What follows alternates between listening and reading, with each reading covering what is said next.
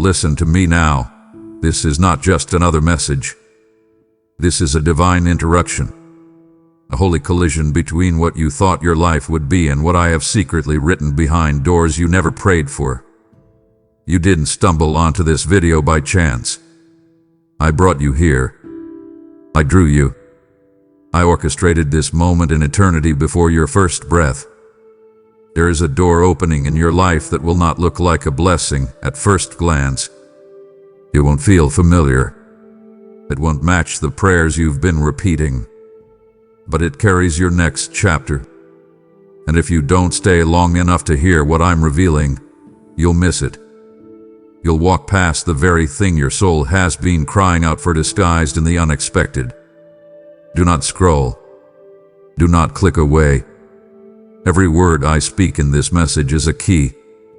And the door I'm leading you to will not just change your direction. It will rewrite your identity, resurrect your purpose, and restore what generations before you lost. I am not speaking to entertain you. I am speaking to awaken you. I am unveiling what has been hidden. And I promise you, by the end of this message, you will not be the same. But you must stay. You must hear me out. You must watch until the end, because I will not just speak to your situation, I will speak to your legacy. Miss this, and you delay your own unlocking. Stay, and you will witness a door swing wide that you never saw coming. Now listen. Lean in. I'm speaking, and everything is about to shift. My child, listen. There is a door before you now that you did not knock for. You never uttered its name in prayer, never imagined it could exist, not because you lacked faith, but because your vision was still learning to stretch into the unseen. You were asking for the familiar, but I was forming something beyond your imagination. You didn't expect this door because it's wrapped in mystery, cloaked in silence, born of moments you thought were forgotten. But I never forget. I never miss a moment. Even the prayers you were too tired, too afraid, or too ashamed to whisper, I heard those, and I answered. You must understand this. I don't only respond to what you ask for. I respond to who you are becoming. And while you were waiting, growing, and wrestling with doubts in the dark, I was carving out a passage with my own hand. This door is not random. It is not a detour. It is not a delay. It is destiny, timed and tailored with precision. I have written it into your story like a secret chapter waiting for its turn to unfold. You thought you were wandering, but you were being led. You thought you were behind, but I was orchestrating a divine surprise. Do not fear what you do not recognize. Just because it doesn't look like the answer you imagined doesn't mean it's not from me. Step closer. Let me reveal the fingerprints of my favor upon it. Feel the pulse of your spirit. It knows me. It knows when I am near. And I am near now. So very near. I open doors not merely to give you what you want, but to awaken who you are. This is not a gift of comfort. It is a calling into more. You prayed for peace, but I'm offering purpose. You prayed for relief, but I am giving you authority. You prayed for escape, but I am sending you into expansion. This is the door that grows you, that stretches your soul and refines your faith. This is the invitation you didn't see coming, yet everything in you was being prepared for it. So rise. Shake off the hesitation. Silence the voice that says this is too good to be true. I am the God of abundance, not just sufficiency. I am the God of suddenly, not just someday. You don't have to understand the door to walk through it. You only have to trust the one who holds the key. Breathe in my presence now. Can you feel it? I am right here, standing beside you as the latch turns. I have opened what no man can shut, and I have shut what no man can reopen. You are standing on holy ground, the threshold of something sacred. Step forward. This door will not just bless you, it will transform you. And when you walk through it, you won't be the same. I've been waiting for this moment, and so have you. Welcome to the door you never prayed for, yet always needed. And now walk, my child. Walk with faith. I am with you. My beloved, hear me now. Obedience is not the key you hold in your hand. It is the key I recognize in your walk. You've been searching for ways to unlock what's ahead, wondering what prayer, what action, what declaration would break through the silence. But I tell you this truth, it is not performance that opens this door. It is posture. Your heart yielded. Your steps aligned. Your choices quiet but holy. That's where the door turns. You didn't expect this opening because your eyes were locked on another, one that looked more likely, more familiar, more within reach.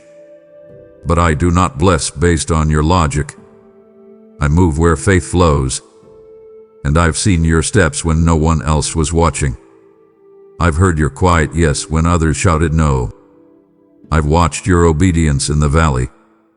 That's where this door was born. Stop questioning if your sacrifices matter. Stop wondering if your surrender is in vain. I have stored every seed. I have honored every tear.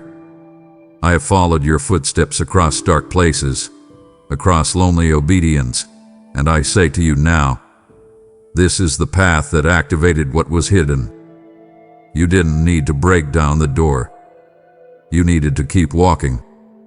You didn't need to shout louder. You needed to trust deeper. Your faith has been speaking to me louder than words ever could. You thought the delay was punishment. You thought I was distant. But I have been drawing nearer with every silent act of surrender. The choices you made in private, when no one clapped, when no one saw, are the very choices that turned the heavens in your favor. Do not underestimate what grows in hidden soil. I reward not only the bold gesture, but the quiet faithfulness. I see the moments you wanted to quit, but obeyed instead. I see the days you wanted to go left, but stayed on the narrow way. I see it all, and I bless what honors me. This door is not for the clever. It is for the faithful. It is not for the popular. It is for the obedient. I do not measure success the way men do. I measure surrender. And my favor chases those who walk upright even when the road is hard. So rise now. Rise from the fear that your effort was unnoticed. Rise from the shame that whispered you missed it. Rise from the fatigue of walking and not seeing results. I am not delaying. I am positioning. I am aligning your obedience with my divine opening. And now the moment meets the motion. The latch is moving, and it's not because you forced it. It's because you followed me. You chose to honor me with small steps, and now I will honor you with big breakthroughs. Do not hold back now. Step fully into the flow of my will. Trust that what I open, no man can shut. And know this, the key was never in your hand. It was always in your walk. You thought the wilderness was a punishment. You saw the dry land and assumed I had turned away. But listen, my child, this wilderness was not abandonment. It was preparation. It was not desolation. It was formation. I took you into the hidden place not to break you, but to build you for something the world could not give you, and the enemy could not steal. This is the ground where I grow warriors. This is the silence where I sharpen senses. This is the obscurity where I whisper secrets meant only for your ears. I do my deepest work in the desert. You cried out, "Why am I still here?" And I whispered back, "Because here is where you become." You saw dryness. I saw development. You saw nothing growing. I saw your roots deepening. You thought I was distant, but I was drawing you into intimacy. The wilderness does not mean I left you. It means I hid you. Because what I'm about to do in you, through you, and around you required separation. Not everyone could walk this stretch with you. Not every connection could remain. I stripped it all back, so only your spirit and my voice would remain. Don't despise this isolation. It is divine incubation. I've been forming something eternal in the shadows. The tears you shed in the dark, they water the soil beneath your feet. Every time you fell to your knees and said, "I don't understand, but I still trust you," a foundation was laid. And now, my beloved, the unexpected door is rising from the very soil you thought was barren. What broke you has birthed this. What emptied you has made room for glory. This is not random. This is resurrection from wilderness ground. Feel this truth settle into your bones. I never left you. I've been walking with you through the hot winds and dry valleys. I've been watching your faith in the famine. And now, as the winds begin to shift, I say to you, look again. Something is stirring. What you thought was still is moving. The door you assumed didn't exist is taking shape before your very eyes. But not by your might, not by your power, by my spirit. Let me remind you, I am the God who calls rivers out of rocks and manna out of the sky. I speak to burning bushes. I dwell in cloud and fire, and I still move in the wilderness. This door was never meant to appear in your comfort. It was meant to rise from the depths so you would know I did it. Not your strength, not your plan, not your performance. Just my mercy. Now breathe in. Breathe deep. Can you feel it? The shift, the breakthrough, the holy unveiling. You have been hidden, yes, but not forsaken. This door will not only take you out of the wilderness, it will carry the wilderness inside you, as a testimony that I still create beauty from barrenness. You thought it was over. You believed too much time had passed, too many doors had closed, too many chances had slipped away like sand between your fingers. But let me reveal what you could not see. I never denied you. I was designing something better. Delay was not punishment, it was preparation. I wasn't ignoring your prayers, I was shaping your soul. You were not forgotten, you were being fortified. The delay was never wasted time. It was me, rearranging what needed to shift so that what I open next doesn't destroy you, but deliver you. You see, a door this weighty, a door carrying legacy, authority, transformation, cannot be placed upon shallow foundations. I had to deepen you. I had to stretch your patience until it became trust. I had to make sure that what you build your hope on wasn't results, but relationship with me. That's why I allowed the wait. I didn't want you to worship the door. I wanted you to know the doorkeeper. You mourn what didn't open. You grieve the silence. But child, I've been at work behind the scenes, forming something that could only emerge when you stopped striving.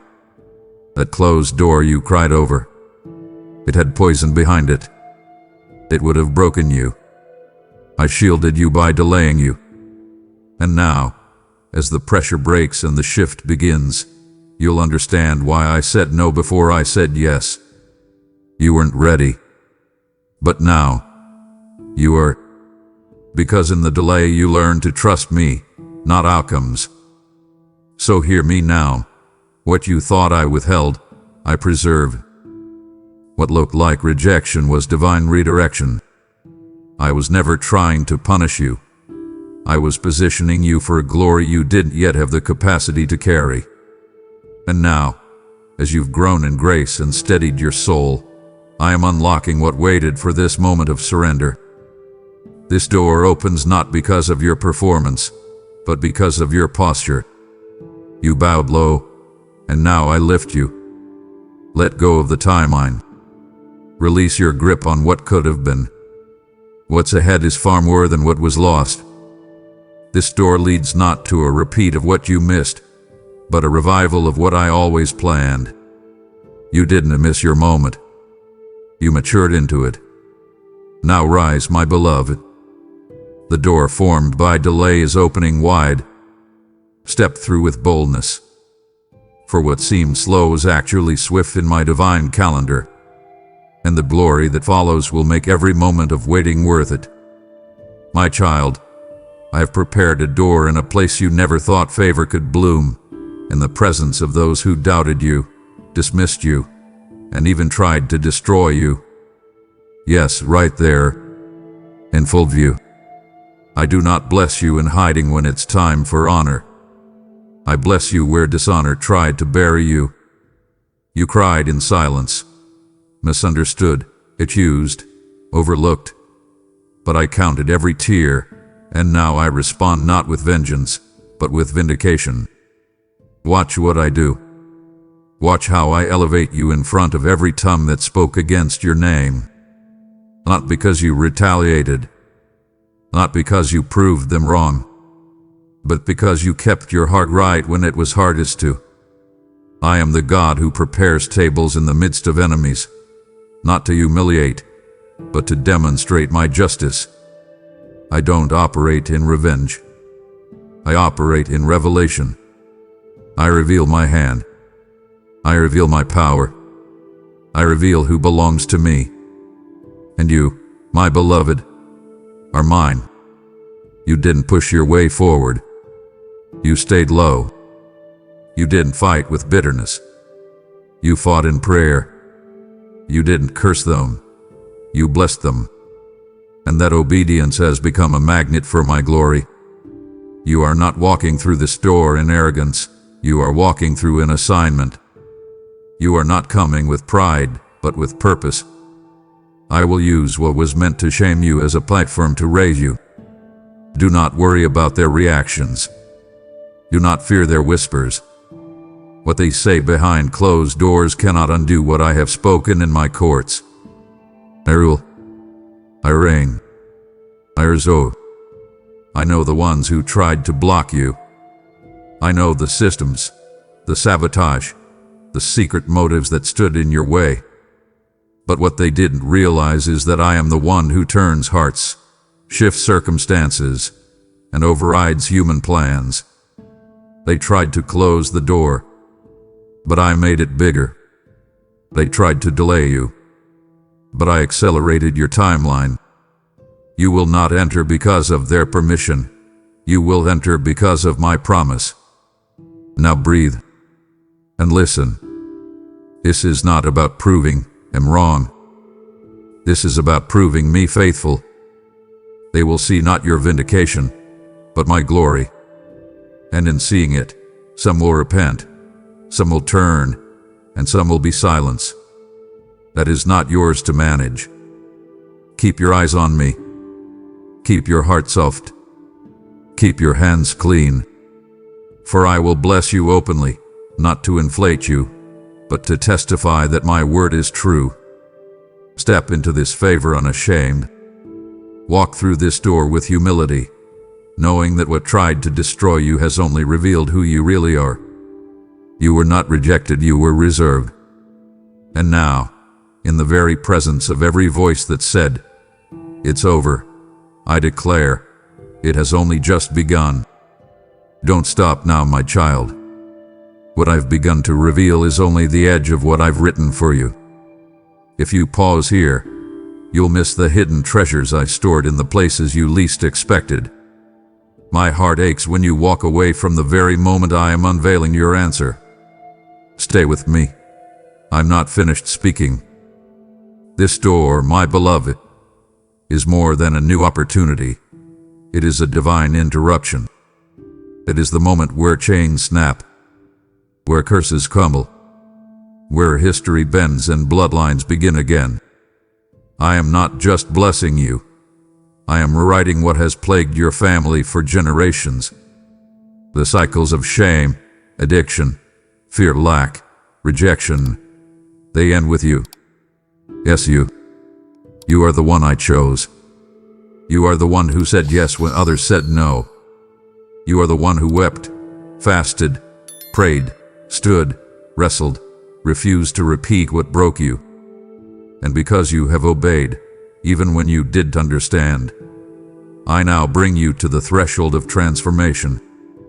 This is not just a door of opportunity. It is a door of deliverance. What you break here will never touch your children. What ends here will not echo into tomorrow. I am severing ties to torment. I am silencing generational whispers of unworthiness. You are not cursed. You are called. You are not broken. You are chosen. And this door proves it. You've asked, why me?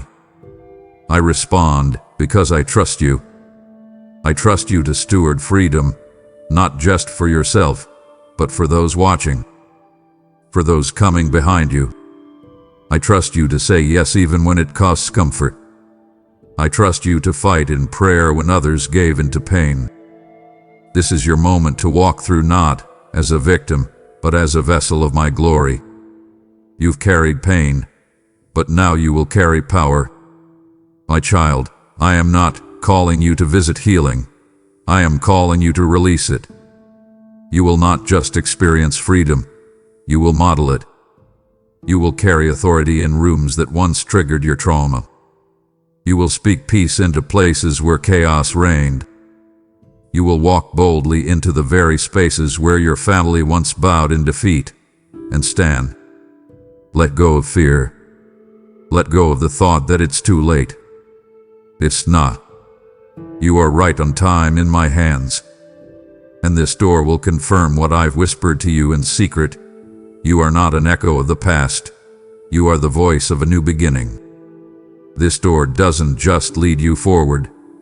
It leads your lineage forward. Your yes echoes in heaven and in the earth. And as you cross this threshold, cycles are breaking in the spirit. Agreements with darkness are dissolving. The atmosphere around you is shifting. You are the cycle breaker. This door resets your bloodline. And what flows through you now is not pain. It is purpose. Not bondage, but blessing. Not trauma, but transformation. Step forward, my child. You are not repeating history. You are writing it. And heaven is backing every step you take. You didn't see it coming. Not because you weren't faithful, but because you were still bleeding. The pain had clouded your vision. You were focused on surviving, not seeking. But I, your father, was not waiting for your perfection. I was watching your perseverance. And even in the agony, even in the questions, I was at work, shaping a door from your sorrow, building access from your ashes. This door, the one you never imagined could come from something so broken, was being forged in fire. Not in comfort, not in clarity, but in the hidden heat of suffering. You thought your pain was wasted. You thought your tears evaporated into nothing. But every drop watered the soil where I was laying the foundation of breakthrough. I used what broke you to position you. I used what you thought disqualified you to refine you. I used the nights you couldn't sleep, the moments you couldn't breathe, the days you barely stood, and I turned them into preparation. Do not despise the wood. I have pressed my hand upon it and said, this is where my glory will pour. Pain made you tender, and tenderness made you trust me. Trust made you ready. And now, my child, you are no longer carrying pain. You are carrying authority. You didn't give up. You kept walking. And in that walking, the door began to take form. This access isn't a reward for endurance. It's the fruit of intimacy. I came close to you in the valley. I held you when no one else could. I whispered to you when the noise was too loud. And now, I entrust you with access that only the broken could bear. Because you know what it cost. You know what it feels like to walk through the valley of shadows. And now you will lead others out. This door isn't flashy. It's holy. It's not loud. It's sacred. But behind it is healing for many. Behind it is legacy, ministry, restoration, miracles. And it came not from striving, but from surrender. Not from climbing, but from bowing. That is why it's powerful. That is why the enemy tried so hard to bury it in pain. But I resurrect from ruins. I bring glory from groaning. I bring oil from pressure. And now, as you rise from the ashes, I hand you the key. You didn't miss it. You didn't ruin it. You were becoming ready. And now, my beloved, you are. Open your heart. Open your hands. Step through. The pain made space for my power. And the door is opening. My child, I am opening this door in front of many, not to magnify you, but to glorify me. This is not about applause. This is about testimony. This is not a performance. This is a declaration that I am faithful, that I am present, that I finish what I begin. You have waited in shadows, been faithful in silence, obeyed when no one saw, and now I will make it known. I will lift what I cultivated in secret and reveal it in daylight, so that all who see will say, only God could have done this. This door is not a trophy to display, it is a signpost to me. It is a moment marked by grace, forged in surrender, sealed in obedience. I am not elevating your name, I am confirming my promise. Do not shrink back. Do not second guess whether you are worthy. I am not blessing you because you earned it. I am blessing you because you believe. You kept trusting when you couldn't see the outcome. You kept walking when the road made no sense. And now I will honor the faith that endured. Others will see this door open. They will witness the shift, the favor, the breakthrough, and they will know that I still move in power. I still raise the humble. I still exalt those who trust me. I still reward those who seek me in secret places. You were never overlooked by me. And now, through you, they will see that I do not forget those who are faithful. Do not fear the attention, for I will keep your heart anchored. You will not walk through this door with pride, but with reverence. You will not move forward with ego, but with awe. Because you will know, and they will know, this was my doing. I will clothe you in grace. I will shield you with humility. I will surround you with my presence, so that my name, not yours, is lifted high. And here is what I will do through you. I will use your story to ignite hope in others. I will take your wounds and pour healing through them. I will turn your trials into teaching, your scars into strength, your journey into a map that guides others home. You won't just walk through the door, you'll carry others through after you. What I start in you will multiply. This is the beginning of a wave, and it will not end with you. So stand tall. Lift your head. You are not stepping into spotlight. You are stepping into stewardship.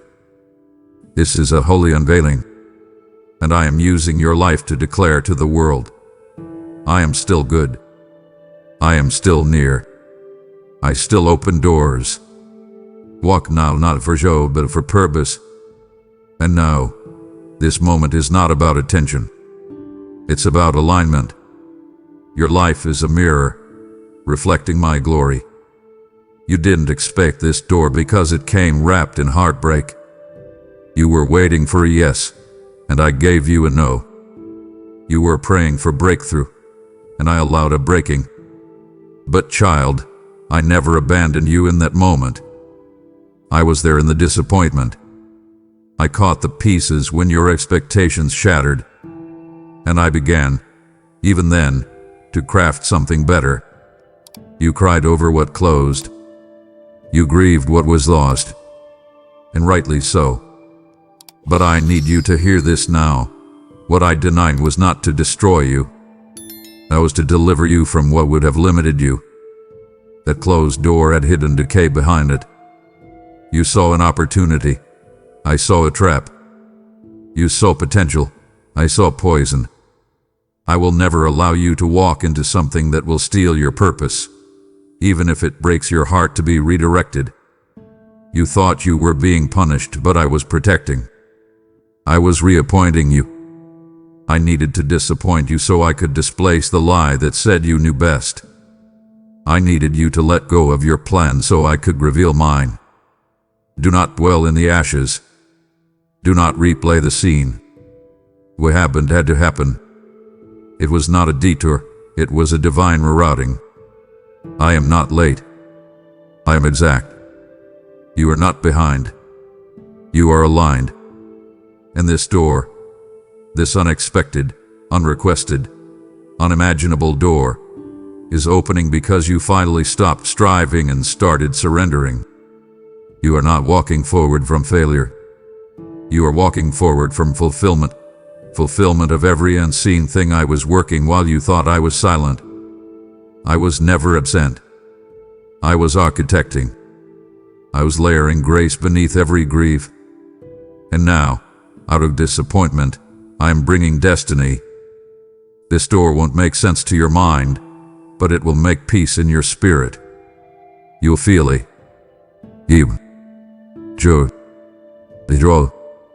Because this door is not based on your effort.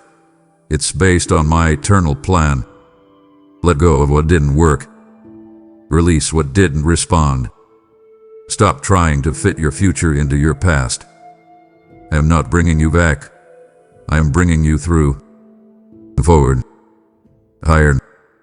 Deeper. What you thought was a loss was only the clearing. And what's ahead is better than what you asked for. So rise. Brush off the dust. Stop apologizing for needing time to heal. Healing is holy. And now that your hands are empty, I can fill them. I will not waste what hurt you. I will use it. I will weave it into glory. And when you walk through this new door, you'll realize the disappointment wasn't the end. It was the beginning of something greater. You found it not in striving, not in plans, not in strategy, but in surrender. This door opened when your knees hit the floor. It formed in the secret place, when your voice trembled through pain, and yet still sang. You didn't worship to get something. You worshiped because you had nothing left. And I met you there. I always meet you there. I am drawn to broken praise. I dwell in authentic surrender. And your worship has become the fragrance that opened what your warfare could not. You danced before the breakthrough. You praised before the provision. You lifted your hands when you had no answers, and I took note. Heaven moved when you did. Angels responded to your cry. And now, because you placed me first, even in the fire, I am placing you in position. This door is my response to your reverence. It is my reward to your resilience. You must understand, worship is not a song. It is a posture. And your posture has been right. You bowed low, and now I raise you up. You didn't demand. You delighted. You didn't complain, you commune. And that is what moved me. That is what unlocked access no man could grant. Worship invited me to dwell, and where I dwell, doors form. Where I am honored, heaven opens. Where I am lifted, shackles fall. This door is not just a gift. It is a throne room assignment. It is an elevation born from intimacy. It is the kind of favor that flows from my hand because you sought my face. And in that holy space, I saw you. I saw your tears fall like offering. I saw your whisper of yes when everything screamed why. I saw you lay down idols, distractions, fears, and choose me. And now, as you step forward, understand this. Worship isn't just what opened the door. It's what sustains what's behind it. Do not stop singing. Do not stop bowing. Do not stop seeking. For the same praise that drew me to you will keep you in alignment. You are walking into a realm of promise, but do not forget the posture that led you here. So rise with reverence. Step forward with joy. The door is open, not because you were strong, but because you worshipped. Not because you demanded, but because you adored. This is the reward of the one who worships in spirit and in truth. And what flows next will carry the scent of heaven because you carried me in your heart. You have praised me in your pain, and I have received it like incense. But now, my child, let your worship walk beyond the screen. Let it move as seed, as light, as oil poured out for another soul still sitting in silence. When you give, through a super thanks, a membership, or the PayPal link in the description, you are not just supporting content. You are building altars where others will encounter my voice. You pray and use me, Lord. This is how I answer you now. Sow a gift in faith, and I will pour back in measures you cannot contain. Favor on your family, peace in your home, and doors even you didn't ask for. Do not wait. Give. Move with me, and watch heaven multiply your obedience. This is not just a message, it is a moment between us. If you turn away now, you may silence the very direction your spirit has been crying out for. I've waited for this alignment, this closeness. Don't close your ears when I am opening doors. I am unfolding your story. Don't stop at the middle. You wept for it. You grieve it. You mourn the dream as though it died in your hands. You looked back over your shoulder wondering how it slipped through your fingers. Was it your fault? Did you miss me? Did you move too slow, too fast, too soon, too late? My child, breathe. You are not lost, and neither is the door. I am the author of restoration.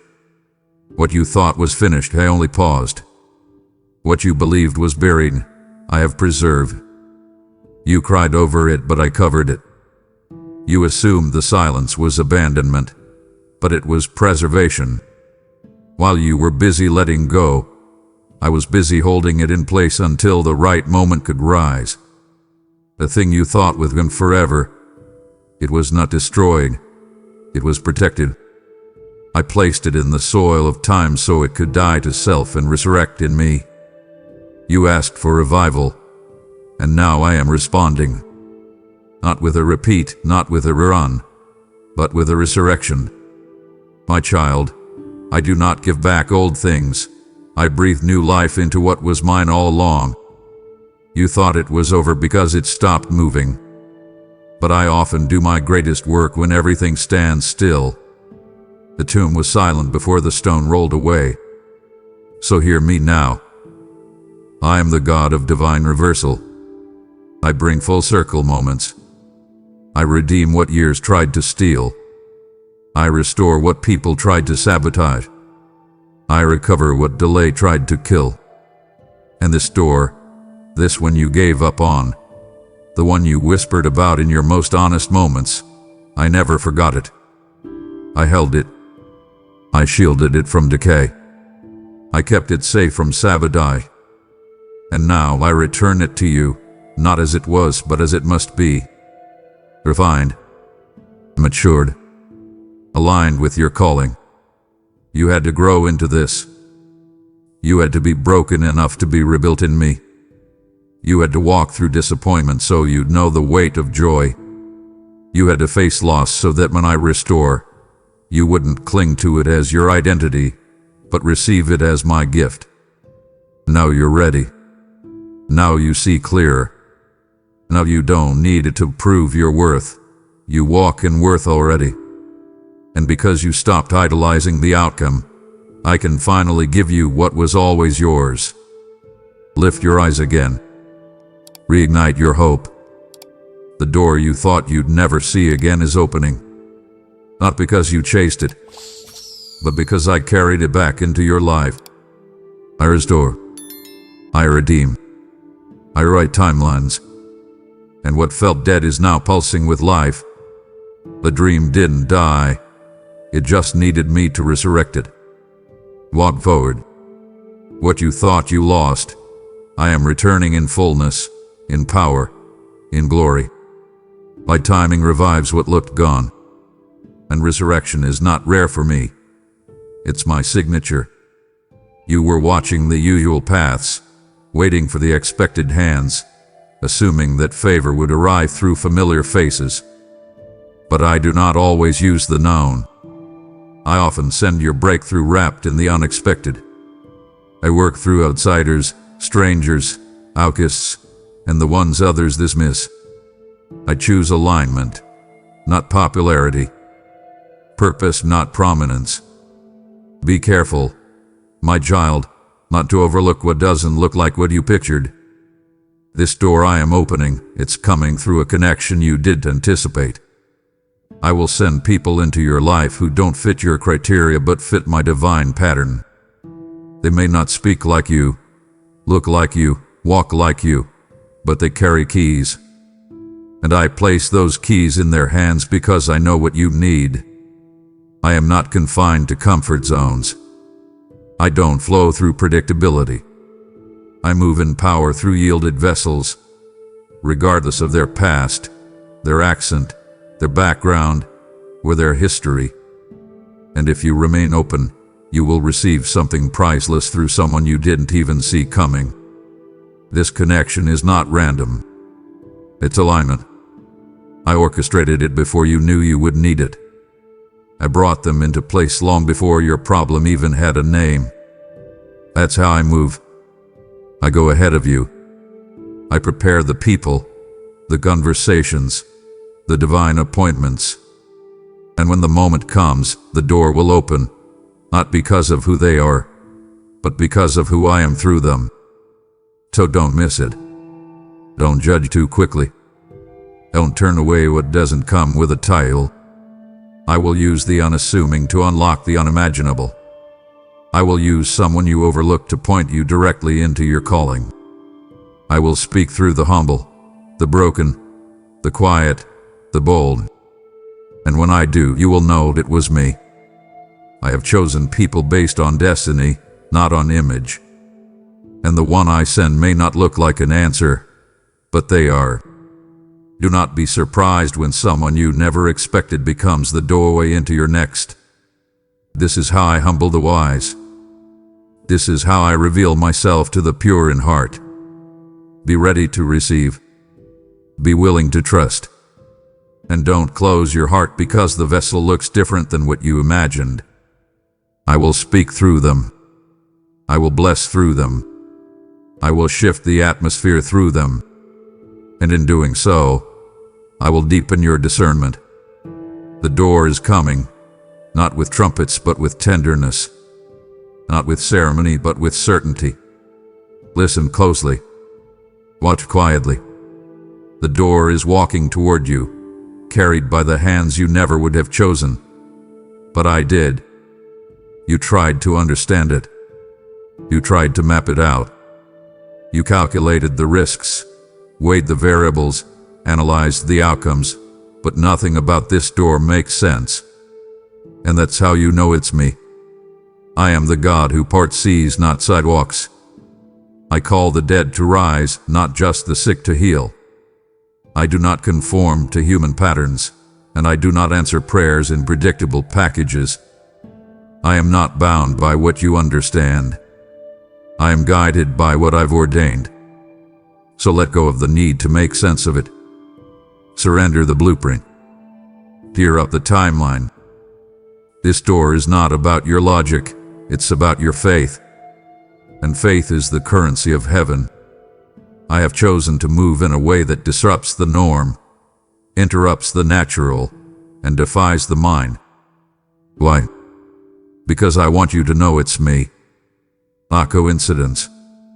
Not luck. Not your strategy. Me. I am about to open a door that will bypass everything you thought was required. It will override qualifications, transcend connections, leap over limitations. Because when I move, I don't ask permission. When I decide, nothing can stop me. And when you step through this door, the only explanation will be my favor. You will not be able to credit anything else but my hand. So trust me. Trust beyond what you can measure. Obey even when the step feels risky. Walk when you don't have all the answers. This is where miracles live. This is the place of wonder. I do not need your full comprehension to do a full work. I only need your yes. Let me stretch your faith. Let me take you where spreadsheets fail and statistics fall short. I am the God who moves mountains with mustard seeds. I do not ask for your analysis. I ask for your agreement. Agree with heaven, even when earth can't explain it. And I will move in a way that silences every doubt.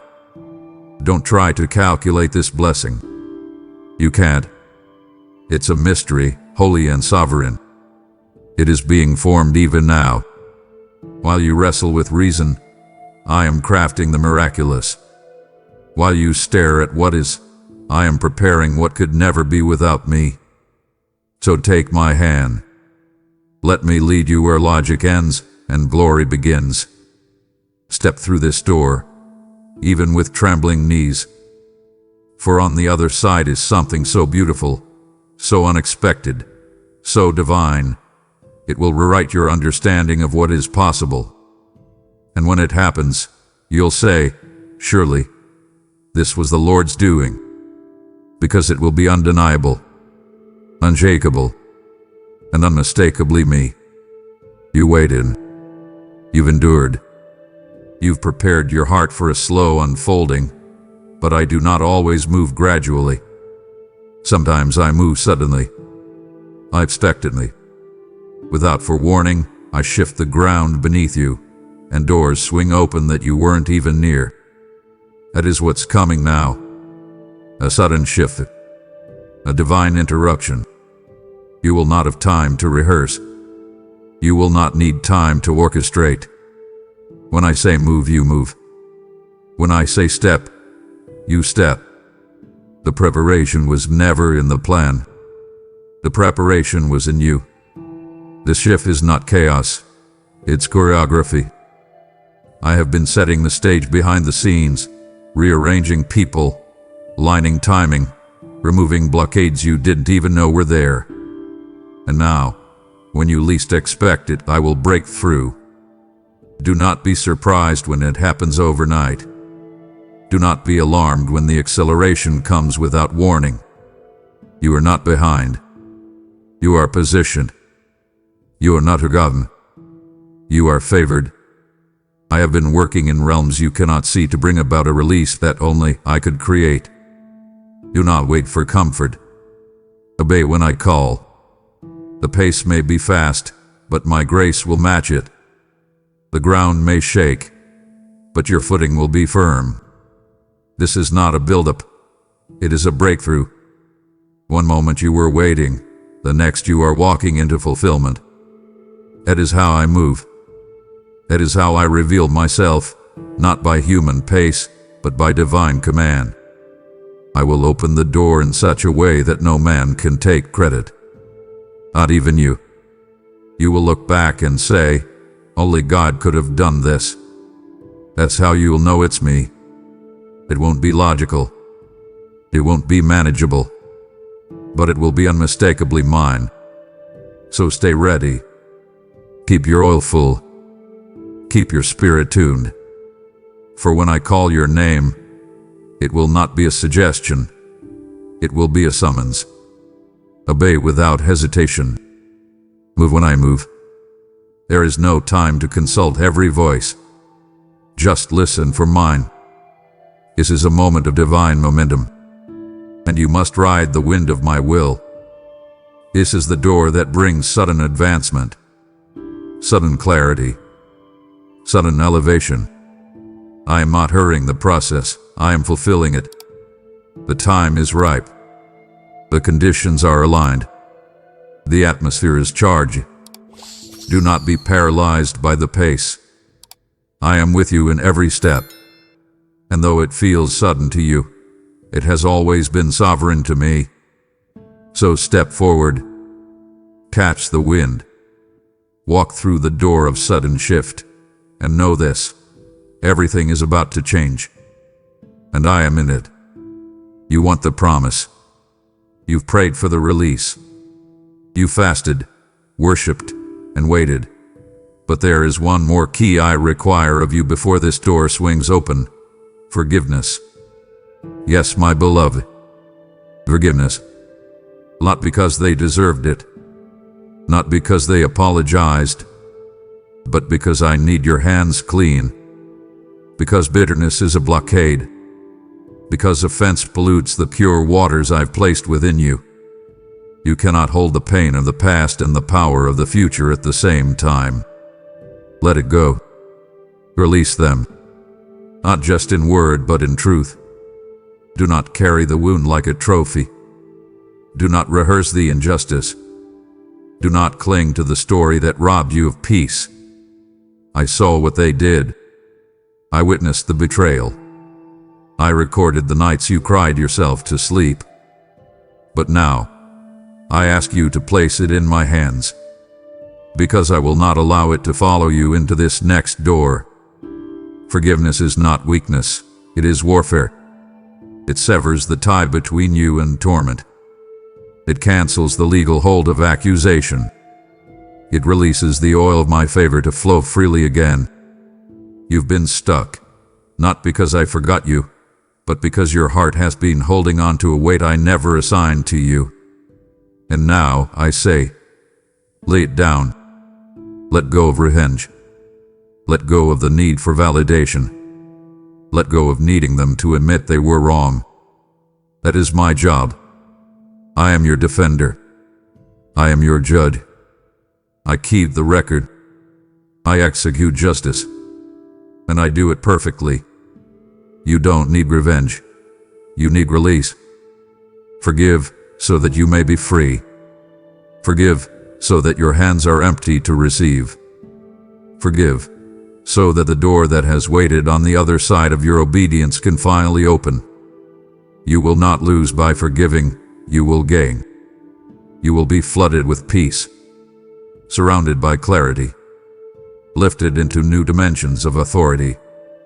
Unforgiveness may feel powerful, but it is only a cage. And I am unlocking the door if you will simply let it go. You have asked me to release favor. Now I ask you to release offense. This is a divine exchange. Let go of the grudge, and I will release the glory. You cannot carry both. You must choose. And I promise you, if you choose forgiveness, you will never regret it. So do it now. Forgive.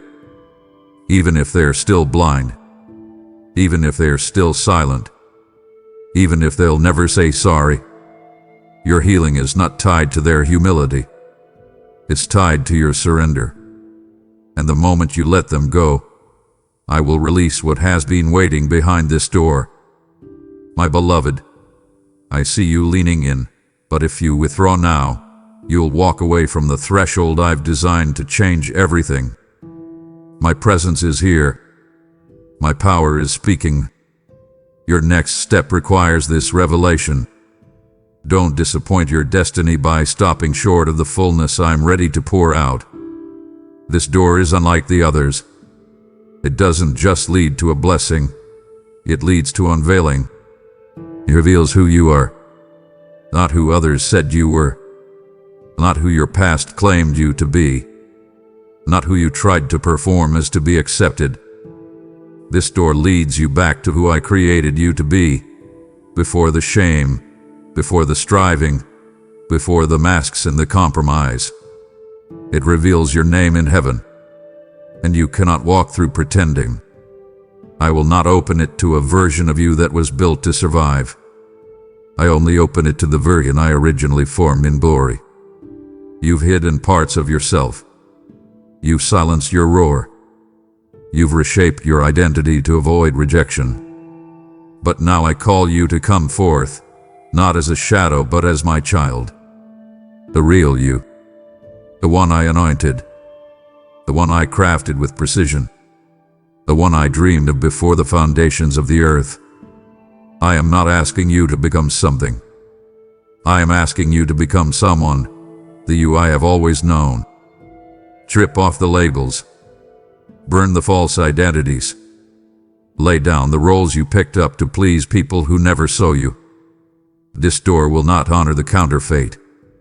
It only responds to authenticity. I cannot bless who you pretend to be. I can only bless who I created. You are not what your trauma named you. You are not what religion confined you to. You are not the lie you agreed with in pain. You are mine. You are holy. You are chosen. You are mighty. And now, you must step into that truth. This door requires truth. It demands that you face the mirror and ask, who am I when I am not performing? And when you answer, let it be this: I am a child of God. I am the light in a dark place. I am a carrier of glory. I am free. I go. I am bold. I am anointed. I am beloved. And when you walk through this door with that identity sealed in your spirit, no devil will shake you. No critic will derail you. No circumstance will define you. Because once you know who you are in me, nothing can take it away. So rise in your truth. Speak with your true voice. Step into rooms not as a question, but as a declaration. You are not trying to become. You already are.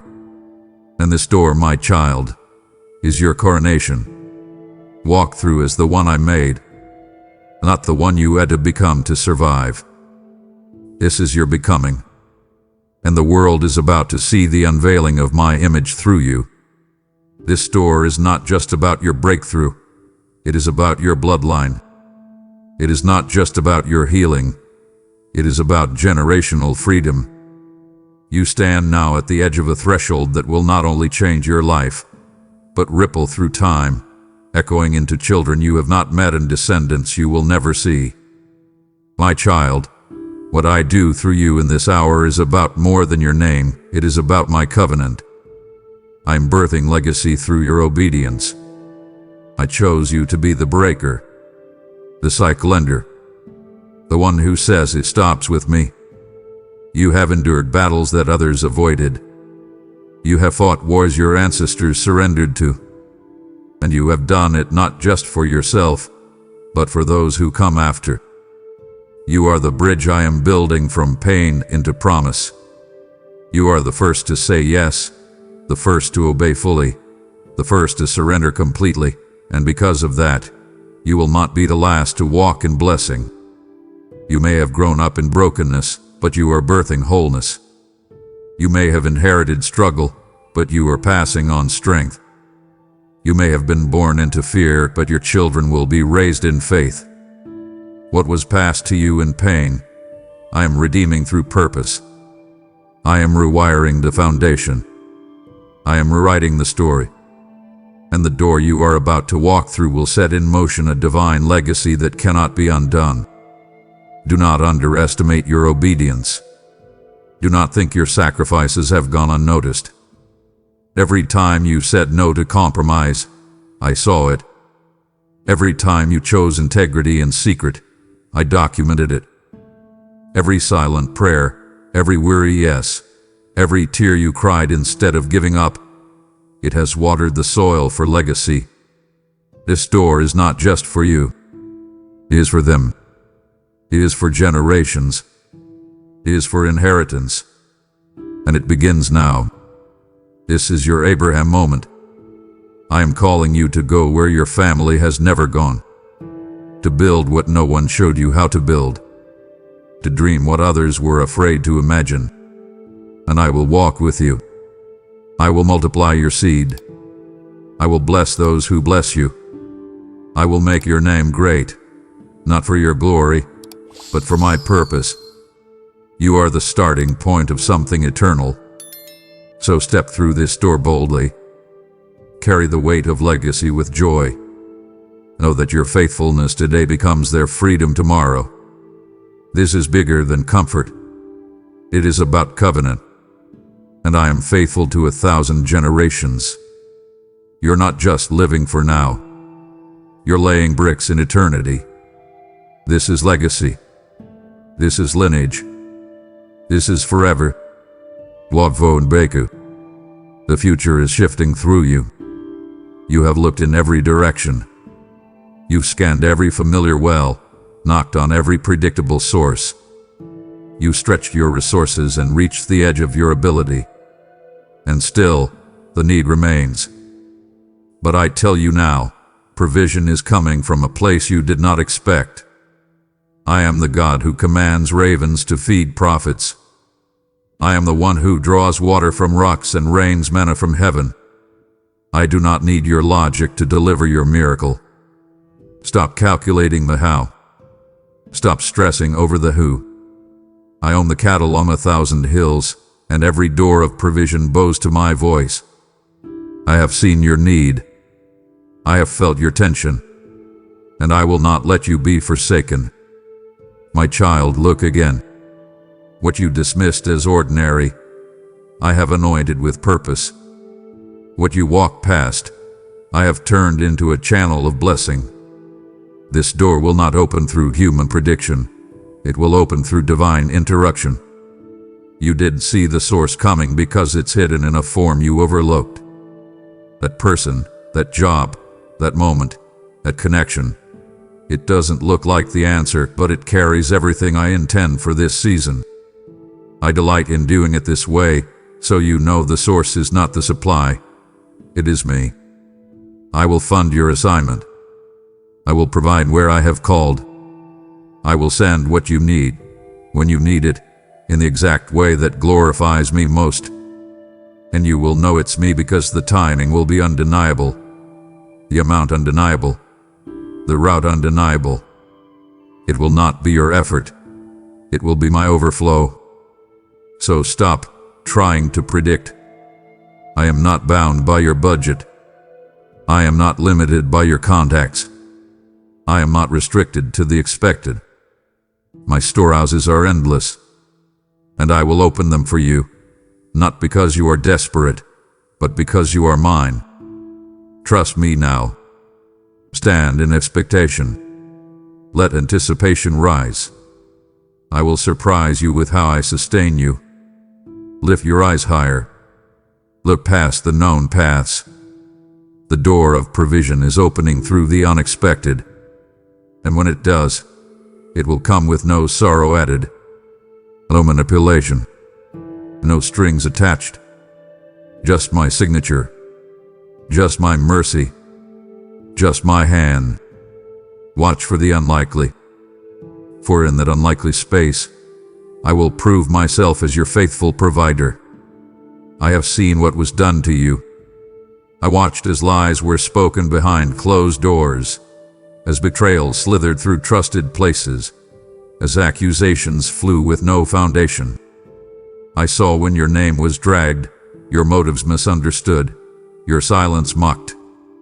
And you wondered, God, will you defend me? Will you speak for me when I cannot speak for myself? My child, hear me now. I never turn my face. I recorded every injustice. I have kept the record, and I will vindicate you in due time. You don't need to prove your innocence. You don't need to chase down false narratives. I am your defender. I am your advocate. I am your judge. And this door, this one I now open, is not just a door of blessing. It is a door of vindication. I will set the record straight. I will silence the slander. I will make it known that I was with you all along. Do not seek revenge. Do not retaliate. Let me be the one who repays. You're not stepping into this door with bitterness. You're stepping in with honor. You did not fight dirty. You stayed pure. You held your peace. And now I will fight for you. This door will be the answer to every accusation, every attack, every unseen pain. What they thought buried you, I used to plant you. And now, you are rising, not in spite of them, but because of me. I exalt the humble. I vindicate the righteous. I display my justice through the very ones the world counted out. You will be honored in the same places you were dishonored. You will be lifted where you were once left out. But don't walk through this door in pride. Walk in reverence. For I do not vindicate to puff you up. I do it to show the world that I am just, that I am present, that I defend those who trust me even in silence. This is the door of recompense, restoration, public favor, and in it you will find peace, not just because they'll see, but because you will know. I never left you. I never ignored you. And I never stopped working behind the scenes to bring justice to your name. So lift your head. Dry your tears. You are not forgotten. You are not misrepresented in heaven. And I am now opening the door that proves it. The truth walks with you. Favor surrounds you. Vindication is not coming. It is here. Step forward. I am with you. This door does not open with effort. It opens with empty hands. It does not respond to striving, but to surrender. This is not the door you push. It is the door you bow before. My child, I have led you through wilderness and wonder, through doors of vindication, identity, breakthrough, and legacy. But this final door, this one requires all of you. Not just a portion. Not just the polished pieces. I ask for the whole. The hidden fears. The buried dreams. The control you clutch when you're afraid I will come through. Lay it down. Lay it all down. You've given me your words. Now give me your will. You've given me your worship. Now give me your wounds. You've trusted me with the outcome. Now trust me with the process. This door swings wide only when you release everything you think you must protect. Because I don't want your performance, I want your permission. Permission to lead without explanation. Permission to heal without needing to reopen the scar. Permission to use you even when you don't feel ready. This is the door of full surrender. The kind that costs you comfort, but births kingdom. The kind that strips pride but clothes you in power. The kind that feels like dying, but is actually being reborn. I do not take what you lay down. I transform it. I multiply it. I return it in greater glory. But I cannot bless what you still try to control. So release it. Let the false security go. Let the backup plan go. Let the small thinking go. I am not calling you into a safer version of your life. I am calling you into the fullness of mine. This is the moment where your yes becomes your sword. This is the threshold of total trust, where you don't just follow me in the blessing, you follow me into the unknown. And I tell you this truth, what you surrender will never be wasted. It will be holy. It will be remembered in heaven. It will become the altar upon which I build new beginnings. You stood at this door before, but fear held you back. This time, I am strengthening your spirit. I am stirring your boldness. I am reminding you who walks with you. Let me lead you now, without resistance. Let me shape the unseen while you rest in obedience. You do not need to understand to yield. You only need to know my voice. So kneel before this door, not as one defeated, but as one who finally understands that surrender is not weakness. It is worship. It is power. It is the opening to the greatest release you've ever known. Lay down, and I will lift you up. Let go, and I will pour out. His final door waits on your yes. Will you give me everything? If you do, I will give you myself. You've measured time by the ticking of clocks and the changing of seasons, but I dwell beyond time. I see the full canvas when you can only glimpse strokes. This door, my child, lifts your eyes from what is temporary to what is eternal. This is not a door of earthly success. It is the door of heavenly perspective. The door where you no longer ask, "How does this serve me now?" but "How does this serve your kingdom forever?" I'm calling you out of shallow waters, calling you to see with eyes that pierce the veil of what is fleeting. Because when you live only for the now, you grow anxious. But when you live for eternity, peace anchors you. You stop fearing loss. You stop chasing applause. You stop measuring impact by numbers and start measuring it by obedience. What I build through you is not meant to trend. It's meant to remain. Let me lift you higher. Let me show you that every hidden act of faith echoed into eternity. That every private sacrifice is recorded in heaven. That what seemed small here resounds loudly there. I am not grading your life by man's recognition. I'm weighing it by eternal impact. And when you live from that place, nothing is wasted.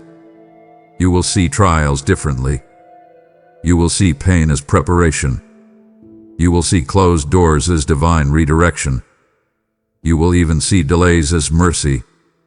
Because when eternity comes into focus, you realize this life is a vapor, but your yes builds forever. So don't just build for comfort. Build for legacy. Build for my glory. Build for souls that are eternal. Love as if heaven is watching, because it is. This door shifts your prayers. You stop asking me to only bless your plans and start asking me to align you with mine. You stop obsessing over speed and start surrendering to timing. You stop envying the loud and start honoring the faithful. And when you pass through this door, you won't seek to be remembered on earth, but to be marked in heaven. Let me reframe your perspective. Let me rewire your metrics. Let me lift your thoughts into realms where nothing is wasted and everything is redeemed. This is the door of eternal sight, and once you see from here, you will never go back. You'll never fear again. You'll never beg for relevance again. You'll walk with purpose in every step, knowing this: what you do with me lasts forever. Come closer, my child. I have saved this last truth for the end, but it has been the foundation all along. After all the doors you've walked through, doors of pain, doors of purpose, doors of breakthrough and surrender, know this: I am the door. I am not behind it. I am not beyond it. I am not something you unlock. I am the door. You searched for opportunity. You sought answers. You've longed for direction. But all of it is found in me. I am the threshold and the promise. I am the entrance and the destination. You are not seeking a thing, you are seeking me. And when you enter through me, you find life, life abundant, life eternal, life unshakable. I am not a concept. I am not a doctrine. I am the living door who stands and invites, who calls and carries, who shields and reveals. You've knocked on many gates, but I am the only one that opens into peace. I am the only one that opens into power. I am the only one that leads into glory. Every other door is an echo. I am the voice. Every other blessing is a shadow. I am the light. Every other breakthrough is a glimpse. I am the fullness. So come, step not just into your calling, step into communion. Don't just pursue your next, pursue my presence. I am not a means to your miracle. I am the miracle. I am not a step in your journey. I am the destination. So open your heart fully. Tear down every wall. Remove every filter. I am not asking you to perform. I am asking you to abide. In me is your identity. In me is your legacy. In me is your healing, your provision, your vindication, your vision. You don't need to wait for the perfect moment. I am the moment. I am the way. I am the truth. I am the life. Enter now. Enter fully. And never leave again. You've laid your heart down. You've said your final yes. Now let that surrender speak in action. Partner with me as I open this word to nations, to broken ones, to those crying out for what you just received. Every super thanks, every membership, every seed sown through the PayPal link in the description is a key I use to unlock another life. I said give, and it will be given to you. I meant it. And when you move in faith, I release favor, protection, and divine acceleration over your household. This is more than support. It's a sacred act. So rise now. Give, and step into the flow of my abundance. You are not just a viewer, you are a vessel. Let me use you. Now that you've heard my voice, now that you've seen the door you never prayed for, I ask you, my child, don't just watch this word, step into it. Don't just feel it, respond to it. I have not spoken to stir emotion. I have spoken to waken destiny. I am calling you to open your mouth and declare what your spirit knows is true. So if your heart is burning, if you know this word was for you, write it below. Speak it in faith.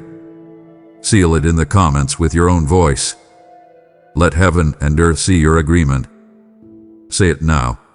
I receive the door I never prayed for. I trust His timing. I am walking through. Write that. Declare that. And let your words become a key. Then share this with someone who needs to know. God is still opening doors no one expected. Someone in your life is standing at a silent threshold, waiting for a sign. Be that sign. Be that voice. Be the one who carries the sound of heaven into their delay. Now breathe deeply. Feel my presence lingering. The door is already open. You don't have to push. Just step. Just believe. Just declare. And when you do, I will meet you with favor, with fire, and with fullness. Type your declaration now. Open your door with faith. I am watching. I am moving. I am already on the other side, waiting for you ears. But with the deepest part of your soul. Your world is so loud, a relentless storm of opinions, anxieties, and demands, each one clamoring for your attention, each one trying to pull you from my presence. You feel the pull, don't you? The exhaustion of trying to stand firm in a hurricane of noise. But I am not in the hurricane. I am not in the earthquake or the fire. You have been looking for me in the grand display, in the thunderous announcement, but that is not where I am speaking to you in this season. Hush now. Be still. I am inviting you into the sacred quiet, into the stillness where my voice is the only thing that remains. Listen past the clamor. Do you hear it? It is a still, small voice, a whisper that carries the weight of creation, a sound so gentle it can be felt more than heard. It is the sound of my love, calling your name in the quiet. I want you to understand that my movements in your life right now are not loud. They are not designed for the world's applause. My work is profoundly deep, happening far beneath the surface where no human eye can see. Imagine the roots of a great oak, pushing silently, powerfully through the dark earth, establishing a foundation so strong that no storm can ever move it. You see only the unmoving ground, the lack of visible growth, and you mistake it for inaction. But I see the powerful, unseen progress. I am tending to the roots of your life. I am fortifying your foundation in secret. I am moving in the quiet, forgotten places of your heart, preparing you for a strength you have not yet known. You have been praying for mountains to move, but I am strengthening the ground beneath your feet so that you become the mountain, unshakable, steadfast, rooted in me. This work is silent. It is subtle, but it is the most significant work of all. Do not mistake my quiet craftsmanship for absence. I am more present than ever, working in the depths, orchestrating a monumental shift that begins not with a bang, but with a breath. Feel the air around you, my beloved. Can you sense the change? A shift is occurring in the spiritual atmosphere of your life. It is a subtle displacement, a change in pressure that the world cannot detect, but your spirit, attuned to mine, can feel it. It is the calm before a holy rain. It is the quiet hum in the air before the dawn breaks. The enemy wants you to believe that everything is as it was, that you are stuck in the same spiritual climate, the same season of waiting. He wants you to focus on the unchanging scenery of your circumstances. But I am calling you to look beyond what your eyes can see and to sense with your soul. Breathe deeply. Inhale my presence and exhale your doubt. I am changing the very spiritual territory you occupy. I am clearing the air of the enemy's lies and pollutions. I am filling it with the clean, crisp air of my truth and my imminent promise. You are moving into a new jurisdiction of grace, a new climate of favor. This is not your imagination. It is the tangible result of my unseen work.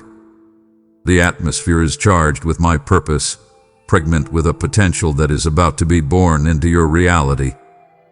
I know what you have been feeling in this quiet.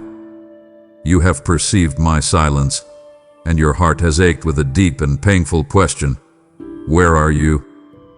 You have cried out into what feels like an empty void, your prayers seemingly hitting a brass ceiling. My child, what you perceive as my silence is the most active and potent part of this process. It is the quiet turning of a great hinge. Imagine a door of immense size, a door carved from ancient stone, set in a frame of eternity. A door this significant does not fly open with a sudden crash. Its hinges, forged in the fires of my faithfulness, begin to turn with a slow, silent, and deliberate grace. The sound is so low, so deep, that it is felt as a vibration in your spirit rather than heard as a noise. This is my silence. It is the sound of a monumental opening being prepared. It is the sacred pause filled with the tension of imminent breakthrough. Lean into this quiet. Do not fear it. In this holy hush, I am doing my most intricate work. I am aligning every detail. I am silencing every opposing voice. Your emptiness is not a void. It is the space I have cleared for the new thing I am about to do. This door you feel beginning to open. This is not a door of human making. Its frame is my sovereignty, and its threshold is my grace. You have been knocking on other doors, haven't you? Doors you thought were right for you, doors that seemed logical, doors that others pointed you toward. You have pushed and strived, using your own strength, trying to force entry into places I never ordained for you. But this door is different. Your hands did not build it. Your plans did not create it. Your striving cannot open it. This is a door that I have fashioned for you from the foundations of time. Its frame is not made of wood or metal, but of my unchanging character and my sovereign will.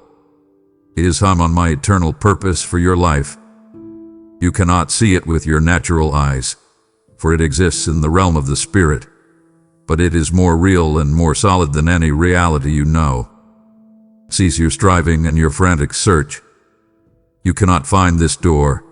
This door has been designed to find you at the appointed time. Your role is not to build it, but to be ready to walk through it. Now feel that. Feel the gentle breeze of my spirit, a soft whisper against your soul, signaling a coming change. It is the first sign, the tender evidence that the season is turning. Just as the slightest breeze in a still forest foretells the coming of a new weather front, so my spirit breathes upon you now as a promise of the breakthrough I am bringing. This is the confirmation your heart hath been desperate for. It is the gentle touch that says, I am here. It is time. Let this breeze calm your anxious heart. Let it be a balm to your weary soul. It carries the fragrance of the new season, a scent of rain for your dry ground, a scent of home for your wandering heart. Do not dismiss it. Do not rationalize it away. Receive it as the gift it is, my personal, intimate signal to you that the silence is breaking, the hinge is fully turned, and the door you never expected is about to be revealed. Stand still, my precious one. The winds of change have begun to blow. You ask your heart, in the quiet moments between the storm of your daily life and the stillness of your sleep, why now? Why this door after so long? My beloved, it is because your season of preparation, though it has felt painfully long to you, is now complete. You have looked at your life and seen a series of delays, detours, and disappointments. You have seen a long, fallow field and believed it to be barren. But I have seen a training ground. I have seen a crucible. Every single moment you thought was wasted was a moment I was forging you. Every tear you cried in the lonely darkness watered the soil of your character. Every stumble taught your feet the terrain of humility. Every time you were tempted to give up but chose to whisper my name instead, a new layer of strength was added to your spirit. You felt forgotten, but you were being fashioned. You felt overlooked, but you were being meticulously prepared, hidden in the shadow of my hand until the appointed time. That time, my child, is now. Your long winter of hidden preparation is over. The endless work I was doing within you has reached its glorious completion. You are ready. I have seen your faithfulness in the small, hidden things, and this, my child, is what has moved my heart. The world rewards the loud, the visible, the celebrated. But I, your father, see the heart. I saw you when you chose kindness when bitterness would have been easier. I saw you when you spoke a word of truth when a lie would have served your own interests. I saw you forgive those who did not ask for it, who did not deserve it, because you knew that is my way. I heard the prayers you whispered for your enemies, the secret acts of generosity no one else knew about, the decision to maintain your integrity when you thought no one was watching. But I was watching. I have always been watching. Every small act of obedience, every quiet sacrifice, was a fragrant offering to me. Nothing was wasted. Nothing was insignificant. You thought you were just getting by, just surviving, but you were building a spiritual resume, a history of faithfulness that has qualified you for this very moment. You have been proven trustworthy in the little, and now I am ready to entrust you with much. Your character, honed in the secret place, is now ready for a public platform, not for your glory, but for mine. Look around you, my precious one. See the brokenness of the world. It groans under the weight of its own pain, its confusion, its hopelessness. It is a world starving for authentic love, desperate for real hope, aching for a glimpse of my light. This profound brokenness has created a need, a specific vacuum that you, precisely as you are, have been equipped to meet. Your own wounds, the very places where you have felt the most broken, have become the wells from which you will draw compassion for others, The specific trials I have allowed you to endure have given you a unique language to speak to those who are suffering in the same way. You thought your scars were a source of shame, but I tell you they are your credentials. They are the proof of my healing power and the source of your authority to minister to a hurting world. You are not a random solution to a general problem. You are my custom-made answer to a specific cry that has reached my ears. The world's need and your equipping are not a coincidence. They are a divine appointment I have orchestrated. Think of your heart as a field I have been personally farming. For a long time, the ground was hard, compacted by the footfalls of pain and disappointment. I came with the plow of my love and broke up the fallow ground. It was painful, I know. It exposed things that had been buried for a long time. Then I walked through your heart, my hands carefully removing the stones of pride and the rocks of stubbornness. I have pulled up the deep roots of bitterness and the insidious weeds of unforgiveness that were choking the life from your soil. This has been the work of your long season of preparation. And now, your heart is tilled. It is soft, it is fertile, and it is ready for the seed of a new purpose. It is a purpose so grand, so filled with life, that it could not have grown in the hard soil of your past. Your heart is now ready to receive this divine seed, to nurture it, and to bring forth a harvest that will feed many. This is why it could not have happened before. The ground was not yet ready. But now, I look at your heart, and I see a perfect field, ready for the planting of a destiny. I am positioning you. This is not a passive drift.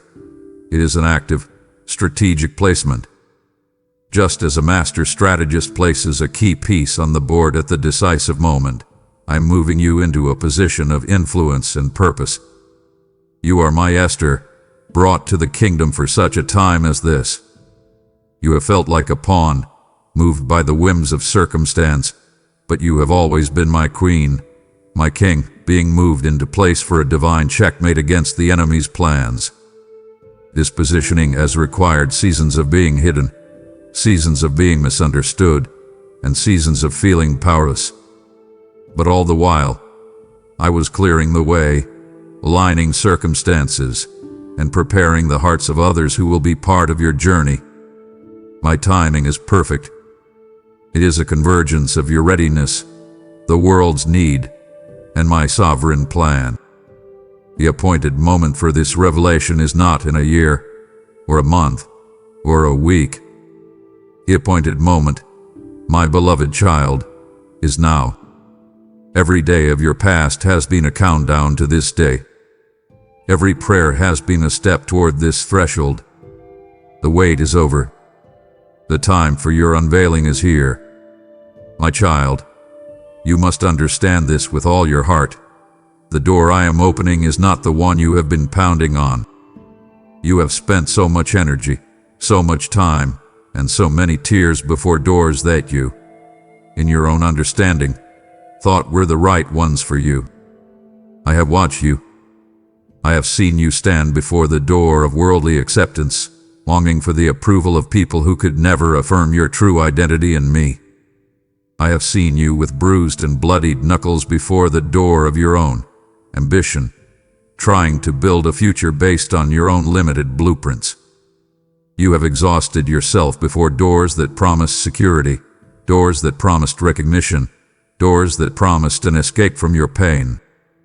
You have followed the maps drawn by others, maps that led you to these man-made entrances, and you have wondered why I would not grant you access. Your prayers have been sincere, your efforts have been great, but you have been seeking entry elsewhere, according to a wisdom that is not mine. You saw a door, and you assumed it was for you, but I was the one who kept it locked. Every one of those locked doors, every one of those painful rejections, was an act of my profound love for you.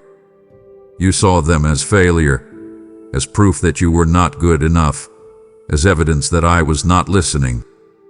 But I tell you the truth. The doors you thought were for you were meant to teach you. They were my classrooms, They were designed for one supreme purpose, to teach you to rely completely and utterly on me. The door of your own strength was locked to teach you that my power is made perfect in your weakness. The door of human approval was locked to teach you that I am your only true source of validation. The door of your perfect plan was locked to teach you that my thoughts are higher than your thoughts, and my ways are higher than your ways. Each time you turned away from a locked door, disheartened and confused, you were unknowingly being turned toward me.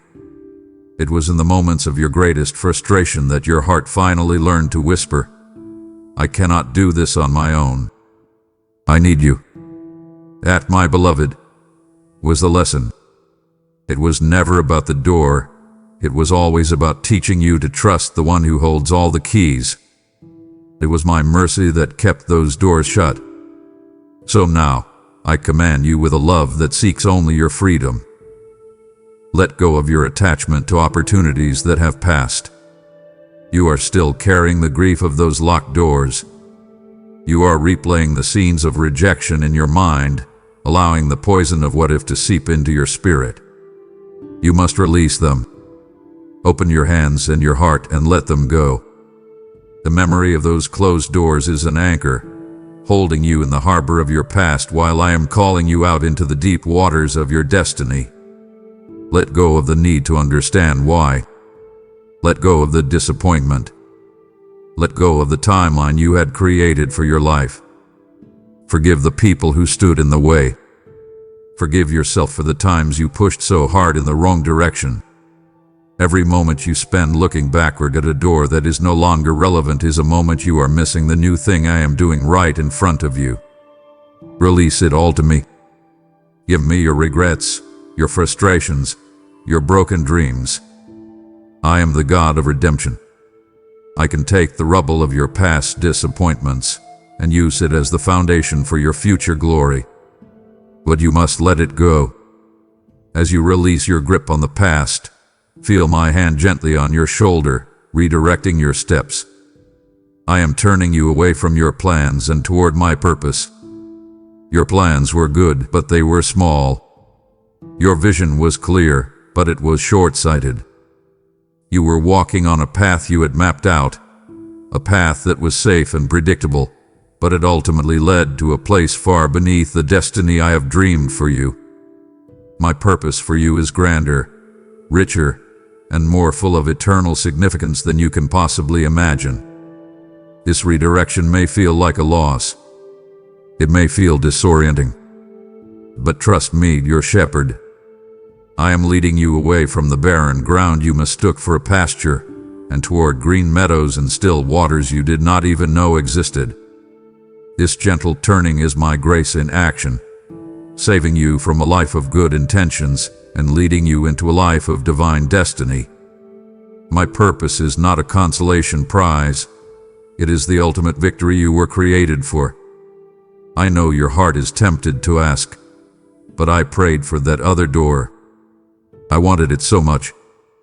My child, this new door, this unexpected door, is infinitely better than the one you prayed for.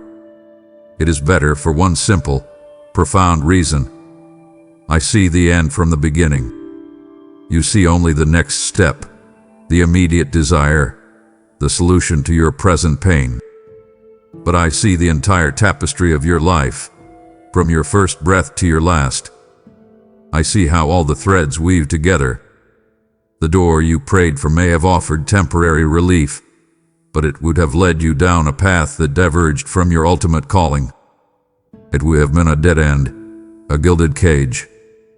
This door, the one I have prepared, is the one that aligns perfectly with who I created you to be and with the eternal impact I intend for you to have.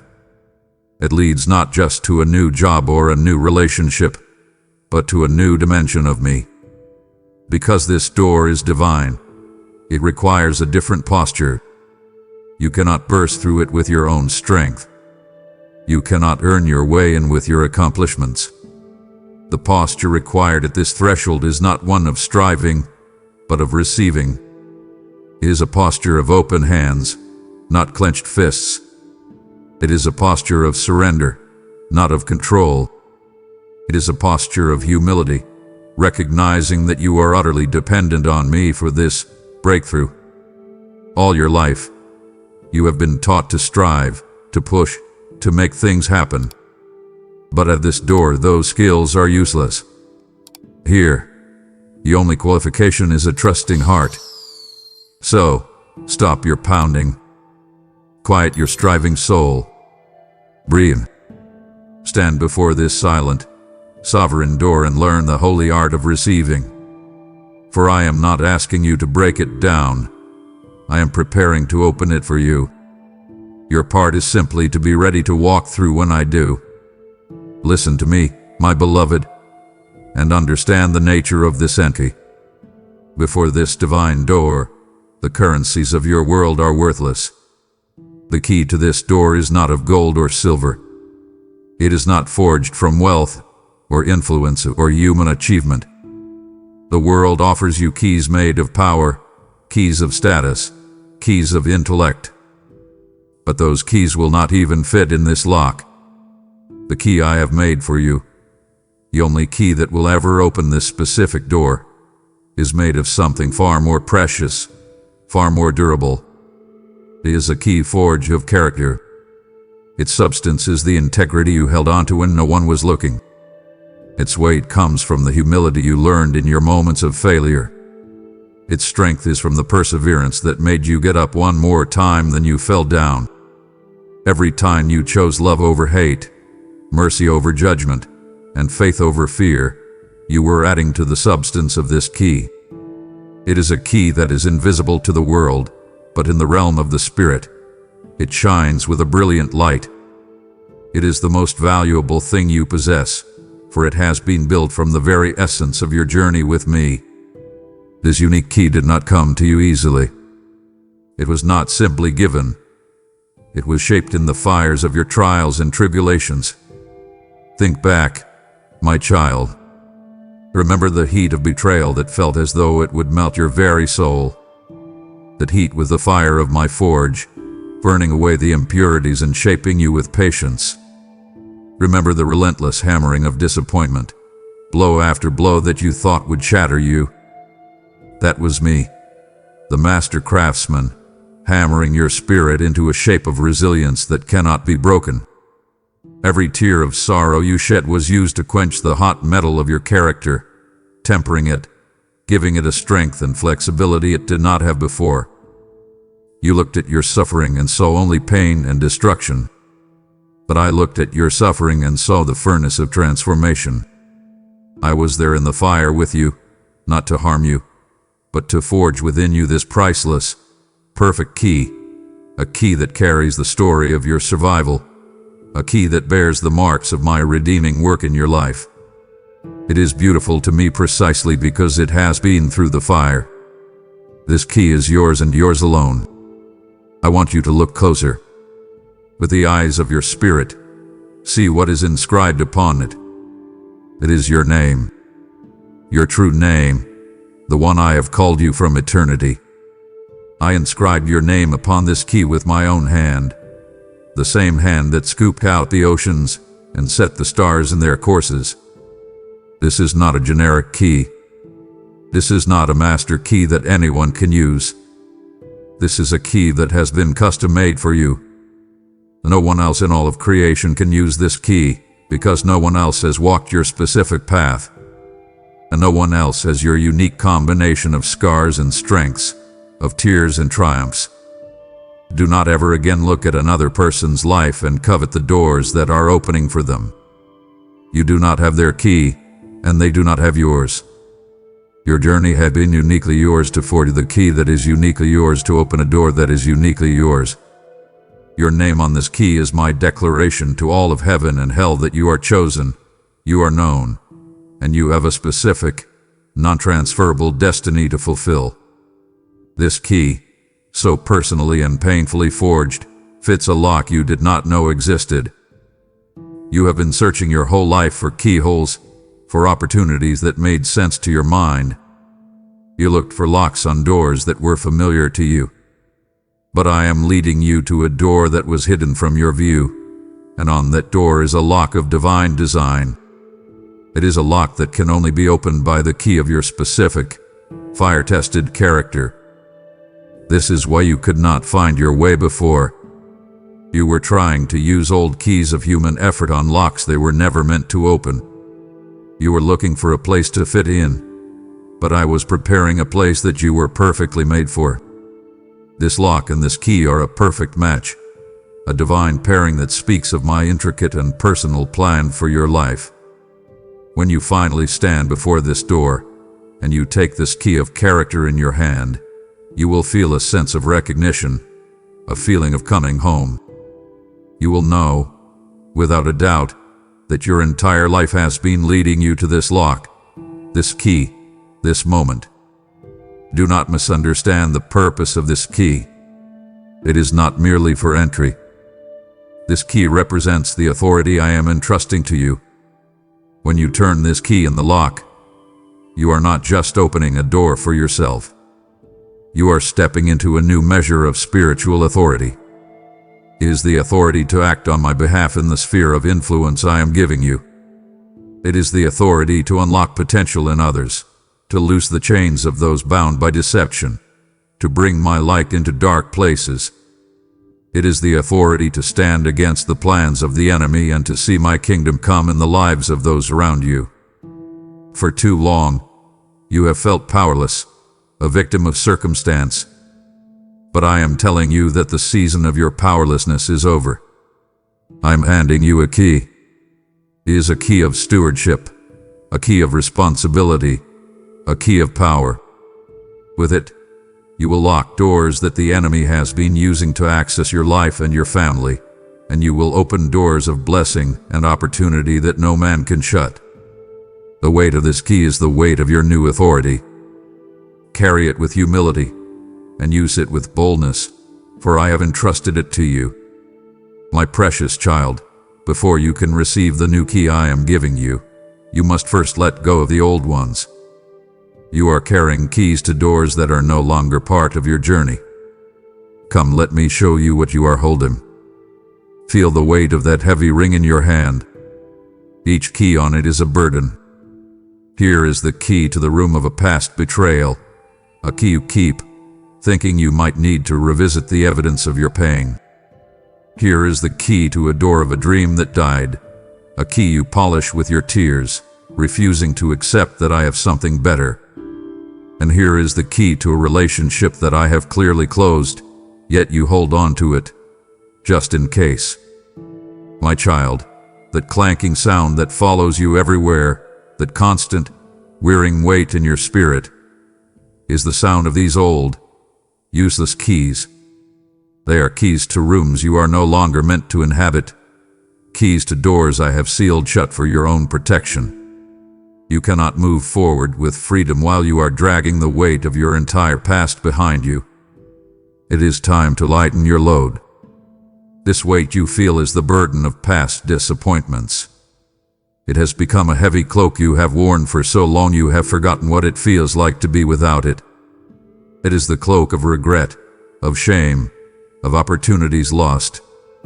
You wrap it around yourself in the cold nights of doubt, and it feels familiar, almost comforting. But it is suffocating you, is hindering your advance.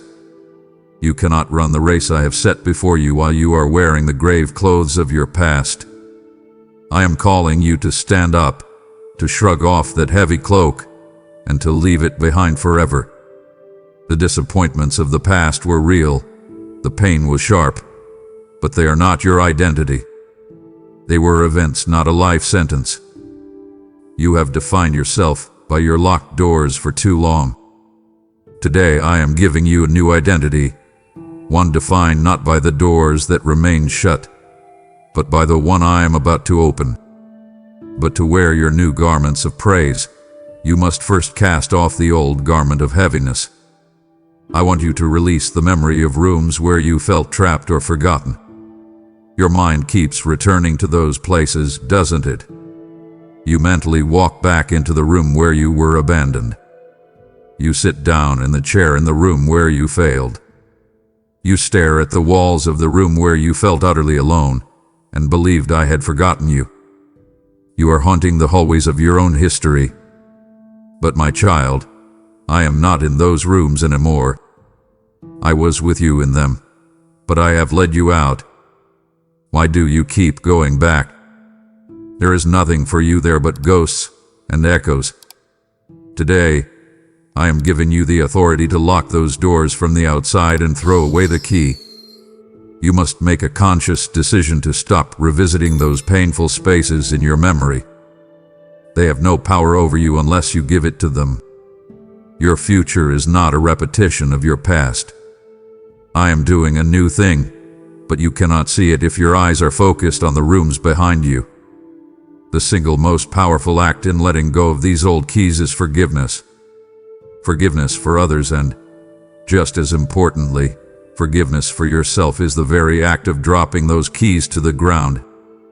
Every time you choose to hold on to a grudge against someone who hurt you, you are holding on to the key to that painful room, tethering yourself to them and to that memory. When you forgive, you are not saying what they did was okay. You are saying, I will no longer allow what they did to define my present and my future. You are unhooking that key from your ring and letting it fall. It is a declaration of your freedom, and you must do the same for yourself. Forgive yourself for the mistakes you made. Forgive yourself for the times you tried to open the wrong doors. I have already forgiven you. My forgiveness washed you clean. Now you must receive that forgiveness and release yourself from the prison of your own condemnation. The sound of forgiveness is the beautiful sound of a rusty key hitting the ground, once and for all. You cannot grasp the new thing I am doing if your hands are full of the old. It is a simple, physical truth with a profound spiritual meaning. Picture yourself standing before me. Your hands are clenched tightly around that heavy ring of old keys, keys of bitterness, regret, and disappointment. You are holding on to them with all your might. And I am standing here, holding out to you a single, shining key, the key of your destiny. But you cannot take it. Your hands are full. I am asking you, my child, will you open your hands? Will you have the courage to drop what is old, heavy, and useless to make room for what is new, light, and full of promise? It is a choice you must make. I will not pry your fingers open. You must choose to release. Trust that what I am offering you is infinitely more valuable than what I am asking you to let go of. And trust me, my beloved, that the rooms I have prepared for you are far greater than those you leave behind. The rooms of your past were small, dark, and confining. They were rooms of limitation and pain. But the places I am leading you to are spacious and full of light. They are rooms of purpose, rooms of joy, rooms of grace. They are places of kingdom impact and intimate fellowship with me. You are leaving behind a prison cell and walking toward a palace. You are leaving behind a place of weeping and walking toward a place of laughter and praise. Do not mourn what is behind. Do not grieve the loss of your familiar pain. Set your eyes on what lies ahead. The future I have for you is so magnificent, so full of glory and goodness, that once you step into it, the memory of those old locked rooms will fade like a bad dream in the morning light. Open your hands. Let go of the keys. Your future is waiting. Now, my child, as you stand with open hands, having let go of the past, there is one final space to navigate before you step through this new door. It is the silence before the threshold. I want you to embrace this sacred pause. Your world teaches you to rush from one thing to the next, to abhor a vacuum, to fill every moment with activity and noise. But I am calling you into a holy stillness. This is not empty time. This is consecrated time. It is a moment suspended between your past and your future, and it is profoundly important. Do not rush through it. Do not devalue it. This quiet space is the interim of your destiny. It is a place of final preparation, a moment to catch your breath before the great adventure begins. View this pause not as a delay, but as a gift. It is a holy moment, and I am in this moment with you. In this quiet space, I am attuning your ears to my frequency. Your spiritual ears have been damaged by the noise of the world and the static of your own anxiety. You have struggled to discern my voice clearly. Now, in this sacred pause, I am performing a delicate spiritual surgery. Imagine a master craftsman tuning a precious instrument. He does it in a quiet room, listening intently, making tiny, precise adjustments until every note is perfect. That is what I am doing with your spirit. I am turning the dial of your soul, filtering out the competing frequencies of fear, doubt, and human opinion. I am calibrating you to my truth, to my love, to my will. I am making you so sensitive to my presence that you will be able to discern my faintest whisper above the world's loudest roar. This is when the silence is necessary. This divine attunement cannot happen in the midst of chaos. It requires your willing participation in the stillness. I know your every inclination is to resist this. You have an urge to fill the silence with anxiety or frantic activity. When it gets quiet, your mind starts racing, inventing scenarios, worrying about the future, planning your own next steps. You must resist this urge with all your might. Every time you fill this holy space with your own frantic energy, you are drowning out the work I am trying to do. You are interfering with the tuning process. I command you, in love, to be still. When the temptation to worry arises, bring your thoughts captive and choose to trust me instead. When the urge to start planning your own way forward comes, lay down your pen and wait for my instructions. This is a test of your faith. Can you trust me in the not doing as much as you trusted me in the doing? Can you allow the silence to do its holy work? Let go of your need for control and simply be present with me in this pause. This is a holy moment, my child, a breath before a new song begins. Your life hath been a song, a melody I have been composing. There have been verses of joy and verses of sorrow, passages of struggle and passages of peace. Now, you stand at the end of a movement. And before the new movement begins, the great composer has ordained a pause, a grand fermata. It is a moment of held breath, full of anticipation. It is the moment before the conductor lifts his baton for the most glorious and powerful part of the symphony. The heavens are leaning in, waiting for the first note of your new song to be played.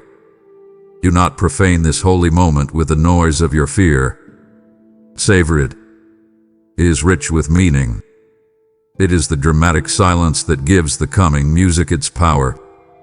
Your new song is about to begin, a song of redemption, purpose, and grace. While you stand in this sacred quiet, know that I am actively at war on your behalf. In the unseen realm, I am binding the voices of fear and doubt that are clamoring for your attention. The accuser, the enemy of your soul, hates this moment of transition. He knows what lies on the other side of this door for you. And so he screams at you from the hallway, his lies echoing in the silence. He tells you you are not worthy. He reminds you of your past failures. He prophesies your future doom. But as you wait on me, I myself am rising to your defense. I am silencing the accuser. I am guiding the spirit of fear. I am rebuking the voice of doubt. I am placing a guard of warrior angels around this holy space, creating a sanctuary of peace where you can wait in safety. The silence is not empty. It is a spiritual battleground where I am securing your breakthrough before you even take a single step. Therefore, wait on me. This is my final instruction before the door opens. They that wait upon the Lord shall renew their strength. This waiting is not a passive, helpless state. It is an active, faith-filled exchange. In this stillness, you are exchanging your weariness for my energy. You are trading your weakness for my strength. You are giving me your confusion in exchange for my clarity. Wait on me, and you will feel my supernatural life flowing into you. I will renew your strength, not just to its former level, but to a level you have never known. You will mount up with wings like eagles. You will be lifted above the circumstances that used to keep you grounded. You will run and not be weary. You will have a supernatural endurance for the journey ahead.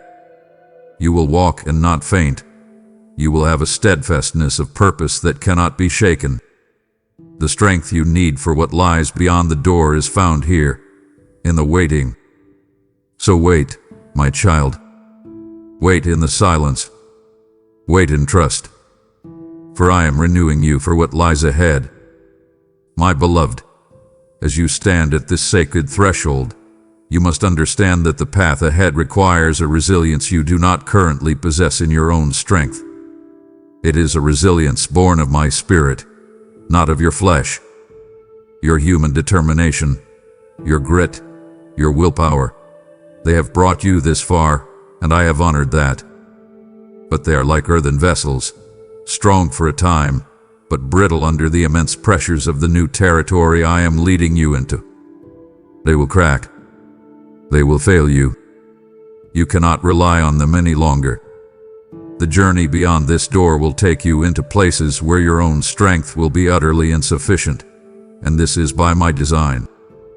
For it is in those moments, when your own power runs dry, that you will discover the limitless, artesian well of my power dwelling within you. I am calling you to a radical exchange, your finite strength for my infinite resilience. Stop leaning on the trembling reed of your own resolve. Let it go. The strength I offer is not like the strength of the world, which boasts and flexes and eventually grows weary. My strength is quiet, it is deep, and it never, ever runs out. It is the strength that spoke galaxies into being, the strength that rolled the stone away from the tomb. That is the strength I am now making available to you. Therefore, I command you, feast upon my word. This is not a suggestion. It is a vital instruction for your survival and your thriving in this new season. My word is the bread for this coming journey. You have, in the past, snacked on my word, taking a small piece here and there to get you through a difficult day. But snacking will no longer suffice. You are embarking on a long and glorious expedition, and you require deep, spiritual nourishment. You must feast. You must come to my word daily, not as a duty, but as a starving soul coming to a banquet. See its promises as rich, life-giving bread. See its truths as the pure water your spirit thirsts for. See its wisdom as the honey that will sweeten your perspective. This is the living bread that comes down from heaven, and if you eat of it, you will never be spiritually malnourished again. Consume it. Meditate on it. Let it sink so deeply into your being that it becomes the very fiber of your thoughts, the very blood in your spiritual veins. The world will offer you the junk food of its empty philosophies and fleeting wisdom, but those will leave you weak and unsatisfied. My word, and my word alone, is the substance that will build within you the strength to walk in your calling and not grow faint. Furthermore, your prayer life will become the wellspring from which you draw your endurance. In the seasons behind you, prayer may have been a crisis management tool, a lifeline you grabbed onto when the waters rose. Now, I am inviting you to see it differently. Your prayer life is not an emergency service. It is your essential water source for the entire journey. I want you to imagine a deep, cool well in the center of your heart. That well is your place of communion with me. Every moment you spend in sincere, intimate prayer, you are lowering a bucket into that well and drawing out the living water of my presence. This water is what will sustain your endurance when the path is long and the sun is hot. It is what will cleanse you of the dust of the world that tries to cling to you. It is what will refresh your spirit when you feel weary. Do not let this well run dry. Do not let it become clogged with the debris of a busy, distracted life. Protect your time of prayer. It is the most vital resource you have. When you feel your endurance waning, it is a sign that you are thirsty. It is a sign that you must stop, come to the well, and draw deeply from me once more. Your capacity to endure is directly proportional to the depth of your communion with me. Know this, my child, even now, as you listen, I am fortifying your inner being for challenges you have not yet faced. In my great love and foreknowledge, I see the path ahead. I see the mountains and the valleys, the giants and the deserts that await you. And because I love you, I am preparing you for them now. This new anointing I am releasing upon you, this new level of strength I am building within you, is precisely for those future challenges. I am like a loving father, equipping his child with all they will need before sending them out. I am reinforcing the walls of your heart with my peace so that fear cannot breach them. I am laying a foundation of my truth in your mind so that deception cannot gain a foothold. You may feel as if nothing is changing on the outside, but on the inside, a mighty spiritual construction project is underway. I will not send you into a battle for which you are not prepared.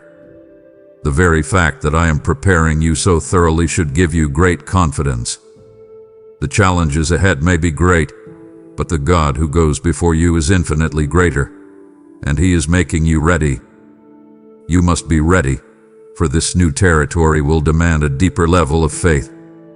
The faith that brought you to this door is a beautiful and precious thing. But the faith required to walk through this door and beyond is of another dimension entirely. You are graduating. You are moving from elementary faith to a postgraduate level of trust in me. In the past, you have trusted me for your provision, for your protection, for your guidance. Now, you will learn to trust me in ways that defy all your logic and your senses. You will be asked to step out of the boat onto the water when the waves are raging. You will be asked to believe my promise when all circumstances scream the opposite.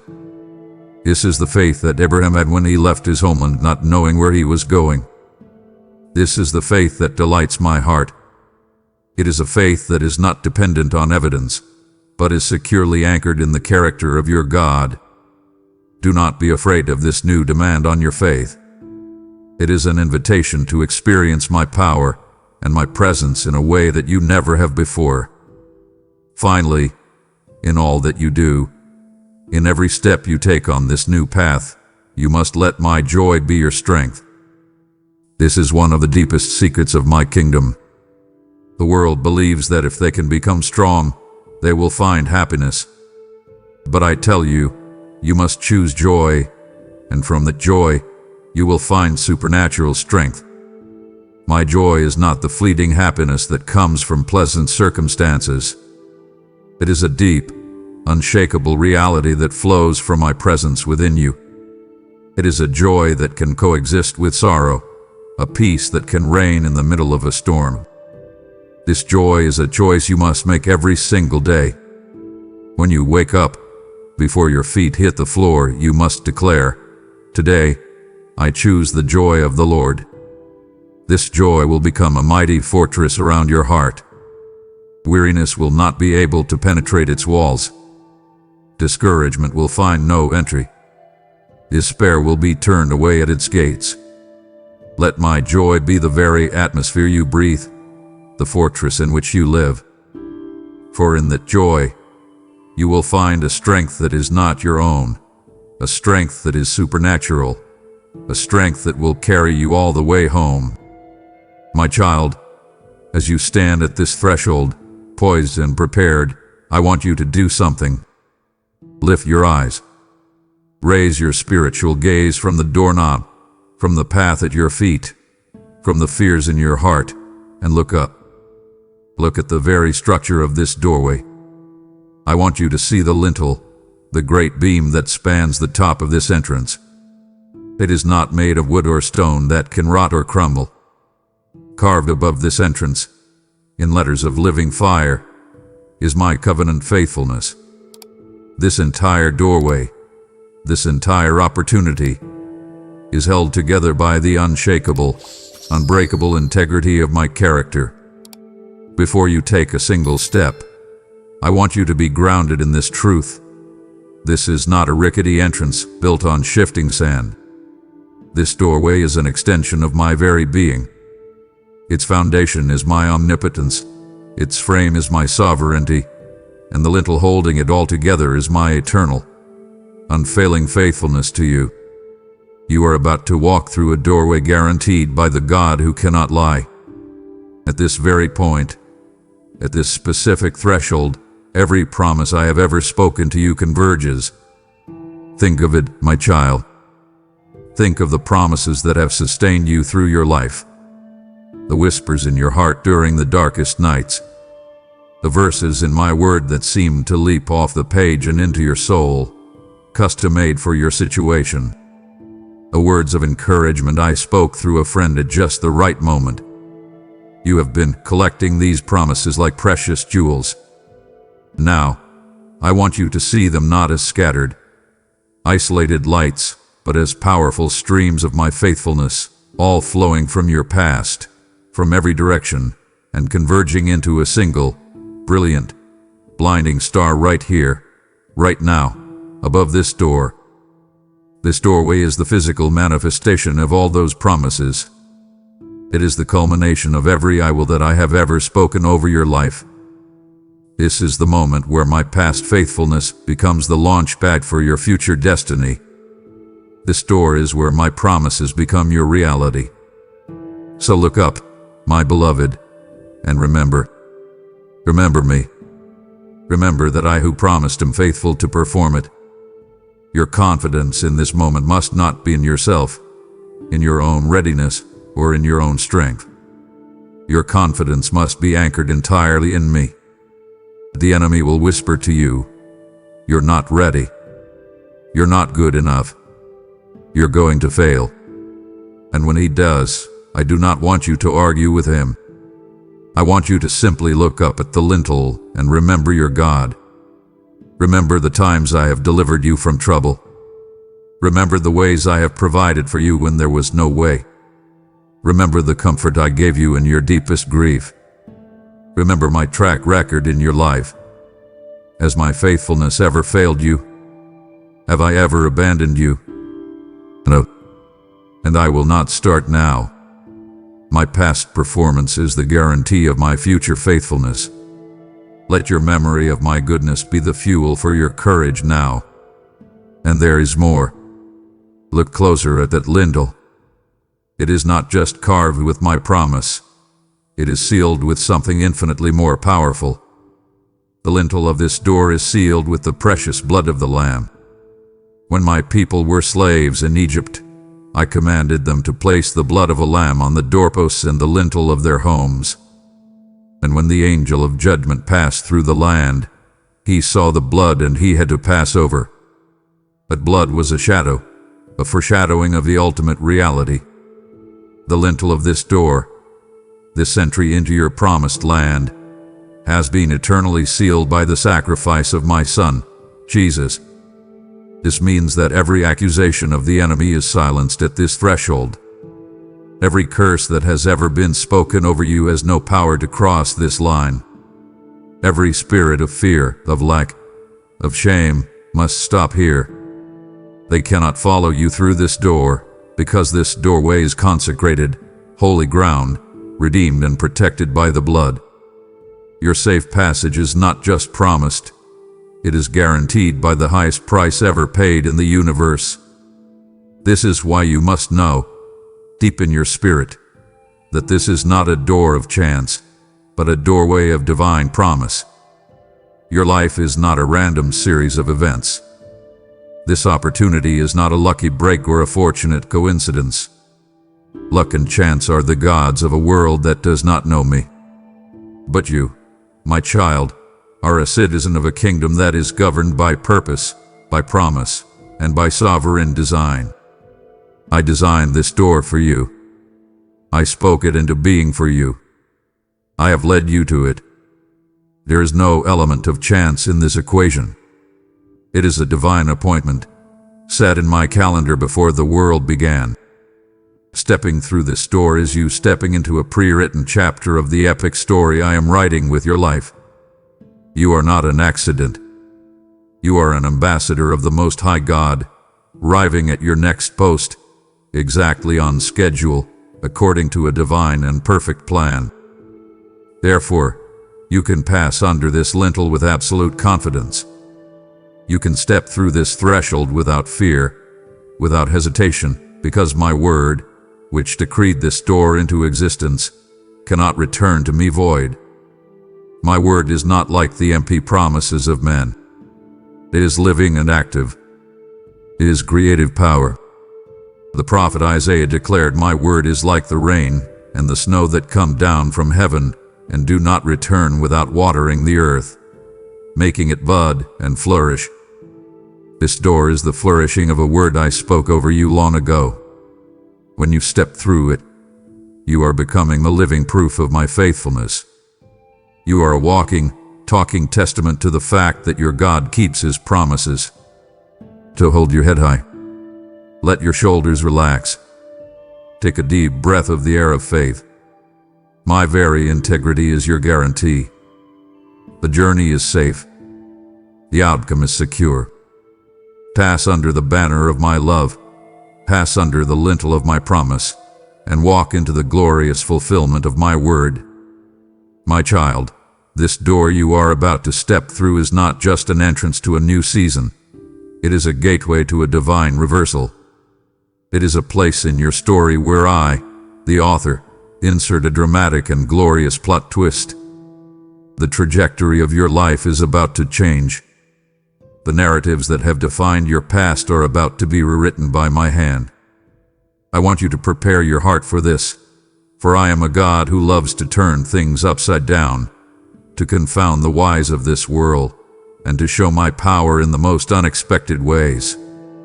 The very areas of your life that have been marked by the greatest pain and struggle are the very areas I am about to flood with my glory and redemption.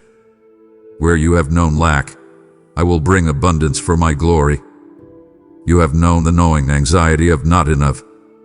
You have counted the coins, stretched the resources, and lain awake at night wondering how you would make it through. You have experienced the pain of lack, not just financially, but emotionally and spiritually. You have felt a deep poverty of spirit. Now, listen to my declaration over you. The season of your lack is over. I am opening the windows of heaven, and I am releasing a flood of my provision into your life. But understand, this is not the world's prosperity, which leads to pride and self-reliance. This is a holy abundance, a supernatural supply that will be so overwhelming, so miraculous, that you and everyone around you will know that it could only have come from me. You will have more than enough, not so you can hoard it, but so you can become a generous conduit of my blessings to a world that is starving. Your life will be a testament not to your own hard work, but to the extravagant generosity of your Father. Where you have been overlooked, I will place you on a lampstand. You have felt invisible for so long. You have worked diligently in the shadows, your gifts and talents unrecognized, your contributions ignored. You have watched others, perhaps less faithful, be promoted and celebrated, while you remained in the background. Your heart has ached with the feeling of being unseen. But I have seen you. I have always seen you. And now, the time for your hiding is over. I am taking you from the shadows and placing you on a lampstand. I am elevating you, not for your own ego, but so that the light I have placed within you can shine brightly and illuminate the darkness around you. People who once looked past you will now look up to you, not to worship you, but to see my light reflected in you. You will not have to fight for your position. You will not have to promote yourself. I myself will lift you up, and your influence will be a source of hope and guidance to many. I will restore the years the locusts have eaten. This is one of my most cherished promises, and I speak it over you now.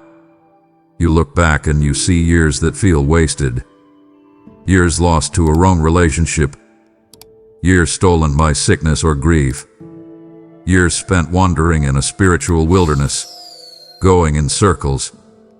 The enemy whispers to you that the time is gone forever, that you can never get it back. He's a liar. I am the God who redeems time. I am about to perform a miracle of supernatural restoration in your life. I will not just bless your future. I will reach back into your past and redeem the time you thought was lost. I am going to compress the wisdom and growth of years into this new season. The blessings will be so accelerated, the progress so swift, that it will be as if you are reclaiming every moment that was stolen from you. The joy that is coming will be so profound that it will swallow up the memory of your past sorrow. I will restore everything and more.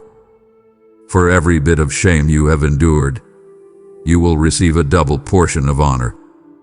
Shame has been a cruel tormentor in your life. It has clung to you like a filthy garment, whispering lies about your worthlessness, reminding you of your every failure and sin. You have walked with your head down, afraid to look people in the eye, convinced that if they knew your whole story, they would reject you. Today I am ripping that garment of shame from you, and I am casting it into the sea of my forgetfulness, to be remembered no more.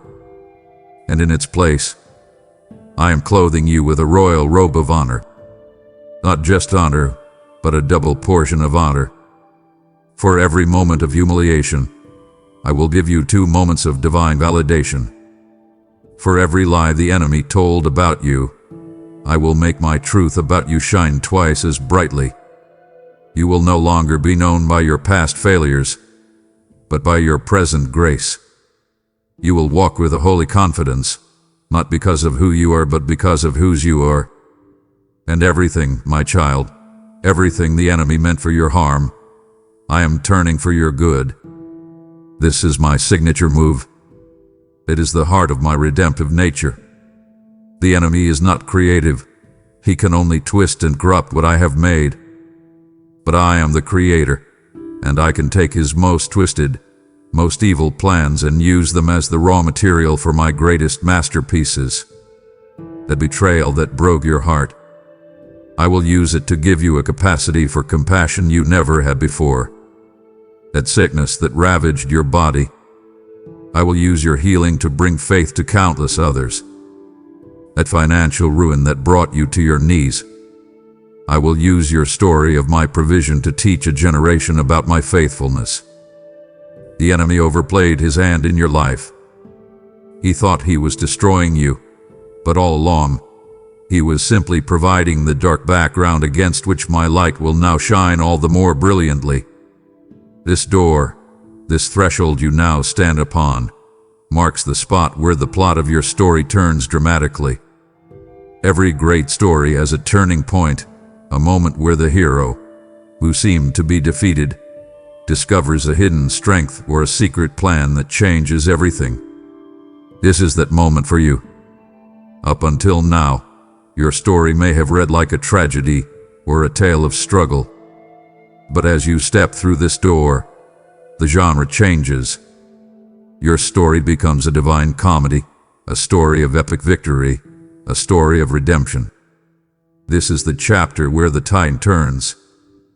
This is the moment your enemies will look on in confusion, wondering how you could possibly rise from the ashes they left you in. This is the moment the great cloud of witnesses in heaven leans in and cheers, because they know the part of the story that is about to be told is the best part of all. Your comeback story starts now. As you step through this doorway of divine reversal, the very ground you walk on will feel different. This new territory you are entering is the land of my grace, and your time here will completely redefine your understanding of it. The first thing you will learn, and you must learn it deep in your bones, is that your qualification for being here comes not from your merit, but from my mercy. In the world, and even in your own thinking, you are used to the idea that you must earn your place. You must be good enough, strong enough, wise enough. But here, in this new season, that entire system of merit is abolished. You are not walking through this door because you finally got everything right. You are walking through this door because I, in my infinite mercy, have chosen to give you a gift you could never earn. If this breakthrough depended on your own perfection, you would never arrive. But it depends only on my goodness, and therefore, it is absolutely certain. This truth will free you from the terrible pressure of performance and the paralyzing fear of being an imposter. You are here for one reason, and one reason only, because I love you and I am gracious. In this new land, my grace will be your constant companion. It will be more than a theological concept. It will be your teacher, your provider, and your shield. Grace will be the teacher who gives you a supernatural wisdom for the challenges you will face, an insight that does not come from books or from human experience, but is downloaded directly from my spirit into yours. Grace will be your provider, creating supply where there is none, opening doors of provision from the most unexpected sources, and surrounding you with a flow of resources that you cannot explain by natural means. And grace will be your shield, a divine protection that deflects the fiery darts of the enemy. Attacks that should have destroyed you will bounce off this invisible shield of my favor. You will begin to understand that grace is not just a pardon for your past sins. It is the very power and provision for your present and your future. It is the atmosphere you will now breathe, the very engine of your new life. You are about to see my unmerited favor operating in your life in astonishing ways. Prepare to be amazed, my child. Prepare for your logic to be undone. You will see opportunities come to you that you did not pursue. You will receive help from people you do not know, for reasons they cannot explain. You will be given solutions to problems that seemed impossible to solve. This is my favor.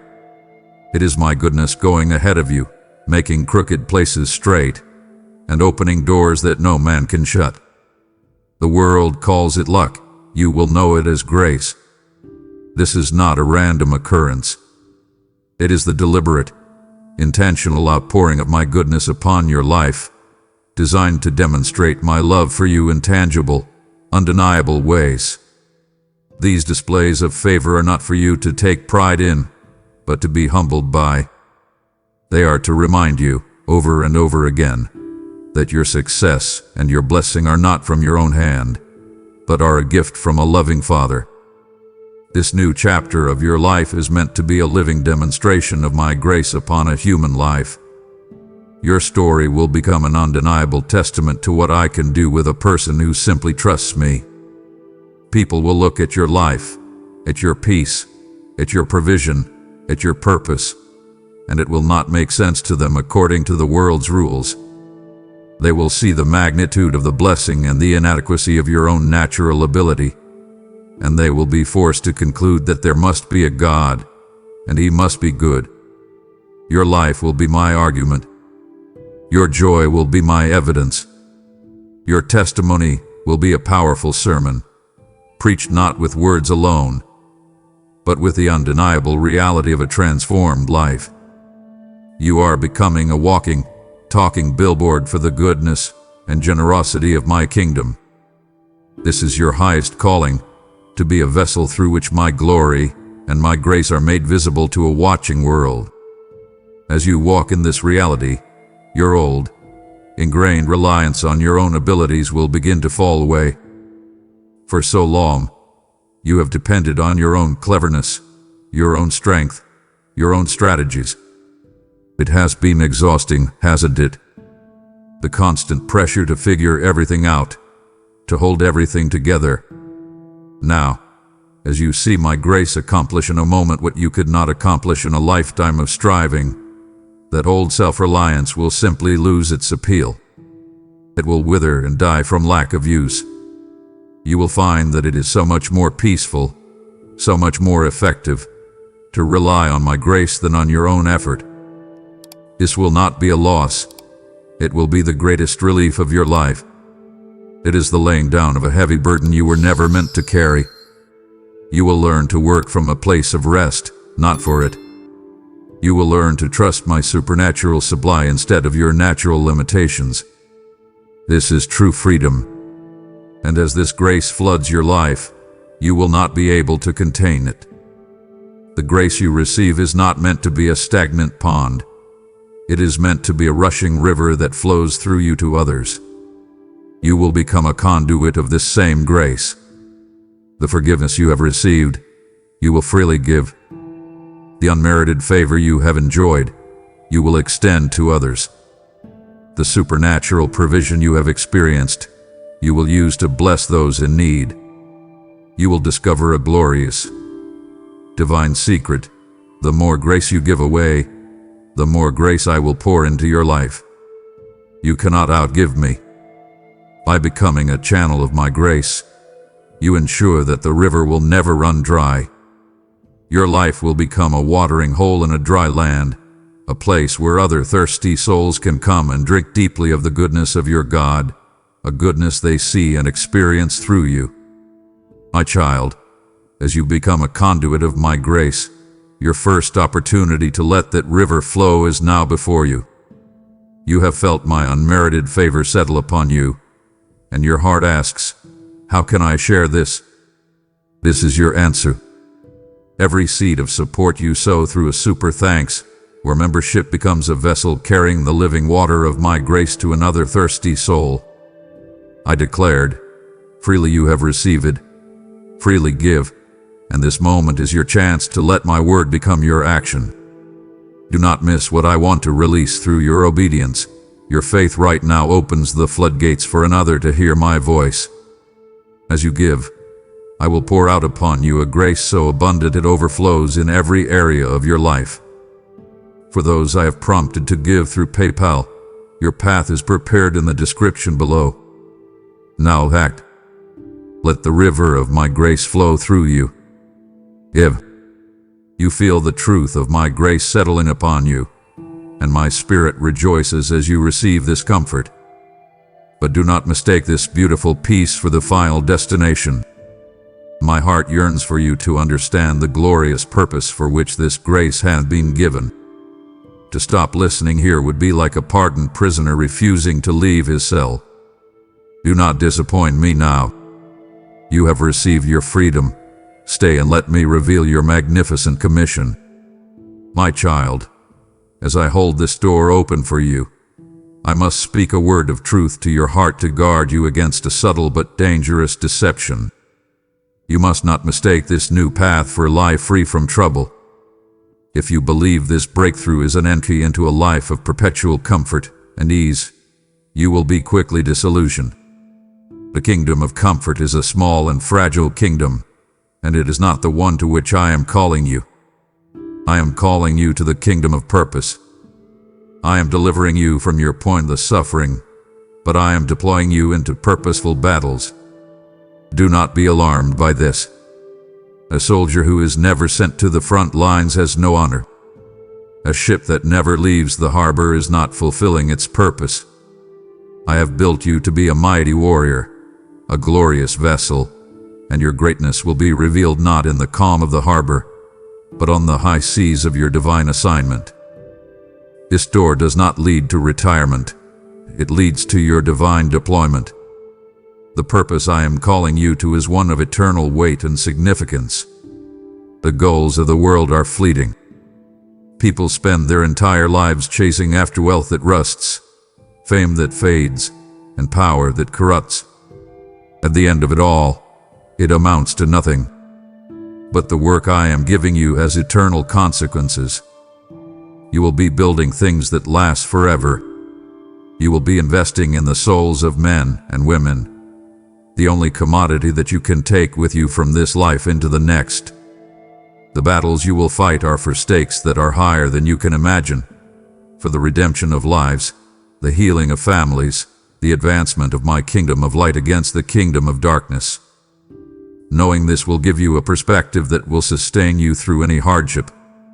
When you are engaged in a work of eternal significance, temporary difficulties lose their power to discourage you. You are not just building a career, you are co-laboring with me to build my eternal kingdom. And in this great purpose, you will find a profound satisfaction that worldly comfort could never offer. There is a deep ache in every human heart, an ache for meaning. People try to soothe this ache with comfort, with pleasure, with possessions, but it never works. The ache remains. That is because the human heart was designed to be satisfied by one thing and one thing only, fulfilling the purpose for which it was created. As you step through this door and begin to walk in your true calling, you will experience a sense of rightness, a deep and abiding joy that is not dependent on your circumstances. You will feel your life click into place. This is the profound satisfaction of knowing your why. When you know your life has meaning, when you know you are doing what you were born to do, you can endure almost anyhow.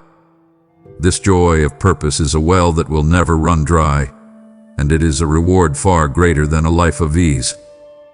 This entire journey, with all its challenges and triumphs, has one ultimate goal: to shape you into the image of my Son. The final product of your life is not what you will accomplish, but who you will become. Every situation you will face beyond this door is a tool in my hand, designed to chip away the parts of you that do not look like Jesus and to cultivate the parts that do. A difficult person will be an opportunity to develop my patience and love. A season of lack will be an opportunity to grow in faith for my provision. A moment of attack will be an opportunity to learn to wield my grace and forgiveness. Do not despise these challenges. See them for what they are, my divine sculpting tools. I am the master potter, and you are the clay. The pressures you will face are the pressure of my hands, shaping you, molding you, making you into a vessel that perfectly reflects the glory, the character, and the love of your Savior.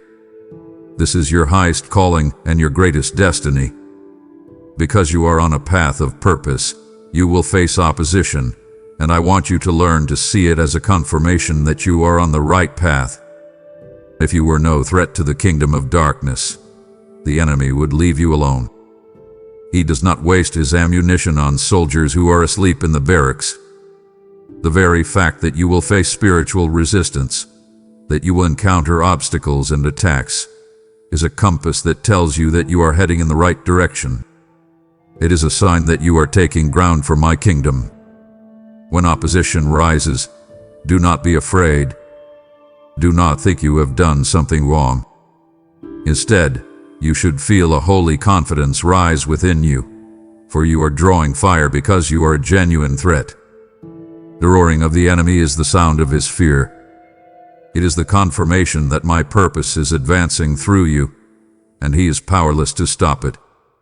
Ultimately, my beloved, your life will become a testament to a cause infinitely greater than yourself. You will be delivered from the small, self-centered story of your own comfort and happiness and be enlisted into the grand, sweeping epic of my redemptive plan for all of history. Your personal struggles and victories will be woven into this magnificent tapestry. You will join the great cloud of witnesses, the heroes of the faith who have gone before you, who understood that their lives were not their own. They lived and died for the King and his kingdom. This is the honor I am bestowing upon you. Your life will have a meaning that transcends your own lifespan. It will echo in eternity. It will be a story told to future generations about the faithfulness of God and the power of a surrendered life. This is what lies beyond the door. Not ease, not comfort, but a glorious, significant, challenging, and profoundly satisfying purpose. My child, I know your heart. I know your deep desire to see the whole path, to have a detailed map of the future laid out before you. Your human nature craves certainty. It longs for a fully illuminated room where every corner is visible and there are no shadows of the unknown. But that is not how faith is built. That is not how I grow giants in my kingdom. So listen to me. I am giving you just enough light to take the next step. Imagine you are in a place of deep darkness, and I have placed in your hand a single lamp. This lamp does not light up the entire horizon. It does not show you the destination far in the distance. It casts a pure, holy circle of light right at your feet, making clear the very next place to step. This is an act of my profound love for you. To show you everything at once would overwhelm your heart and short-circuit the beautiful process of trust I am cultivating within you. You want a blueprint? I am offering you my hand in the dark. That is a far greater security. Your task is not to understand the whole journey, but simply to be obedient with the light you have for the step you are on. This is a mystery you must embrace. This is not a fully lit room, but a path that illuminates as you walk. It is a faith-activated path. You stand at the edge of the light, peering into the darkness, and you feel a tremor of fear. You think you must wait for the light to advance before you can move. But my kingdom operates on a different principle. The next portion of the path will only light up when your foot of faith lands upon it. It is your trust in motion that calls forth my light. With every step you take into the seeming darkness, you will find solid ground appearing beneath you and a new circle of light forming around you. This is the great adventure of walking with me. It is a journey of constant discovery, of moment-by-moment reliance upon my guidance. The world offers you brightly lit, sterile hallways where the destination is predictable and the journey is devoid of wonder. I am offering you a living path, a path that unfolds before you as you dare to walk it, a path that will teach you more about me and about yourself than you could ever learn in a place of perfect certainty. The glow you see seeping from beneath this unexpected door, that small sliver of light that has captured your attention, is the dawn of a new era in your life. Do not mistake it for a small or insignificant thing. It is the first hint of sunrise after a long, dark, and wearying night.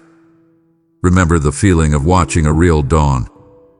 First, there is only a faint, almost imperceptible change on the horizon. Then, a sliver of color, a hint of warmth that promises the sun is coming. That is what you are seeing in the spirit. This is my promise that your night season is over. The cold ground of your waiting is beginning to warm. The shadows of your past are beginning to recede. This is not just a new day, it is a new era. The fundamental chronicles of your life are shifting. The age of your wandering is ending, and the age of your purpose is beginning. This faint glow is the title page of a new and glorious chapter, and it is filled with a light that will only grow brighter and brighter. You must understand, this light is not some impersonal energy or a mystical force. This light is my very presence. I told my people, I am the light of the world. Whoever follows me will not walk in darkness, but will have the light of life. The glow you see is me. It is the radiance of my being, going before you to prepare the way. My presence with you is the absolute, unbreakable promise that you will not stumble. You will not lose your way. When you feel feared, look to the light. When you feel confused, walk toward the light. It is your compass, your guide, and your constant companion. The journey ahead may have moments that feel dark, but you will never walk in darkness, because the one who is light itself lives within you and walks beside you. Let this truth anchor your soul. You are not walking toward an unknown light, you are walking with and toward the one you know and who knows you completely. This glimpse I am giving you is a foretaste of the glory that will be revealed. It is a divine appetizer, meant to awaken your spiritual taste buds for the magnificent feast I am preparing for you. It is the beautiful aroma that wafts from the kitchen, promising a meal of unimaginable delight. It is the faint, beautiful music of a grand celebration that you can hear in the distance, calling you to come and join the joy. The full reality of what I have in store for you, the sheer weight of the glory, is more than you could bear right now. So I give you a taste. I give you a glimpse. This is to build your hope and to create a holy hunger within you for what is to come. Let this foretaste fill you with anticipation. The future I have for you is not a place of scarcity or mere survival. It is a place of overwhelming glory, of breathtaking beauty, of incomprehensible joy in my presence. And this small light you see now is your personal invitation. Therefore, let this small glimpse fuel your courage to push the door open. This is its immediate, practical purpose. Courage is not the absence of fear. It is the decision to move forward even when you feel fear. And faith is the fuel for that courage. I am giving you this glimpse as a deposit of faith into the account of your heart. When your fear tells you the darkness is too great, I want you to hold up the memory of this light. When your doubt tells you that my promises are not real, I want you to remember this glow that you can feel in your spirit. Let it be the fire that consumes your hesitation. Let it be the spark that ignites your holy resolve. You have waited. You have been prepared. You have been strengthened. Now, all that is left is for you to act. Take this glimpse of my presence, this foretaste of my glory, and let it be all the courage you need to reach out, turn the handle, and step into the dawn of your new era. My child, as you step over this threshold, you will find a path before you. I want you to see it clearly with your spiritual eyes. It is not paved with gold, as the stories say of my heavenly city. It is not paved with smooth stones of ease and comfort. The path I have laid for you, the path that leads to the fulfillment of your destiny, will be paved with surrender. Every single stone upon which you must walk is a choice, a moment where you must yield your will to mine. Each step forward will require a new level of surrender. You will have to surrender your right to understand. You will have to surrender your desire for control. You will have to surrender your ideas about how things should go. This is the way of my kingdom. The way up is the way down. The way to gain your life is to lose it in me. The path to true strength and authority is paved, stone by beautiful, painful stone, with the act of yielding. The first and perhaps most difficult thing you must surrender is your need to understand everything in advance. Your mind is a beautiful gift I have given you, but it has its limits. It wants to analyze, to strategize, to create a plan with predictable outcomes. But this journey is beyond the capacity of your reason. My ways are not your ways. To walk this path, you must surrender your need for a blueprint. You must be willing to walk by faith, not by sight. There will be times I will ask you to do things that make no logical sense. There will be times my instructions will be simple. Go, stay, speak, be silent, without any accompanying explanation. In those moments, your need to understand will scream in protest. You must choose to surrender that need upon the altar of trust. You must choose to believe that the one who is leading you knows the way, even if you do not. True intimacy with me begins where your need to understand ends.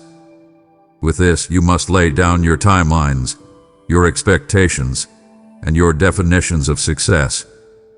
Come now, be honest with me and with yourself. You have them, don't you? A hidden calendar in your heart, marked with deadlines for when you think your breakthrough should happen.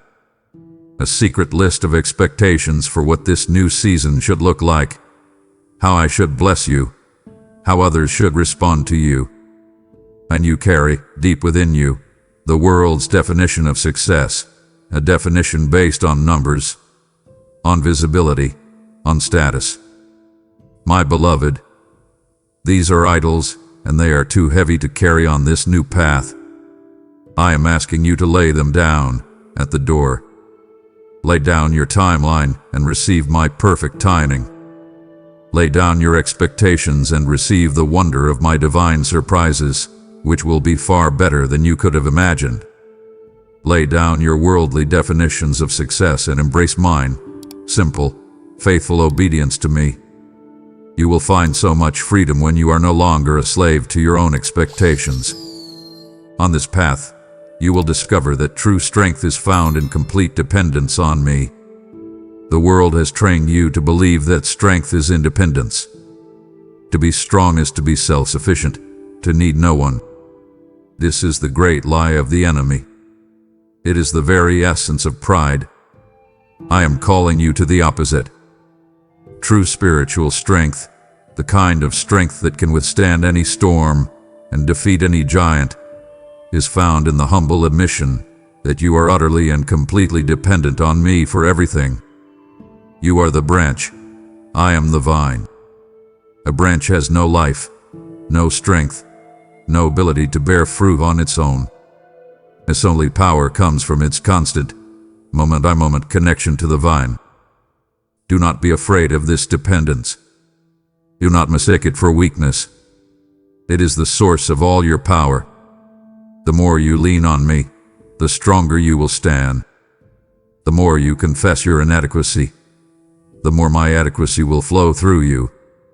In my kingdom, surrender is the posture of victory. The world sees surrender as defeat. It is the waving of a white flag, the admission that you have lost. But in the upside-down reality of my kingdom, surrender to me is the ultimate strategic move. It is how you win every battle. When you surrender your will to me, you are not giving up. You are aligning yourself with the unstoppable power of the Creator of the universe. You are getting on the winning side. When you surrender your battle to me, you are ceasing your frantic, ineffective striving and allowing the captain of heaven's armies to fight for you. It is the white flag of your own tiny, struggling kingdom, raised not in defeat, but in a glorious exchange for the triumphant banner of the kingdom of God. So when you face your next battle, your first instinct must not be to fight harder in your own strength, but to surrender more deeply to me. That is the posture from which all your victories will flow. And here is the most beautiful mystery of all. With every act of surrender, you will find greater freedom. This makes no sense to the world, but you will experience its profound truth. Your striving for control has not brought you freedom. It has brought you anxiety. Your attachment to your own plans has not brought you peace. It has brought you frustration. Every area where you insist on being in control is an area where you are in bondage. When you surrender your finances to me, you will be set free from the fear of lack. When you surrender your relationships to me, you will be set free from the need to manipulate and control them. When you surrender your future to me, you will be set free from the crushing burden of worry. Each act of yielding your will to mine will feel like a chain breaking. You will discover the glorious liberty of being a child of God, a child who does not have to run the universe, but who can simply rest in the arms of the Father who does. This is the freedom that awaits you on the path paved with surrender. My child, as you stand on the precipice of this new beginning, in the quiet space between what was and what will be, do not be surprised by the voices that echo from the hallway of your mind. As you reach for the handle of this new door, a cold whisper will slither into your ear, a question poisoned with doubt. Who are you to do this? This question is designed to paralyze you. It is meant to make you look at your own inadequacies, your past failures, your flaws and your fears. It wants to shrink you down until you feel too small to take such a monumental step. Now, listen to me with absolute clarity, for this is a truth that can shatter that lie. The voice that asks, "Who are you to do this?" is not mine. My voice is the one that calls you chosen, that calls you beloved, that calls you capable not in yourself, but in me. A voice of accusation is the native tongue of the enemy. You must learn to recognize his dialect, so you can immediately reject its authority. For I have already answered that question. I answered it loudly and clearly for all of heaven, all of earth, and all of hell to hear. I answered it on a cross. When the enemy asks, "Who are you?" he wants you to look at your resume. I want you to look at my sacrifice. The cross is my eternal and irrefutable answer to the question of your identity and your worth. It declares that you are one who is worth dying for. It declares that you are forgiven, that your slate hath been wiped clean. It declares that you are no longer an orphan, but a child of the Most High God, adopted, cherished, and given a glorious inheritance. When the enemy asks an amateur, a failure, a fraud, you do not have to argue. You simply have to point to the cross and say, "I am his." He has decided I am worthy, and his opinion is the only one that matters. Your identity is not up for debate. It has been settled in blood. You are mine. Therefore, you must counter the fear of failure with the truth of my unfailing love. The enemy will parade before your mind a highlight reel of all your past mistakes. He will try to convince you that because you have failed before, you will surely fail again, especially with something this important. He wants you to believe that my blessing on your life is conditional, that if you mess up, I will withdraw this opportunity and cast you aside. This is a foundational lie about my character. My love for you is not a wage you earn for good performance. It is a free and eternal gift. It is the very ground you stand on, the safety net that is always beneath you. So if you stumble on this new path, and you might, my love will not be withdrawn. My grace will be there to catch you, to cleanse you, and to set you back on your feet. You are free to take great risks for me, not because you are guaranteed to succeed, but because you are guaranteed to be loved, no matter what. And when you doubt your strength, and you will, remember my power is made perfect in your weakness. Your feeling of inadequacy is not a sign that you are disqualified. It is the very prerequisite for my power to be displayed in your life. The enemy wants you to focus on your weakness and despair. I want you to focus on your weakness and rejoice, for it is an empty vessel that I am about to fill. When you feel your strength failing, that is the moment to declare, "Good. Now I can finally see God's strength." When you feel you do not have the wisdom for the task, that is the moment to say, "Excellent. Now I can rely on God's wisdom." Do not hide your weakness from me. Do not pretend to be strong. Bring your weakness to me as your greatest offering. Your weakness is the stage upon which my glory will perform its most breathtaking acts. The world will look at what is accomplished through you, and they will know it could not have been you, so it must have been me. The echo of your past mistakes will be silenced by the roar of my redemption. Those echoes are insidious. They come at quiet moments, whispering reminders of your shame, replaying your worst moments. They are faint, but they are persistent. But I am releasing a new sound into your life. It is the sound of my redemption, and it is not a whisper. It is a triumphant, deafening, world-shaking roar. It is the roar of the Lion of Judah. It is the sound of victory that was declared when Jesus walked out of the empty tomb. That roar of redemption completely and utterly drowns out the pathetic echoes of your past. My forgiveness is not quiet. It is a thunderous declaration of your innocence. My grace is not timid. It is a tidal wave that washes away every stain of your sin. When the echoes of your past start to whisper, you must learn to tune your ears to a different sound, the mighty and continuous roar of my redeeming love for you. My beloved child, in this hallway of decision, You do not stand alone against these voices. I am your defender against the accuser. The enemy may be your accuser, but I am your advocate. He may present a case against you, listing all your faults, but I present my nail-scarred hands as the evidence that the case has been dismissed. The price has been paid in full. Your role is not to stand and debate with the prosecutor. Your role is to stand behind me. Picture it now. Let me stand between you and the accusing voices. Let my back shield you from their venomous words. Your job is simply to keep your eyes on me, to trust in my defense of you. I will not fail. The accuser has already lost the case in the high courts of heaven. And now, you must simply walk in that legal reality. Let me be your shield. Let me be your defender. And you will walk through this doorway not in fear, but in the bold and quiet confidence of a dearly loved child, championed by the King. Prepare yourself, my child, for the very definition of what is possible in your life is about to be utterly transformed. For years, you have lived within a set of limitations, a box built from the bricks of your past experiences, your natural abilities, and what the world has told you is realistic.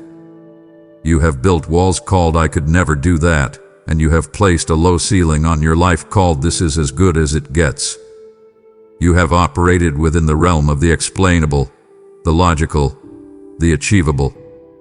Now, I am telling you, I am about to take a divine sledgehammer to the very foundations of that box.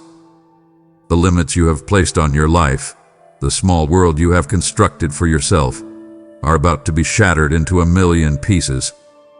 You are about to step out of the tiny realm of what is humanly possible and into the vast, limitless expanse of what is divinely possible.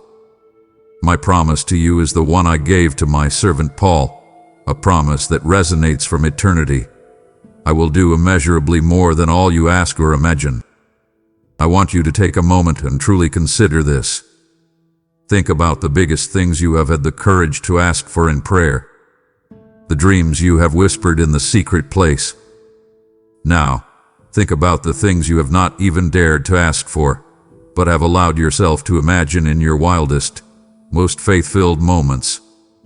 I am telling you now, with all the authority of heaven, that what I am about to do in your life exists in a category beyond both of those. It is on a scale that your mind has not yet conceived. I am the God of extravagant generosity, of over-the-top blessing. My plans for you are not just to meet your needs or even to fulfill your dreams, but to astound you, to leave you breathless with the sheer magnitude of my goodness and power. You are thinking in terms of addition. I am thinking in terms of multiplication. You are about to become a spectator to the works of your God. You will witness my power in ways that defy natural explanation. Things will begin to happen in and around you that will leave the world searching for a logical reason, and they will find none. You will see doors of opportunity open that were sealed shut, unlocked by no human hand. You will see resources flow to you from sources you did not know existed. You will see relational breaches healed in ways that no human therapy could accomplish. These will be my signs and my wonders, performed in your life not just for your benefit, but for my glory. They will be undeniable fingerprints of the supernatural, irrefutable evidence that the God of the Bible is alive and active in the life of one who trusts Him. Get ready to have your tidy, predictable world beautifully disrupted by the glorious and untamable power of your God. As this new reality unfolds, your very vocabulary will have to expand to describe it. The old words you used will no longer be adequate. The word coincidence will be erased from your dictionary, and in its place, you will write divine appointment. The word luck will be replaced with unmerited favor. The word problem will become opportunity for a miracle. Your daily conversations, the way you describe your life to others, will be infused with the language of the supernatural. You will no longer speak from a place of limitation and complaint, but from a place of faith and testimony. You will be teaching those around you a new language, the language of the kingdom, simply by describing the new reality in which you are living. Your words will begin to reflect the wonder of the new world you inhabit. In this new world, you will see me perform a divine alchemy. What was once an obstacle will become a stepping stone. I want you to look back for a moment at the biggest rocks that have been in your path, the things you thought were insurmountable barriers to your progress, the very things the enemy placed in your way to make you stumble and fall. I am about to pick up and use as the very stones to build a staircase for you. That failure that has haunted you will become the foundation of a new wisdom. That weakness you have tried to hide will become the platform for my power. That person who stood against you will be used by me to propel you forward. This is my redemptive genius. I do not just remove obstacles, I repurpose them. I make the enemy pay for the very ground he tried to steal. You will learn to see obstacles not with fear, but with a holy curiosity, wondering, how is God going to use this to lift me even higher? And all of this, my child, the shattered limits, the immeasurable blessing, the supernatural power, the repurposed obstacles, will culminate in one glorious, life-altering truth. You will finally see, not just as a theological concept, but as your own lived and breathed reality, that with me, your God, truly, all things are possible. It will no longer be a hopeful verse you quote. It will be the very testimony of your life. Your life will become a living, breathing demonstration of my limitless power. You will be my evidence. You will be my exhibit and the case for my own omnipotence. And this deep, unshakable knowing will fill you with a boldness and a peace that you have never known. For when you truly know that the one who is with you can do anything, what is there left to fear? This, my beloved, is the reality that waits for you on the other side of this door. Your spirit soars with this promise of a new reality, and I delight in the hope that is igniting within you. But this great potential makes you a target. To leave this conversation now would be to step onto the battlefield full of confidence, but without my battle plan. It would wound my heart to see you stumble because you did not stay to receive my strategy. I implore you, my beloved warrior, do not leave my presence now. Let me show you how your victory is already secured. Now, my warrior, a word of wisdom and strategy. As I lead you into this new and higher place, you must be aware. Do not be naive. You levels bring new devils. As your light begins to shine more brightly, as your influence for my kingdom expands, you will become a more significant target on the enemy's radar. He does not waste his time on those who pose no threat to his kingdom of darkness. The very fact that you will face increased spiritual opposition is a sign of your promotion. See it as such. It is the enemy's panicked reaction to the new authority I am placing on your life and the new ground you are about to take for me. I am not telling you this to make you afraid. I am telling you this to make you prepared, to make you wise, so that you will not be caught off guard when the resistance comes.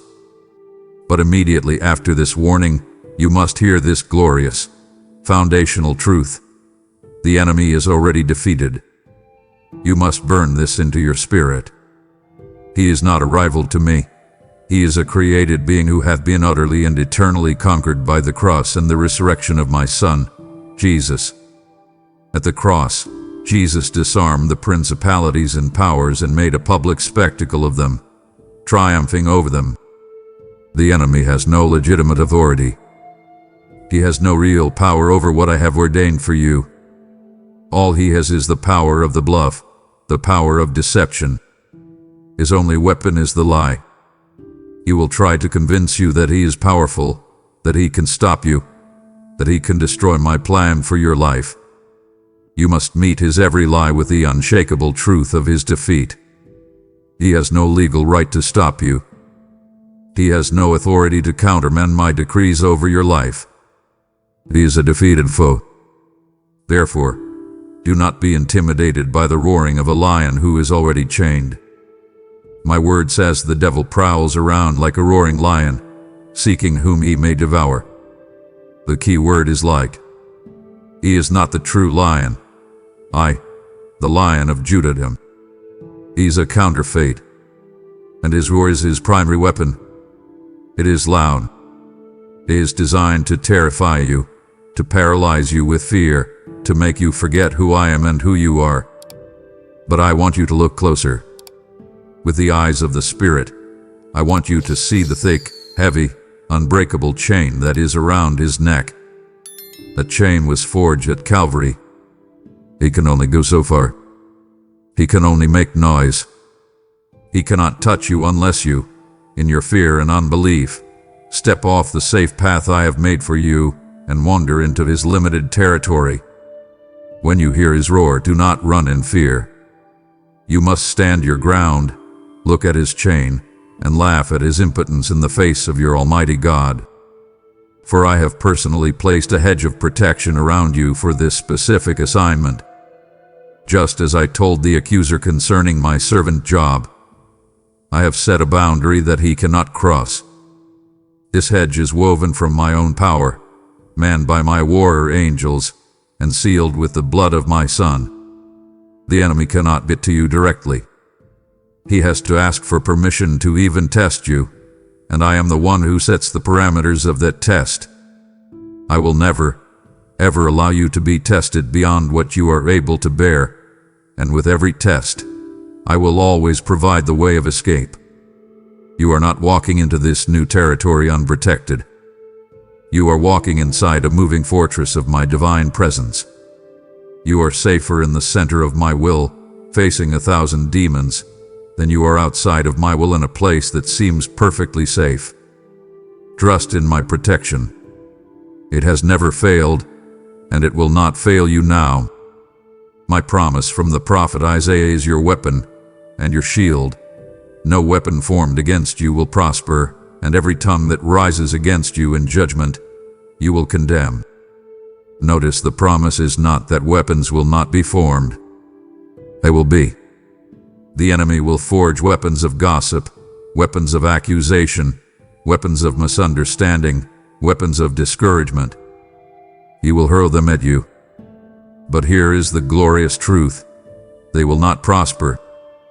They will not accomplish their purpose. They will fall harmlessly to the ground. They will feel like they are hitting an invisible, impenetrable wall. The lies that are spoken against you will be exposed. The schemes that are hatched in secret will be brought into the light and come to nothing. Your job is not to live in fear of the weapons, but to live in faith in the promise that they are already rendered ineffective. This all leads to the most important shift in your perspective as a warrior. You fight from a position of victory, not for it. The war has already been won. The decisive battle was fought and won on a hill outside Jerusalem 2,000 years ago. Jesus declared, "It is finished." And with that, the victory was secured for all time. You are not a soldier desperately fighting an uphill battle, hoping to eke out a win. You are an occupying force, enforcing a victory that has already been legally and eternally decreed.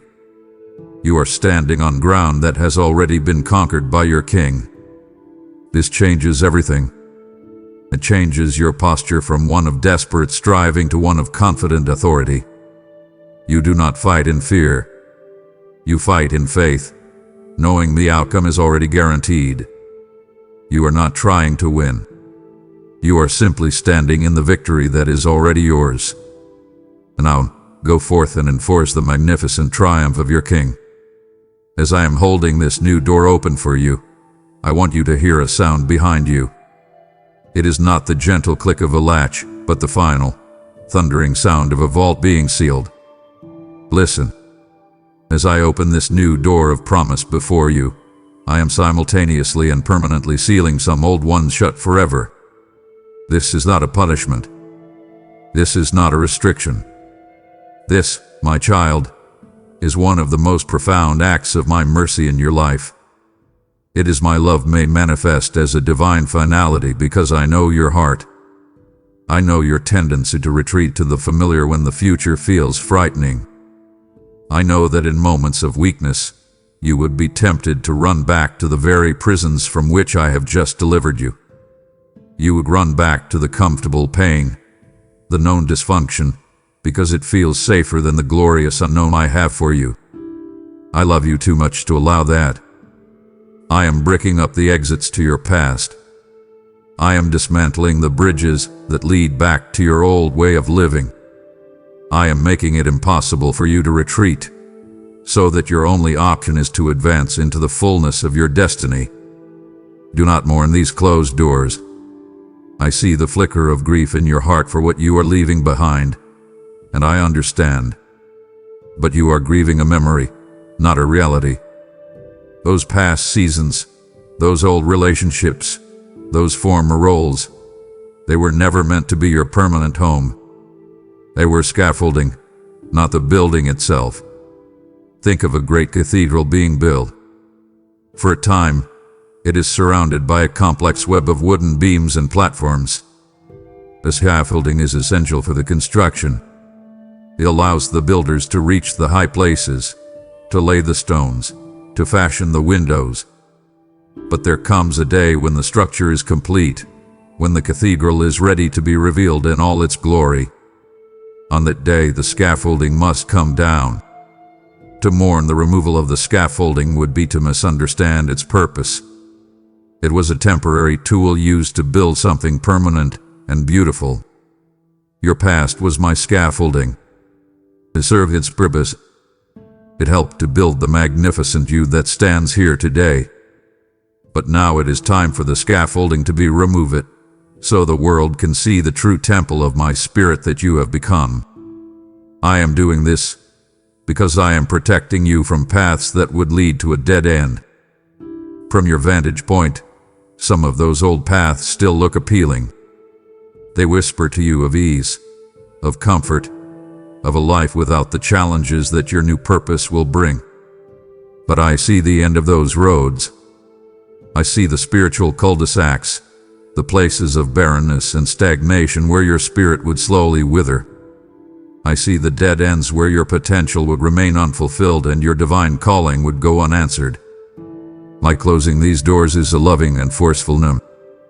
It is a divine redirection. It is me, your good shepherd, using my staff to block a path that leads to a hidden cliff. You may feel the sting of this finality, but one day you will look back from the sunlit highlands of your purpose and you will thank me with all your heart for the doors I refused to let you re-enter. You will see that my closed doors were as much a gift as my open ones. This finality I am creating will propel you forward with a singular and distracted focus.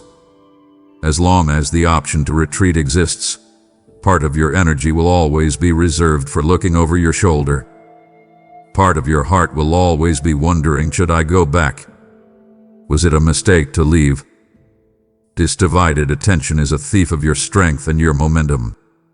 But when the ships are burned at the shore, when the bridges are taken down, when the doors are sealed shut behind you, something powerful happens in your spirit. You are left with only one direction, forward. This is not a limitation, it is a liberation. It frees you from the tyranny of second-guessing. It releases you from the exhausting weight of your own indecision. It will give you the focus of an archer who sees nothing but the target. All of your energy, all of your faith, all of your passion will be aimed in one glorious direction, toward the high calling I have for you and my son. Know this, my child. The past is redeemed, but it is no longer your residence. I am the God who wastes nothing. I have taken every ounce of your past pain, every mistake, every tear, and I have redeemed it. I have woven it into the tapestry of your testimony and used it to forge your character. Your past hath been given meaning and purpose. It is a place of reference, a library of lessons you can visit to remember my faithfulness. But it is not a place to live. You must stop setting up camp in the graveyards of your history. You must stop residing in the memory of what was. I am the God of the living, not the dead. I am the God of the now and the not yet.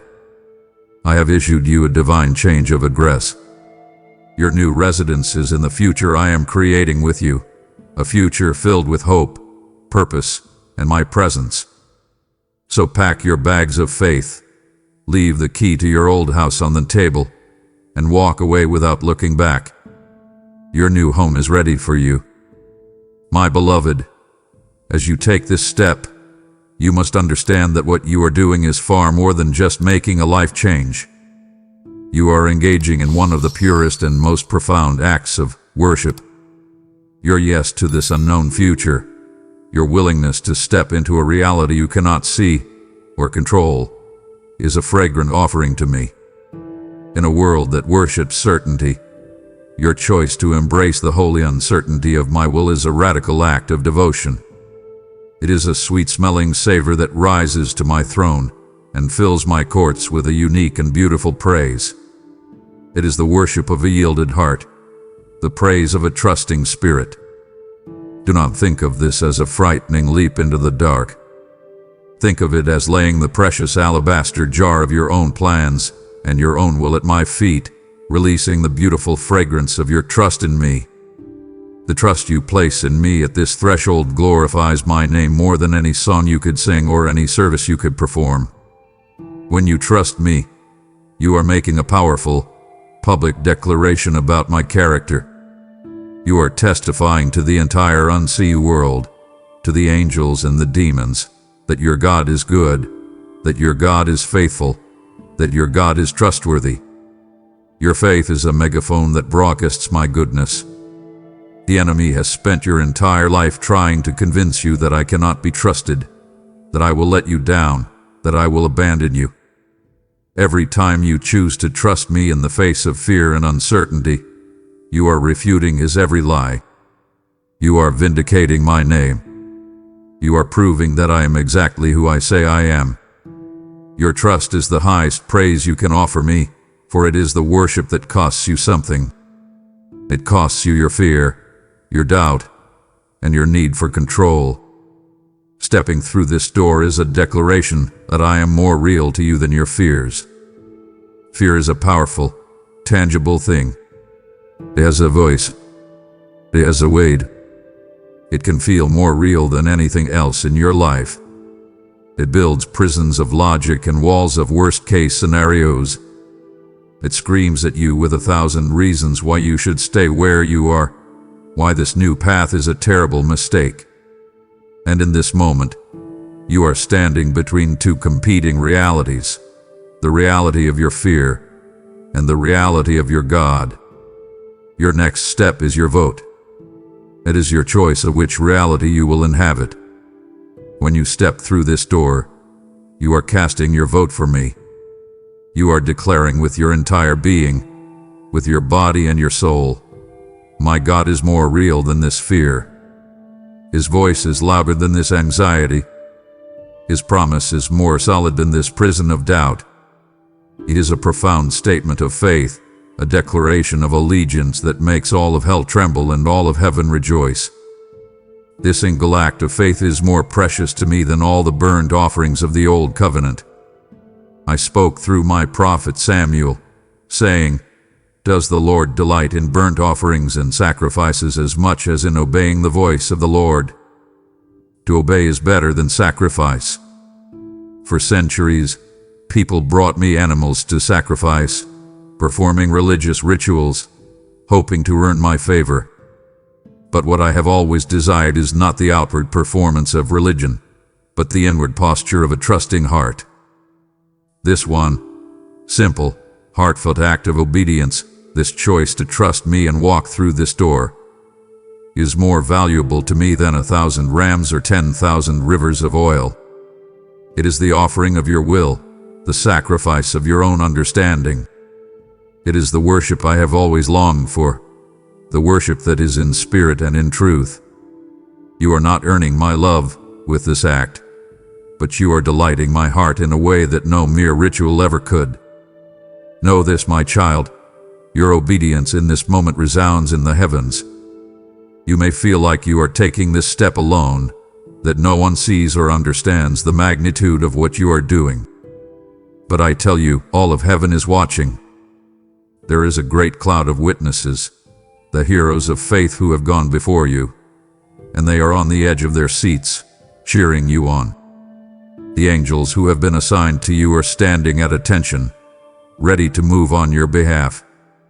Your simple step of faith on earth creates a symphony of praise in my eternal kingdom. It is not a small or insignificant thing. It is a moment of cosmic importance, a victory for the kingdom of light. Your courage is inspiring a celebration you cannot see, a joy that echoes through the corridors of eternity. So let your first step be taken with a heart full of praise. As you prepare to move, I command you to fill your heart and your mind not with questions or with fear, but with thanksgiving.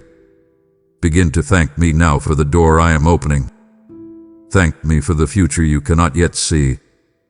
Thank me for my faithfulness that has brought you to this point. Let your first step land to the rhythm of a grateful heart. Let the first words you speak as you cross the threshold be words of praise. Frame this entire transition not as a trial to be endured, but as an act of worship to be enjoyed. This is not a march into battle. It is a dance of devotion. It is the joyful, trusting response of a beloved child to the loving invitation of their Father. So come, my beloved. Let praise be the key that you turn in the lock. Let thanksgiving be the first sound you make in your new home. Worship your way through this door. My child, your life is a story that I am writing. It is an epic, filled with moments of joy, sorrow, struggle, and grace. Now, understand this. The story of my faithfulness in your life is entering a new and glorious chapter. This threshold you stand upon is a chapter break. Everything that has come before, every trial, every triumph, every tear, has been the necessary backstory. It has been the character development, the setting of the stage. But now, the plot is about to accelerate. This is the chapter that all the previous ones were building toward. It is the chapter where the themes of redemption and purpose come to the forefront. Do not despise the earlier chapters of your story. They were essential, but do not linger in them either. A new page is turning, a new chapter is beginning, and the title of this chapter is The Faithfulness of God Made Manifest. What I am about to do in and through your life will be a sign and a wonder to many. Your life will no longer be explainable by the world's logic. A sign is something that points to a greater reality. Your life will be a giant, living signpost that points directly to me. People will look at your unexplainable peace, your supernatural provision, and your unwavering purpose, and it will point them to the reality of your God. A wonder is something that inspires awe and causes people to marvel. Your journey will be so marked by my miraculous intervention that it will leave people in a state of wonder. They will wonder how you could be so joyful after all you have been through. They will wonder how you could succeed when all the odds were stacked against you. Your life will make people wonder about the God you serve, and that wonder is the first step toward faith.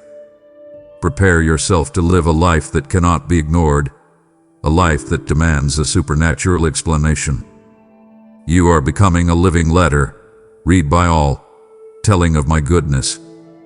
I am writing a message to a skeptical and hurting world, and you, my child, are the parchment. My Holy Spirit is the ink. The story of your transformation is the message I am writing. People all around you may never open a Bible. They may never step foot inside a church. But they will read your life. They will watch how you respond to pressure. They will see how you treat people. They will observe your integrity, your compassion, your hope. Your life is becoming a letter from me to them, a letter that says, I am real. I am good. I'm a God who heals and restores. And I love you. What a high and holy calling. I am entrusting you with my reputation, with the communication of my very heart. Live in such a way that the message I am writing through you is clear, compelling, and beautiful. This journey you are embarking upon will provide the stories you will tell for generations. This is not just about your own breakthrough. You are gathering the raw material for a powerful legacy of faith. The miracles you are about to witness, the wisdom you are about to gain, the stories of my deliverance you are about to experience, these are not just for you. They are for your children, and for your children's children. You are creating a spiritual inheritance. One day, when your descendants are facing their own impossible situations, they will draw strength from the stories of what their God did for you. Your faith today is paving the way for their faith tomorrow. You are becoming a patriarch, a matriarch of faith in your lineage.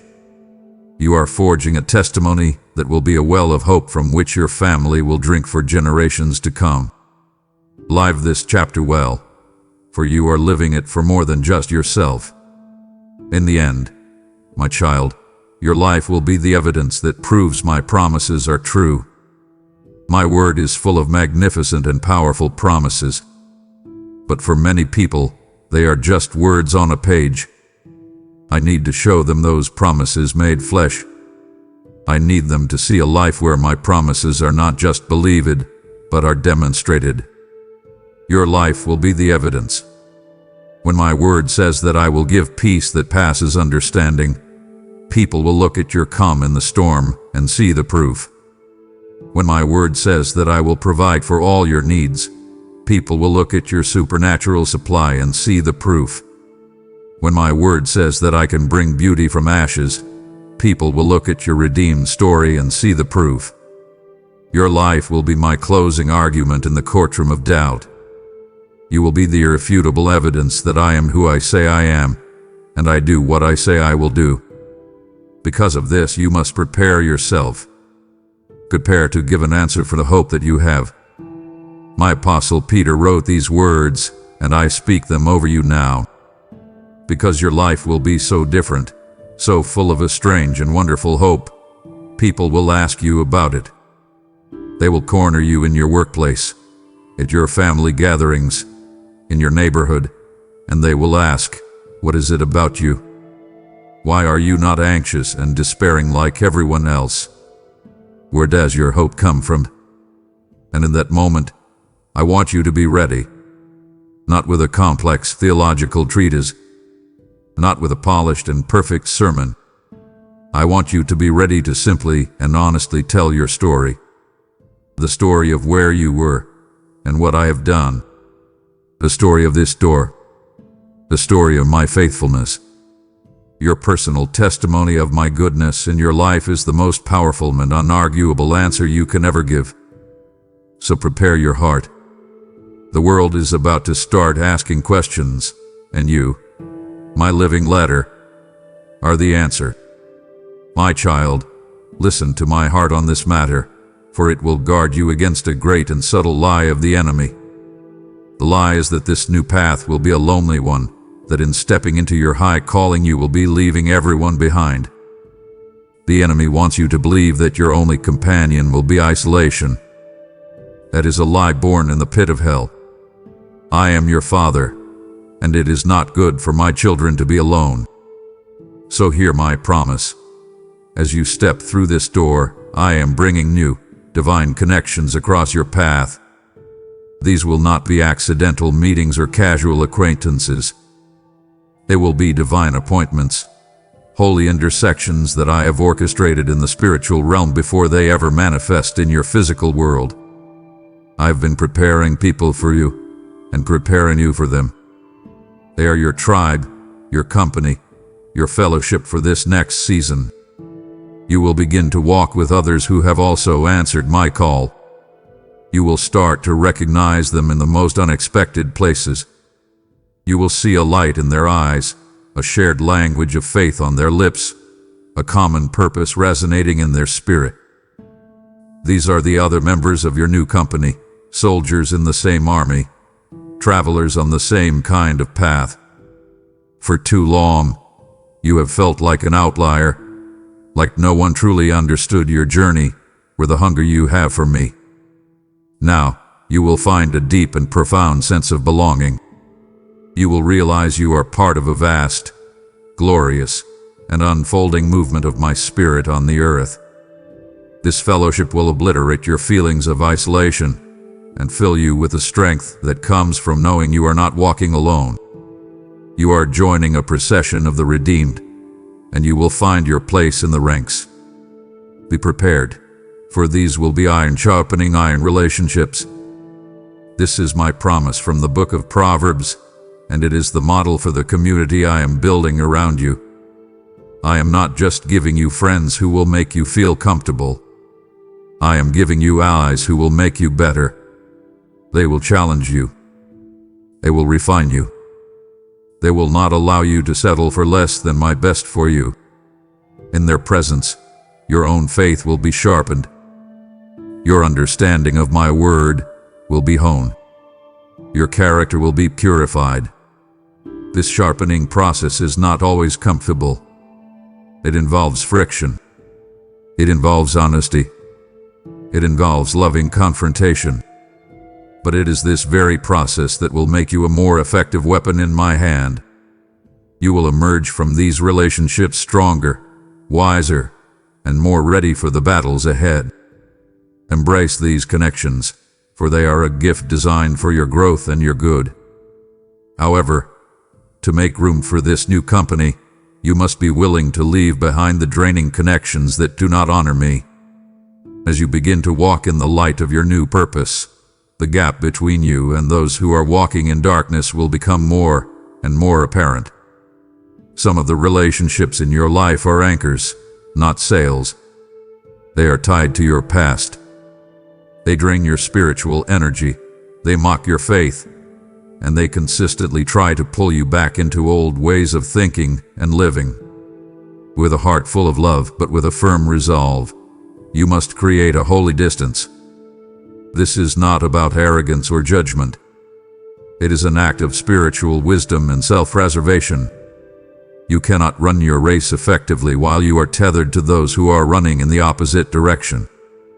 Release them to me in prayer, bless them, and then move forward into the new, life-giving relationships I have for you. This new company I am giving you will be an incredible source of strength and encouragement for your soul.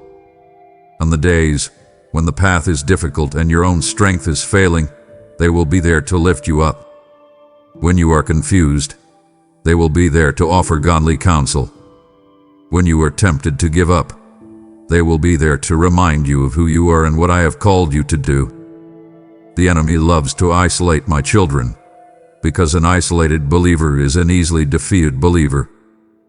But a believer surrounded by a strong, faith-filled community is a formidable fortress that the enemy cannot easily breach.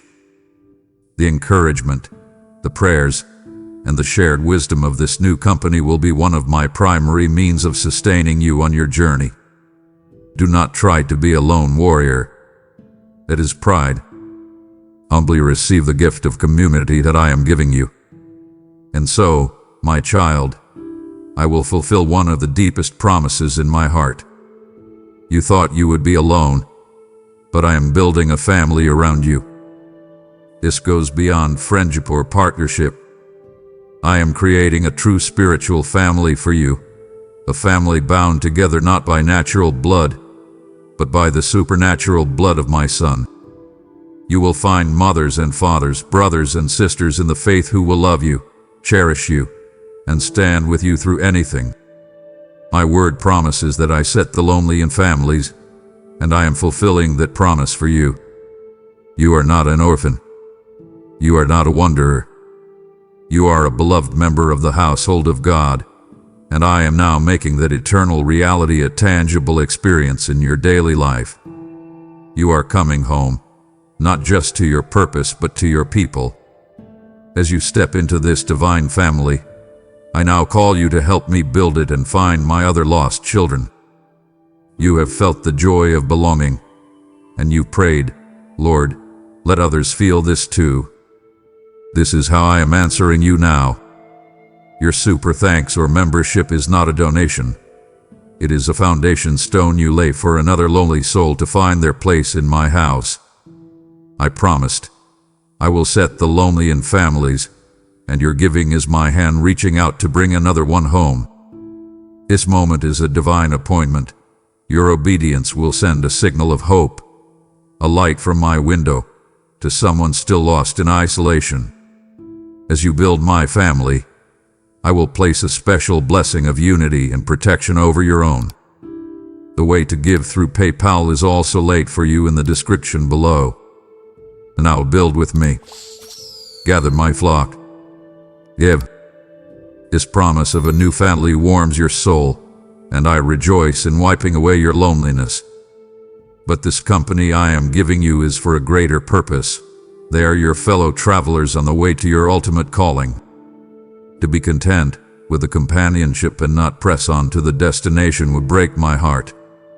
You are so close to understanding the very reason you were born.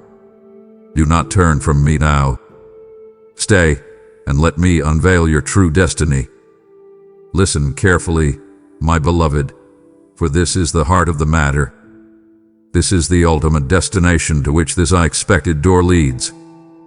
Everything up to this point in your life, every joy and every sorrow, every victory and every failure, every season of waiting and every moment of preparation, has been leading you to this. It has all been preparation for your ultimate purpose. Nothing was random. Nothing was wasted.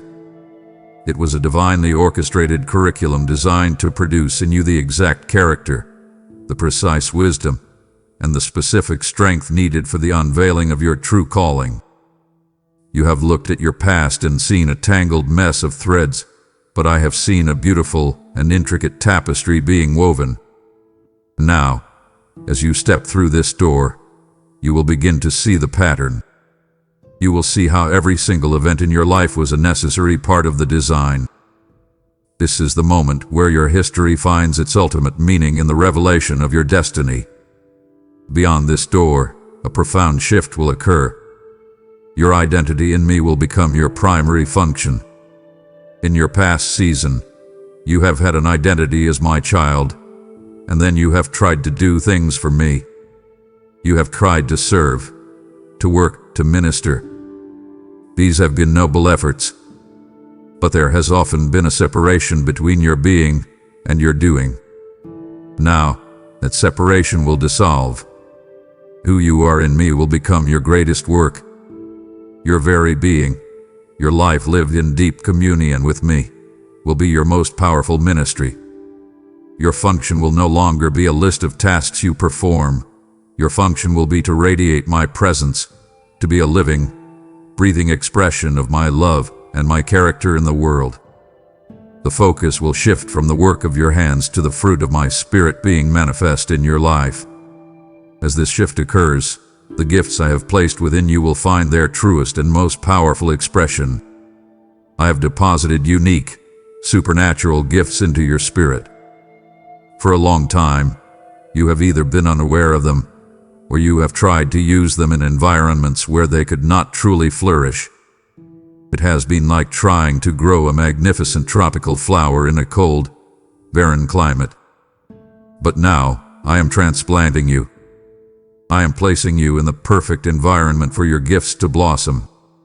As you step into your true calling, you will begin to operate in your spiritual gifts with a new ease, a new anointing, and a new effectiveness. It will feel less like striving and more like breathing. It will feel like coming home to the person I always created you to be.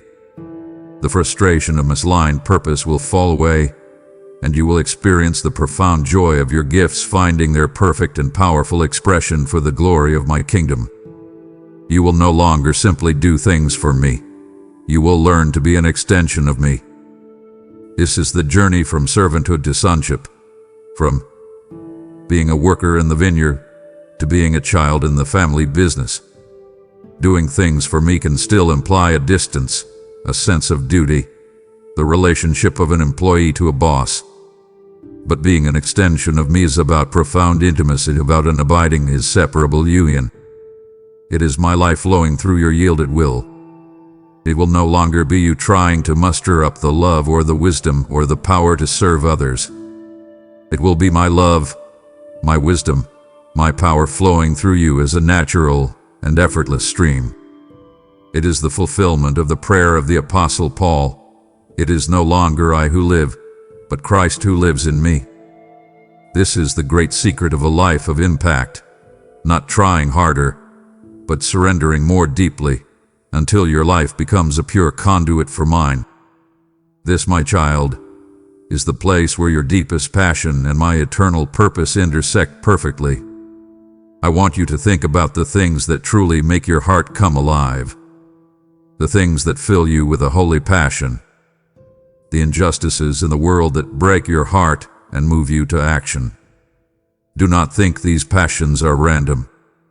I am the one who placed them there. I planted those specific desires and burdens in your heart. They are clues to your calling. And in this new season, you will see how those very personal, God-given passions align perfectly with my grand, eternal purposes. Your work will no longer feel like a duty you must perform. It will feel like the greatest joy you could possibly experience. You will be getting to do the very thing that makes you feel most alive, and you will find that in doing so, you are also making your most significant contribution to my kingdom. This intersection of your passion and my purpose is the sweet spot of your existence. And so we arrive at the ultimate truth of this moment. You were born for what lies on the other side of this door. This is not a consolation prize because your other plans failed. This is not a plan B. This is the very reason you were created. This is the purpose I had in mind when I knit you together in your mother's womb. Every detail of your design, your personality, your talents, your experiences, your very scars, was chosen with this calling in mind. You have been on a long journey of discovery, but now you are arriving at your destination. You are coming home to your truest self, to your highest calling. This is your why. This is the reason you exist. So do not hesitate. Do not look back. This is the unveiling of the masterpiece I have been creating all along. You were born for this. Now, step through the door and begin to live the life you were created for. My beloved, for so many seasons, you have been sowing in tears. I have seen you. I saw you on your knees in the midnight hour, your heart breaking, planting prayers like seeds into the dark, hard ground of an impossible situation. I saw you choosing to sow kindness into a relationship where you reap only pain. I saw you sowing seeds of integrity in a workplace culture of compromise. I saw you faithfully sowing your meager resources, your time, your energy, your finances, into my kingdom, with no guarantee of an immediate return. Every tear that has fallen from your eyes hath been a precious water source for those seeds. Not one hath been wasted. Not one hath been forgotten by me. You have looked at the barren field of your life for a long, long time and wondered if anything would ever grow. You have endured the long winter of waiting, and now I declare to you, the season has turned. The winter is past. The rains are over and gone. The time for reaping with joy has come. The joy that is coming to you will be so overwhelming, so complete, that the memory of the tears you shed while sowing will be washed away in a flood of glorious, bountiful harvest. Look with me, through the eyes of the Spirit, beyond this door. I want you to see what I see. A vast field, golden and shimmering, stretches to the horizon. The stalks are heavy, bowed down with the weight of ripe, perfect grain. The air is thick with the sweet scent of fulfillment. This field is ripe for harvest. The time of planting and waiting is over. The time for gathering has come. This is the culmination of all your prayers, all your faithfulness, And now, my child, I turn to you. I place a sickle of divine purpose in your hand. And I say to you, I am sending you as a laborer into this harvest. You are not stepping into a season of rest, but into a season of joyful, purposeful work. You have a vital role to play in bringing in this great harvest. Your waiting has not been passive. It has been your training for this very work. Everything you have learned, everything you have endured, has prepared you to be a skilled and effective worker in the field that is now ready. You must understand, this harvest is not of worldly wealth, but of souls and redeemed lives. The world chases a harvest of money, of status, of possessions. But those things are temporary. They are barns of hay that will one day burn. The harvest I am sending you to is eternal. It is a harvest of priceless value. Every stalk of grain in that field is a human soul, a person for whom my son died. It is a broken heart waiting to be mended. It is a lost child waiting to be found and brought home. It is a life entangled in darkness, waiting to be brought into my glorious light. This is the only harvest that truly matters. This is the only treasure that lasts forever. I am inviting you to be a part of the most significant and joyful work in the universe, the gathering of my precious children into my arms.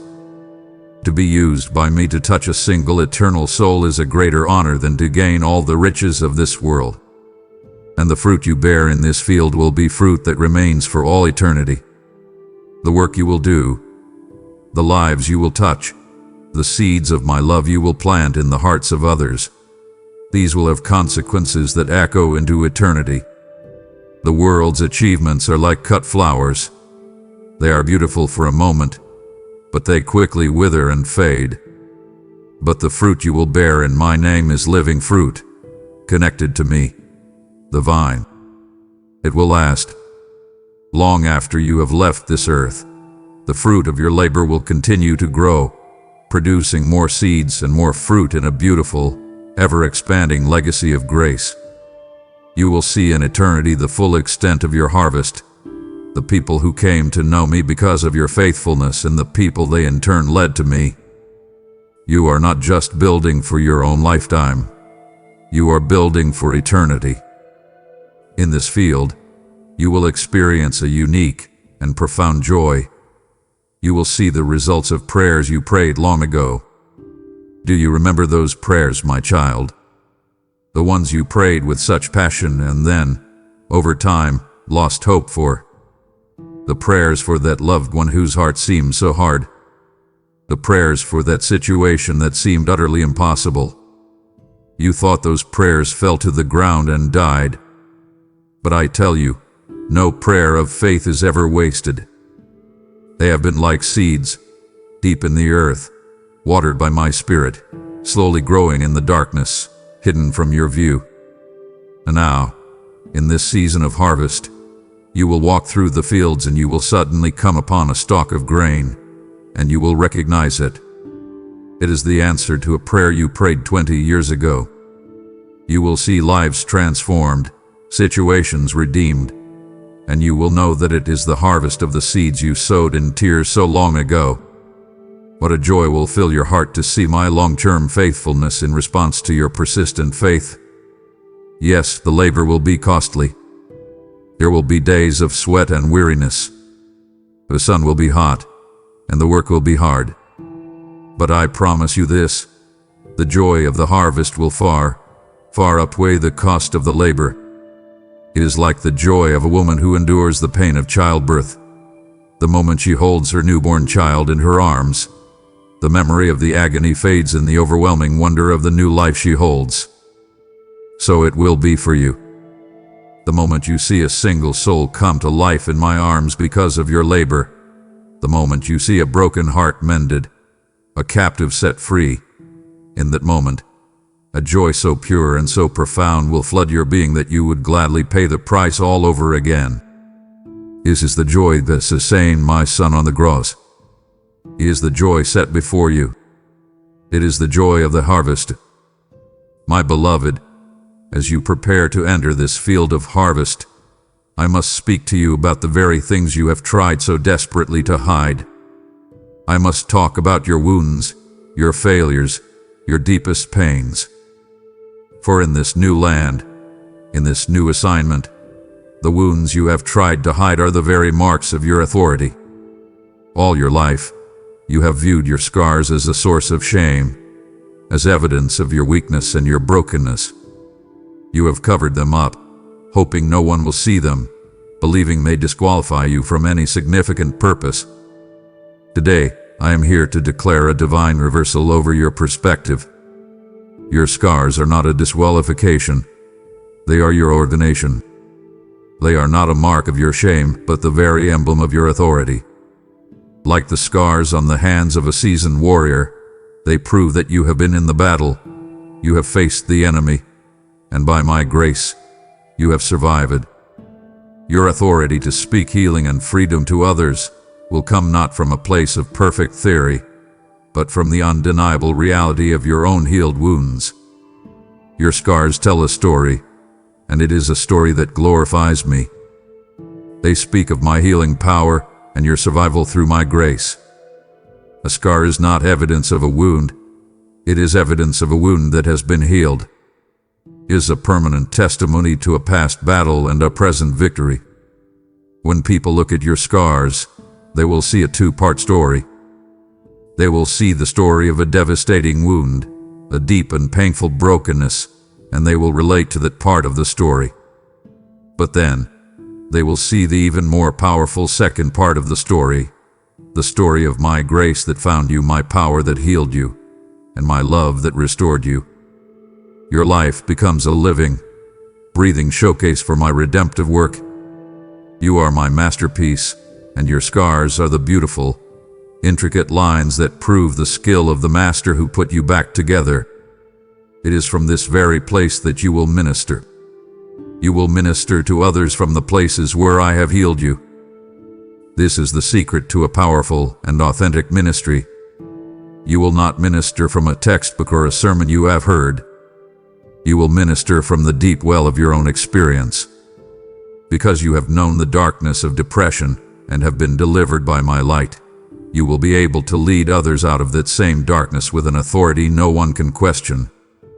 Because you have known the agony of betrayal and have learned to walk in my forgiveness, you will be able to minister healing to the betrayed.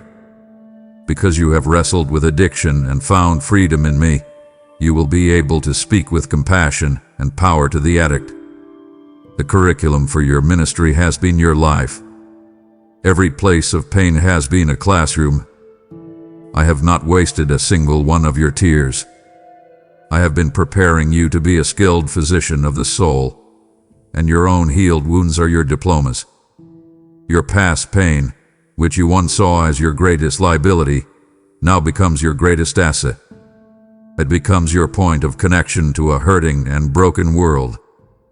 People are tired of perfect-looking leaders who speak from a high and distant platform.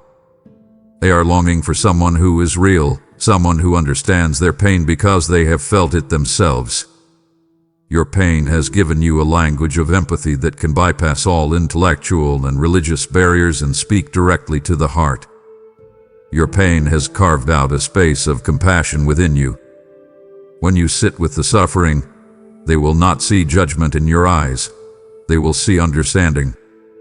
Your past pain is the bridge I have built through you, a bridge that will allow hurting people to walk across their fear and isolation and find their way to me. The very thing the enemy intended to isolate you and destroy you with, I am now turning into a powerful tool of connection and redemption. Therefore, my child, I command you, do not be ashamed of your scars. They are beautiful to me.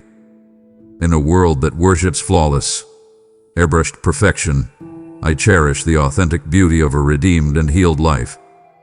Your scars are like the Japanese art of kintsugi, where a broken piece of pottery is mended with lacquer mixed with powdered gold. The belief is that the piece is more beautiful and more valuable because it was broken. So it is with you. I have mended your broken places with the pure gold of my grace. and you are more beautiful to me now than you were before. And remember, my own son, in his resurrected and glorified body, still bears the scars in his hands, his feet, and his side. He is not ashamed of them. They are the eternal emblems of his love for you. So how can you be ashamed of yours? They are the marks that unite your story with his. Your scars are the credentials that qualify you for this specific work. The world has its own system of qualifications, degrees, titles, accomplishments, wealth. But to be a healer of the broken in my kingdom requires a different resume. When a drowning person cries for help, they do not want someone who has merely read a book about swimming. They want someone who has nearly drowned themselves and knows the way to the shore. Your scars are your credentials. They are your qualifications. The enemy thought he was disqualifying you with every blow, with every wound. But in his ignorance, he was simply writing the very resume that would qualify you for your greatest assignment. You are uniquely qualified for this work precisely because of what you have been through. So take your place. Step into your authority. And let the beautiful, powerful story of your scars be a source of hope and healing to a world that desperately needs it. My child, listen to this vital truth. As you step into this new season, you cannot operate with old equipment. The grace you had for your last season is insufficient for this one. I give my grace, my divine empowerment, in measures that are perfectly suited for the assignment at hand. The grace that enabled you to endure the wilderness is not the same measure of grace that you will need to conquer the promised land. The grace that helped you to survive is not the same as the grace that will empower you to thrive and lead others into victory. Do not look to your past experiences of my grace as the limit of what is available to you. I am calling you up higher, and with that higher calling comes a greater dimension of my enabling power. You are standing at the edge of an upgrade. Your spirit is about to receive a new capacity, a new level of empowerment for the new level of your calling. To inaugurate this new season, I am pouring out fresh oil upon your head. This is more than a metaphor, it is a spiritual reality. In the ancient times, when I called someone to a new and significant task, a king, a priest, a prophet, they were anointed with oil as an outward sign of an inward empowerment. Today, in this holy moment, I am anointing you. Close your spiritual eyes and feel it now. Feel the fresh, fragrant oil of my Holy Spirit being poured out upon your head. It is not old, stale oil from a previous season. It is fresh oil, new oil, reserved for this day and this assignment. Feel it running down, consecrating your mind, your eyes, your ears, your mouth, your hands. This anointing is setting you apart for my holy purposes. It is saturating you with my presence and my power. It is equipping you for the work ahead. This is your commissioning ceremony, performed not by the hand of man, but by the very hand of your God. This new anointing will equip you with 3 essential things: wisdom, discernment, and favor. It will anoint your mind with a supernatural wisdom that goes far beyond your own intellect. You will face complex situations and impossible problems, and I will give you divine strategies and solutions that will astound you and those around you. This anointing will open your spiritual eyes with a new level of discernment. You will be able to see beyond the surface, to discern the spirits, to know what is from me and what is not. This will protect you from deception and guide you in your decisions. And this anointing will clothe you in a garment of divine favor. This is my grace made visible upon your life. People will be inexplicably drawn to you. Doors will open for you. You will find favor with those in authority. This is not because of your own charm or talent. It is the supernatural effect of the fresh oil I am pouring upon you. And this anointing will fulfill the very words of my Son. It will make my burden light and my yoke easy. The tasks that lie ahead are great. In your own strength, they would be a crushing weight, a heavy, chafing yoke that would lead to burnout and despair. But the anointing is the supernatural lubricant of the Spirit. It is the oil that makes the yoke fit comfortably upon your shoulders and allows the burden to be carried with a supernatural ease. You will still work hard. You will still pour out your life. But you will not be operating from a place of frantic, fleshly striving. You will be working from a place of deep, anointed rest, carried along by the powerful current of my Spirit. The weight of the assignment will be on my shoulders, not yours. Your part is to simply remain under the yoke with me, walking in step with me, and allowing my strength to do the heavy lifting. You will find yourself operating in a strength and an insight that are clearly not your own. This will be the undeniable evidence of this new anointing on your life. You will be in a conversation and find yourself speaking words of profound wisdom that you did not know you possessed. You will face a moment of intense pressure and feel a calm and a strength that defy your natural personality. You will look at a complex problem and see a simple solution that had been hidden from everyone else. In those moments, you will know. You will know that it is not you, but the anointing of my Spirit upon you and within you. This will keep you humble, for you will always be aware that the power is not yours, but mine. And it will make you bold, for you will know that you are equipped with a supernatural competency that far exceeds your own. Therefore, my beloved, I give you this one final instruction concerning this anointing. You must receive this new measure of my Spirit for the task at hand. It is a gift. I am pouring it out freely. But a gift is not possessed until it is received. I am not looking for your worthiness. I am looking for your openness. So position your heart now. Humble yourself before me. Acknowledge your inadequacy for the task ahead. Confess your deep need for my empowerment. Lift your head. Incline your heart toward me. And with a simple prayer of faith, say, "Yes, Lord. I receive it." Open the hands of your spirit and take hold of this gift. Do not let doubt or feelings of unworthiness stop you. I have declared you worthy. I have chosen to equip you. Receive the fresh oil. Receive the new anointing. Receive the empowerment you need for the glorious journey that awaits.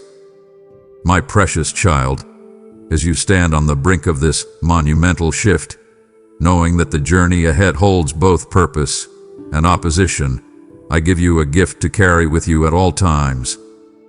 It is my peace. But this is not the peace the world offers, which is fragile and dependent on circumstances. The gift I give you is my very own peace, a peace which transcends all human understanding, and it will stand guard over your heart and your mind. I want you to picture this peace as a garrison of heaven's most elite warrior angels, stationed in and around you. Their only mission is to protect your inner world.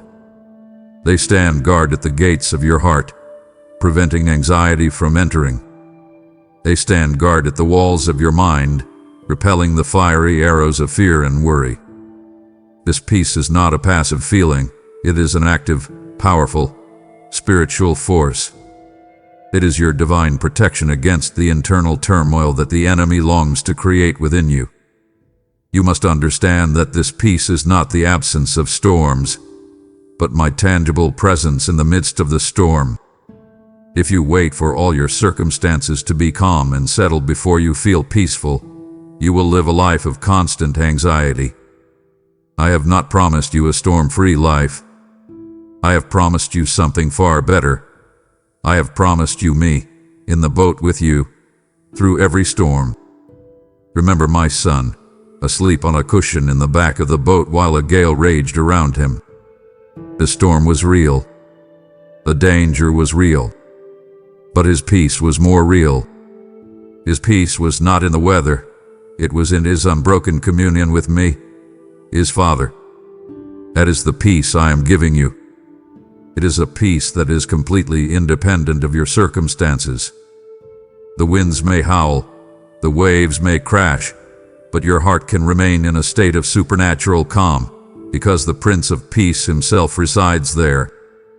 This peace will be your anchor when the winds of uncertainty blow. The path ahead is one of faith, which means there will be much that you do not know. This uncertainty can feel like a violent wind, threatening to toss your soul back and forth, driving you onto the rocks of fear and confusion. In those moments, my peace will be the anchor for your soul. An anchor does its work unseen, beneath the turbulent surface. It latches onto something solid and unmovable. My peace is an anchor that latches onto the unmovable bedrock of my sovereignty and my faithfulness. While the surface of your life may be in turmoil, this anchor will hold you fast. It will keep you from being carried away by your emotions. It will hold you steady in your purpose. It will secure you in the truth of my love, no matter how fiercely the winds of uncertainty may blow. This is a supernatural calm that the world cannot give, and because the world did not give it, the world can never take it away. You cannot find this peace in a change of job, in a financial windfall, or in the approval of others. You cannot manufacture it with positive thinking or deep breathing exercises. Those things are temporary and superficial. The peace I give you is a fruit of my Holy Spirit, grown from the inside out. It is an impartation, a direct transfer from my heart to yours. It is not dependent on anything in this world, and therefore, nothing in this world can disturb it. People can fail you. Your plans can go wrong, your health can be challenged, but this deep, abiding peace can remain untouched, a quiet sanctuary in the center of your being, because its source is not on this earth, but in the throne room of heaven. I want you to learn to use this peace as a practical tool for guidance. Let this peace be the umpire of your heart, confirming my will. The word the Apostle Paul used means exactly that. An umpire, a referee who makes the final call. When you are faced with a decision and you do not know which way to turn, after you have prayed and consulted my word, I want you to be still and check for my peace. If you consider one path, and your heart is filled with anxiety, turmoil, and a sense of striving, that is the umpire shouting, "Out." That is not the way. But if you consider another path, and a quiet, steady, supernatural peace settles over your spirit, even if the path doesn't make logical sense, that is the umpire confirming, "Safe." This is the way. Walk in it. My peace will be your internal compass, your divine confirmation that you are in step with my spirit. The foundation of this entire reality, the bedrock upon which this anchor of peace holds fast, is this simple, unshakable truth: I am in complete control. Rest in this assurance. Your life is not a series of random events. Your future is not in the hands of fate or of other people. Your life, your purpose, your every breath is held securely in the hands of a God who is absolutely sovereign, who is infinitely wise, and who loves you with an everlasting love. Rest your mind from the exhausting work of trying to figure everything out. Rest your heart from the heavy burden of carrying your own future. Rest your spirit in the deep, quiet, peaceful knowledge that your Father is on the throne, that He is working all things together for your good, and that nothing can ever happen to you that does not first pass through His loving hands. Rest, my child. Be still, and know that I am God. And in that knowing, you will find a peace that nothing can ever take from you. Rest in this perfect peace I have given you, my child, but do not fall asleep at the threshold. This peace is not a pillow for passivity. It is the foundation for your courage. My heart aches at the thought of you receiving my peace but refusing to take the step it empowers you to make. You have come too far to become a monument of peaceful hesitation. Stay just a moment longer. Let me show you that you are not taking this final step alone. And now, my child, we arrive at the moment of action. The door stands before you. You have been prepared. You have been strengthened. You have been given your credentials and your commission. And as you look at the great, heavy handle of this door, a final tremor of fear may pass through you. You may think, am I strong enough to even open it? So I come to you now with one last, beautiful assurance. I am not asking you to open this door on your own. This final act, this step of transition, is not a solo test of your strength. You have walked with me to this threshold, and I will now walk with you through it. I have not led you all this way only to abandon you at the most critical moment. I am with you. We will do this together. Look now, with the eyes of your heart. As you reach out your small, and perhaps trembling, hand toward the doorknob, I want you to see my hand. My strong, capable, nail-scarred hand.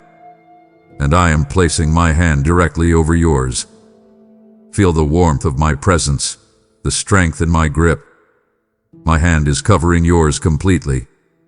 This is a picture of our partnership, of our union. It is a sign that I am guiding you, that I am protecting you, that I am sharing in this very effort with you. Your hand provides the willingness. My hand provides the power. Your hand represents your faith. My hand represents my faithfulness. Do not be afraid of the weight of this moment.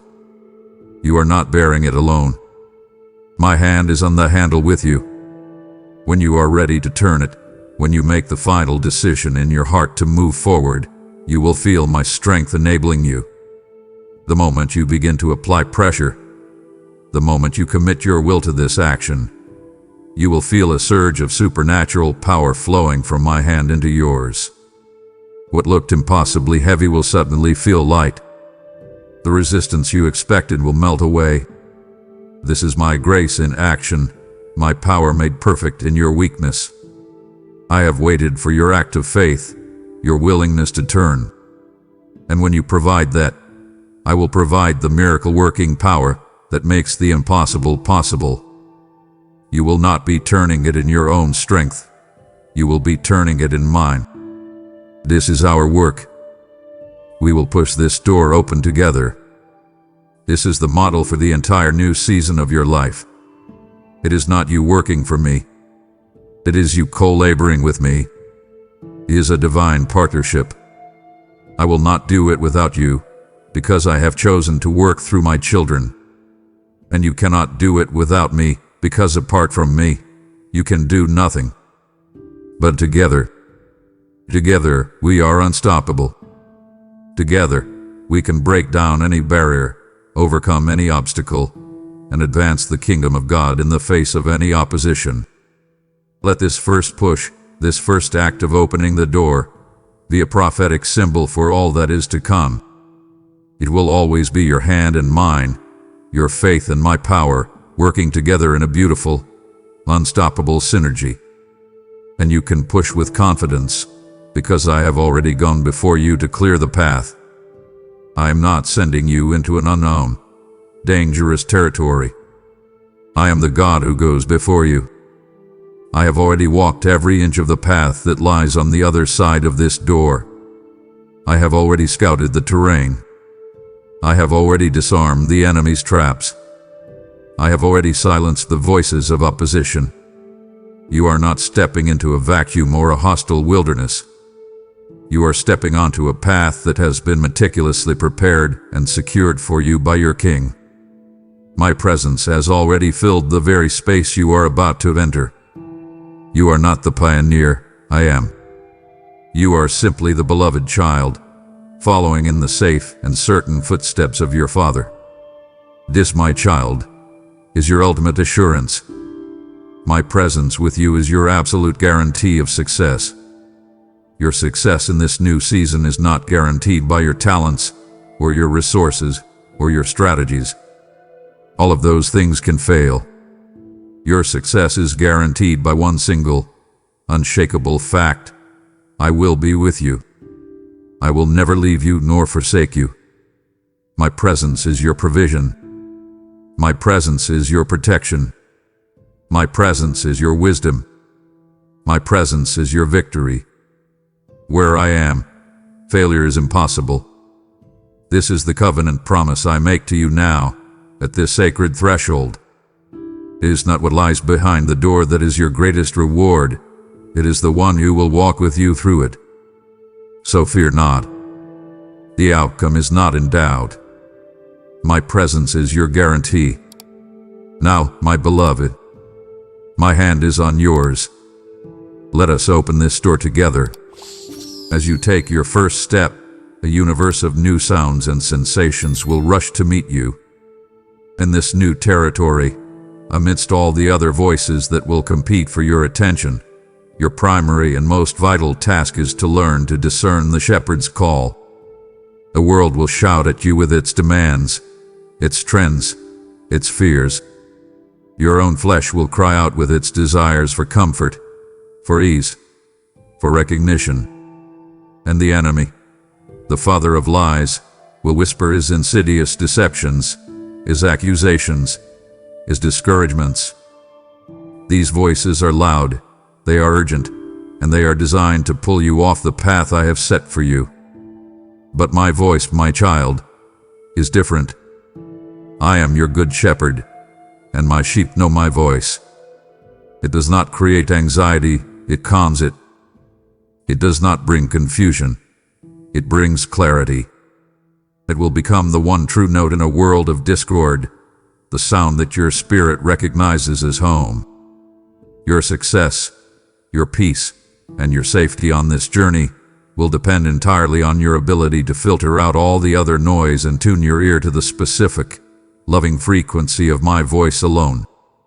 You must understand, I am not shouting, I am calling your name with love. The dictators of this world rule by shouting commands. Their voice is harsh and impersonal. But I am not a dictator. I am your father. I lead you not with a bullhorn, but with a whisper of love. I know your name. I have called you by name, and you are mine. The guidance I give you will be personal, intimate, and custom-made for you. It will come as a gentle knowing in your spirit, a quiet peace that settles a troubled decision, a verse of my word that suddenly shines with a personal light meant wholly for you. Do not expect me to thunder from the heavens to give you your daily instructions. Expect me to walk beside you, my hand on your shoulder, speaking gently into your heart. The world may not hear it. It is a communication reserved for you, a secret language between the beloved and the one who loves them. When you hear this voice, everything changes. For my voice is not just information, it is impartation. My voice brings life. When your spirit feels dry and weary, a single word from me will be like a river of living water, reviving and refreshing your innermost being. My voice dispels fear. When you are paralyzed by anxiety, the sound of my voice will enter your heart, and fear will flee like a shadow in the presence of the sun. For fear cannot coexist where I am speaking, and my voice imparts courage. When you feel weak and unequal to the task, my voice will speak strength into your bones, infusing you with a holy, supernatural boldness that is not your own. Remember how I created the world. I spoke, and it was. My voice carries that same creative power. When I speak a promise to you, I am speaking its fulfillment into existence. My word does not just describe a new reality, it creates it. Therefore, your great task is simple. Follow the sound of my voice, and you will never be led astray. This is the compass for your journey. This is the map for your future. Do not lean on your own understanding, for your understanding is limited and can be easily deceived. Do not follow the advice of the crowd, for the crowd is often walking on the broad path that leads to destruction. Do not even follow the desires of your own heart without first submitting them to me, for the heart can be deceitful. Your one, true, and unfailing guide is the sound of my voice. If you will make it the singular passion of your life to listen for my voice, and the singular commitment of your life to obey what you hear, I promise you, you will never take a wrong turn. The path may be winding and unknown to you, but I know it perfectly, and my voice will guide you safely along every step of the way. You must also know that this is a call to intimacy, a call to walk more closely with me than you ever have before. The ultimate reason I speak to you is not just to give you directions. It is because I desire fellowship with you. Every instruction is an invitation into a deeper conversation. Every command is an opportunity for a deeper trust. I am not just a guide to be consulted. I am a bridegroom who longs for the presence of his bride.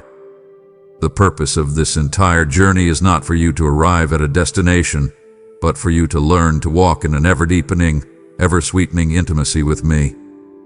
The challenges you will face are designed to make you press into me more closely. The victories you will experience will be occasions for us to rejoice together. Do not get so focused on the work of the journey that you forget the joy of the relationship. The greatest prize is not what lies at the end of the path, but who is walking on the path with you. So listen, my child.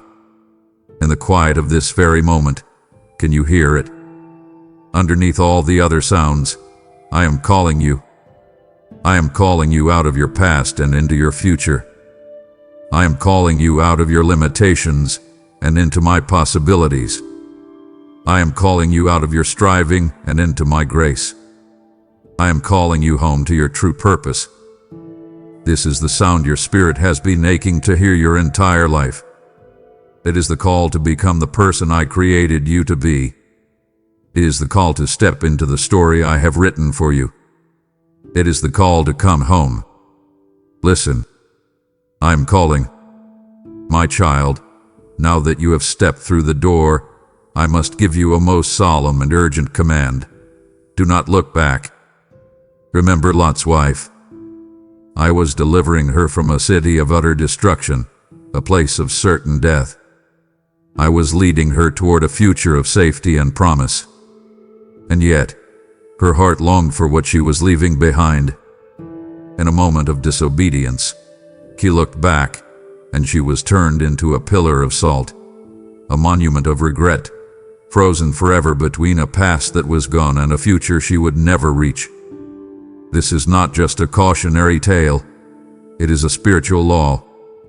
Looking back with longing for the life you are leaving is a perilous act. It is a vote of no confidence in the future I have for you. It is a flirtation with a past I have already redeemed you from. I have called you forward. Your gaze must be forward. You not become a monument of regret.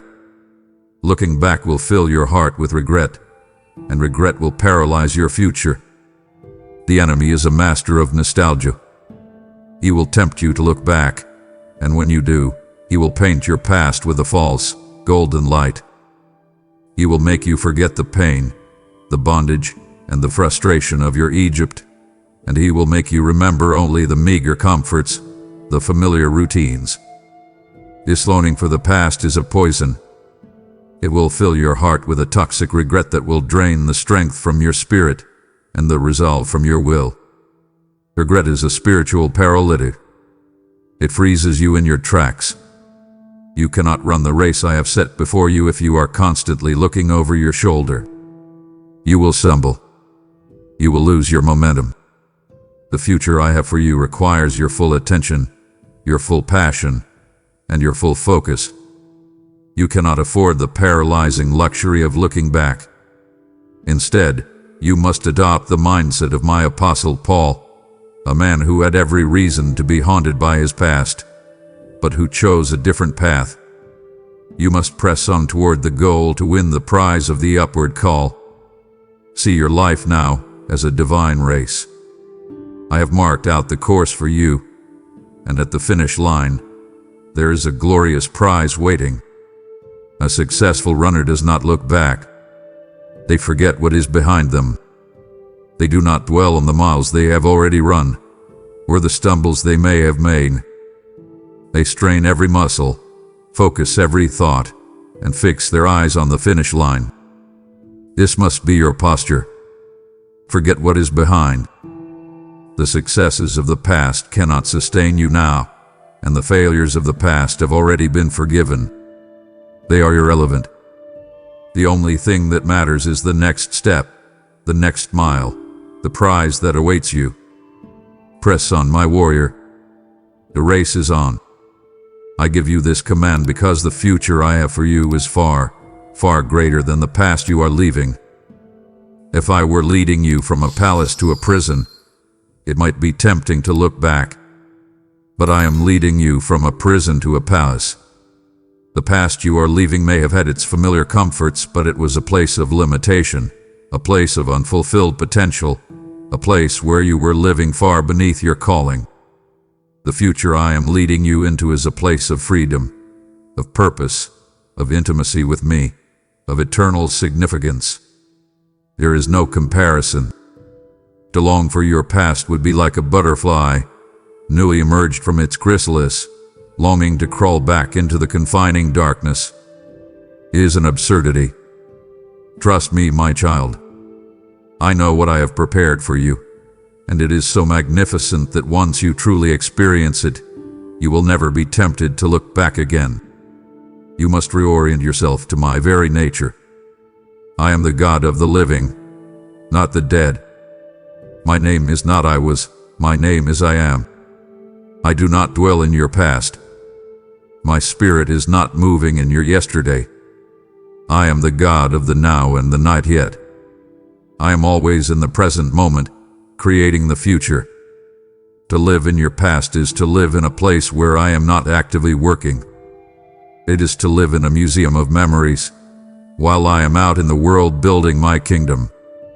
I am calling you to join me where I am. I am calling you to be fully present in this day, and to be fully hopeful for the tomorrow I am creating. Your past is redeemed, but it is finished. Do not try to live in a finished chapter. I am with you now, and I am waiting for you in your future. Come and join me there. Therefore, you must set your face like flint toward the new horizon I am revealing. This is the posture of unwavering resolve. A face set like flint does not look to the right or to the left. It is not distracted. It is not turned aside by opposition or by temptation. It is fixed, determined, and resolute. I am revealing a new horizon to you, a new landscape of promise. And I command you now, set your face toward it. Turn your back completely on the old landscape. Do not allow yourself even a nostalgic glance over your shoulder. When the temptation comes to long for the past, you must be ruthless. You must fix your eyes on the horizon of my promise and refuse to be moved. Your future is too glorious to be jeopardized by a longing for a past that is no more. Set your face like flint. The horizon awaits. My beloved child, as we come to the heart of this entire transition, I want to clarify for you the single greatest promise of this new season. You may be focused on the new purpose, the blessings, the harvest that awaits. These things are wonderful, but they are not the ultimate prize. My ultimate promise to you is not what is behind the door, but who goes with you through it. The greatest gift of this new season is not a new assignment. It is a new and deeper dimension of me. Many have sought my gifts but have neglected me, the giver. They have sought my blessing but have not sought my face. I am calling you to something far higher, far richer. The ultimate reality of your promised land is not the land itself, but the fact that I, your God, will walk there with you. The most foundational promise I have ever made, the one that echoes from Genesis to Revelation, is the one I speak over you now. I will never leave you nor forsake you. Let this promise sink past your mind and into the very marrow of your bones. Let it become the unshakable foundation of your new life. When you feel weak and unequal to the task, I will not leave you. When you stumble and make a mistake, I will not forsake you. When you face opposition and feel utterly alone, I will be right there with you, closer than your own breath. This is not a promise that is conditional on your performance. It is a covenant promise based on my unchanging character. My presence with you is a constant and absolute, a guarantee. It is the one thing in your life that will never, ever change. My presence with you will be your all-sufficient supply. My presence will be your light when the path ahead seems dark and confusing. You will not need to know the whole map, because you will have the map maker with you. My presence will be your guide, leading you and directing you one step at a time. My presence will be your comfort when the journey is hard and your heart is grieving. You will feel my arms around you, my peace quieting your soul. My presence will be your strength, your provision, your protection, your wisdom. Everything you could ever need for this journey is found not in a set of resources, but in the reality of my abiding presence. Do not seek for things, seek for me. And in finding me, you will find that you already have everything you need. You must understand that you are not just entering a new season of your life. You are entering a deeper dimension of me. The purpose of this entire journey, the reason for the door, the reason for the new calling, is to draw you into a more intimate and profound relationship with your God. Yes, you will do great things for me, but the greater reality is that I will be doing a great thing in you. I am weaning you from your dependence on everything else so that you can become utterly and joyfully dependent on me alone. I am leading you beyond the outer courts of religious activity and into the Holy of Holies of true, abiding communion. The greatest fulfillment of your new calling will not be in what you accomplish, but in the sweetness of knowing me more deeply than you ever thought possible. And in my presence, you will find the one thing your soul has been searching for your entire life: fullness of joy.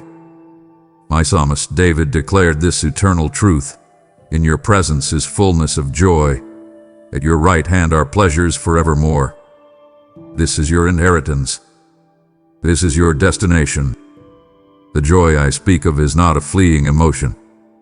It is a deep, resonant, and constant state of being that is found only in communion with me. It is the joy of the beloved child resting securely in the Father's arms.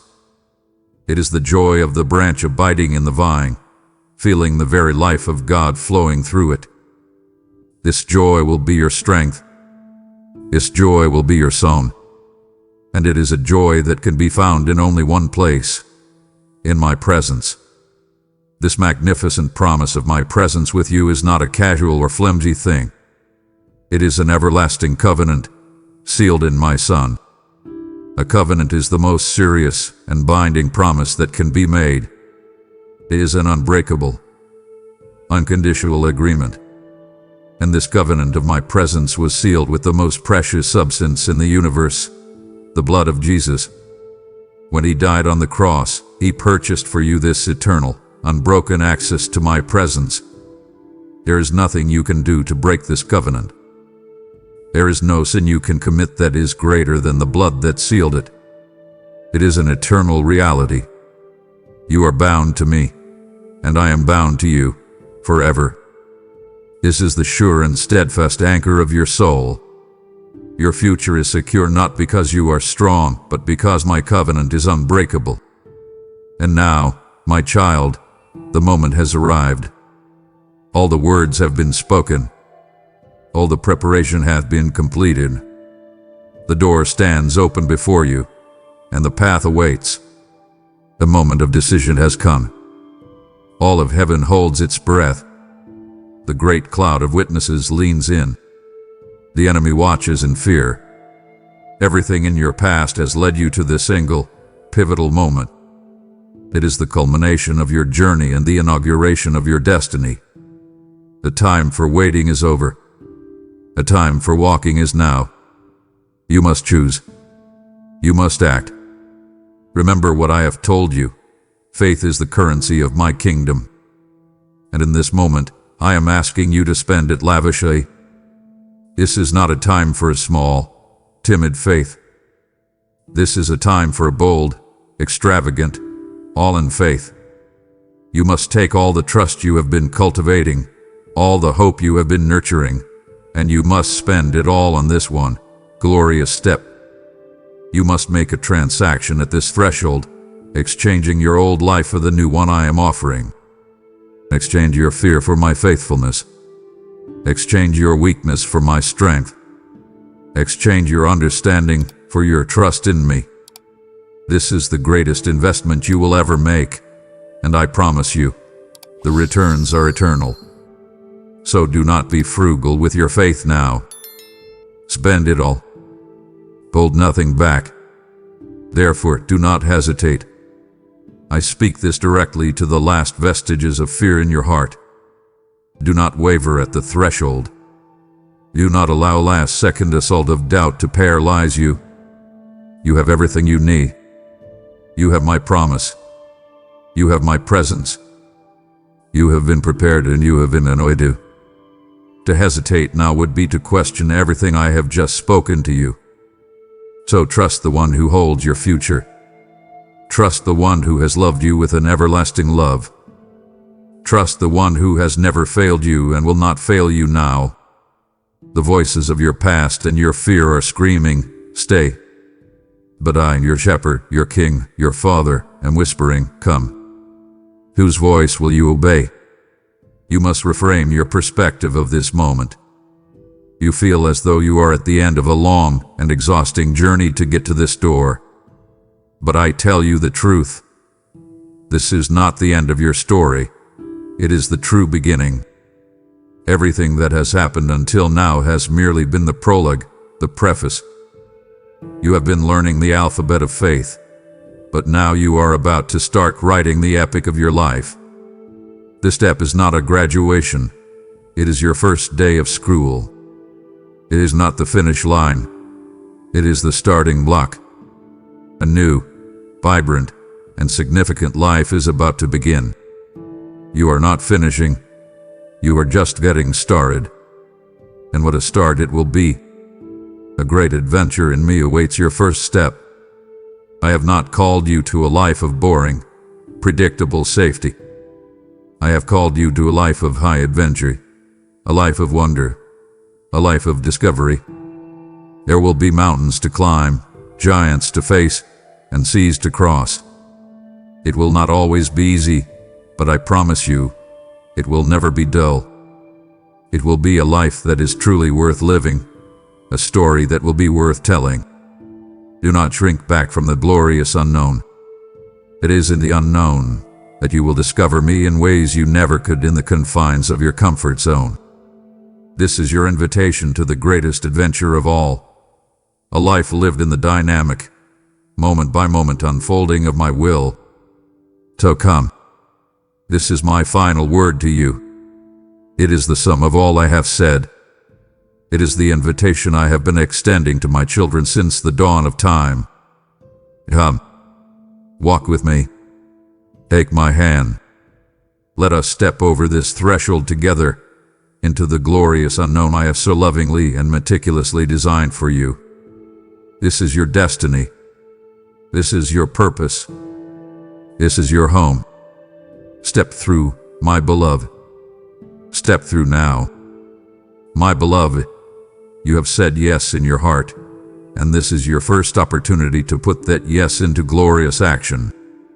Your first step into your new destiny can be to hold the door open for the one who is following behind you. Every super thanks or membership becomes a key that unlocks this message for another soul who is still trapped in their own dark hallway. I have set before you an open door that no one can shut. Your act of faith now ensures this door remains open for the next heart I am calling. This moment is the first harvest of your new land. Do not hesitate to sow your first seed of obedience. Because you have chosen to open a door for another, I will go before you and make every crooked path straight. For those I call to give through PayPal. The link in the description is your open door to sow. Now, begin your great adventure. Consecrate your new beginning. Give. My beloved child, as my voice fades to a whisper in your soul, let the resonance of my truth remain. Our time of speaking is drawing to a close for now, but your time of walking is just beginning. Your journey through the unexpected door starts not with a great leap, but with a simple step of faith. I now invite you to take that first step, to make a tangible declaration that will anchor your heart to the promise I have given you. This is more than just an action. It is an act of worship, a public testimony of your trust. In the space provided for you to write, I want you to make your declaration. Let your hands type what your spirit has received. Do not do this for the eyes of others, but do it as a sacred agreement between us. Let this be the moment you seal your decision. Declare with faith and courage, my hand is in yours. I am stepping through the door. As you write these words, know that you are not just typing a comment. You are making a decree in the spiritual realm. You are serving notice to the enemy that his time of hindering you is over.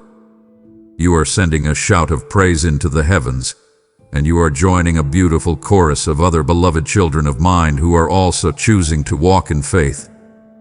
Your declaration will be a beacon of hope for others who read it. Let this be your first harvest, the sowing of a seed of encouragement for a brother or a sister you may never meet. Do this now, and feel my spirit bear witness with yours, affirming your decision with a profound and holy peace. Your new chapter has begun. Amen. If you believe in me, your Heavenly Father, then like this video and leave a heartfelt amen in the comments. If you want to stay closer to me, then subscribe to this channel.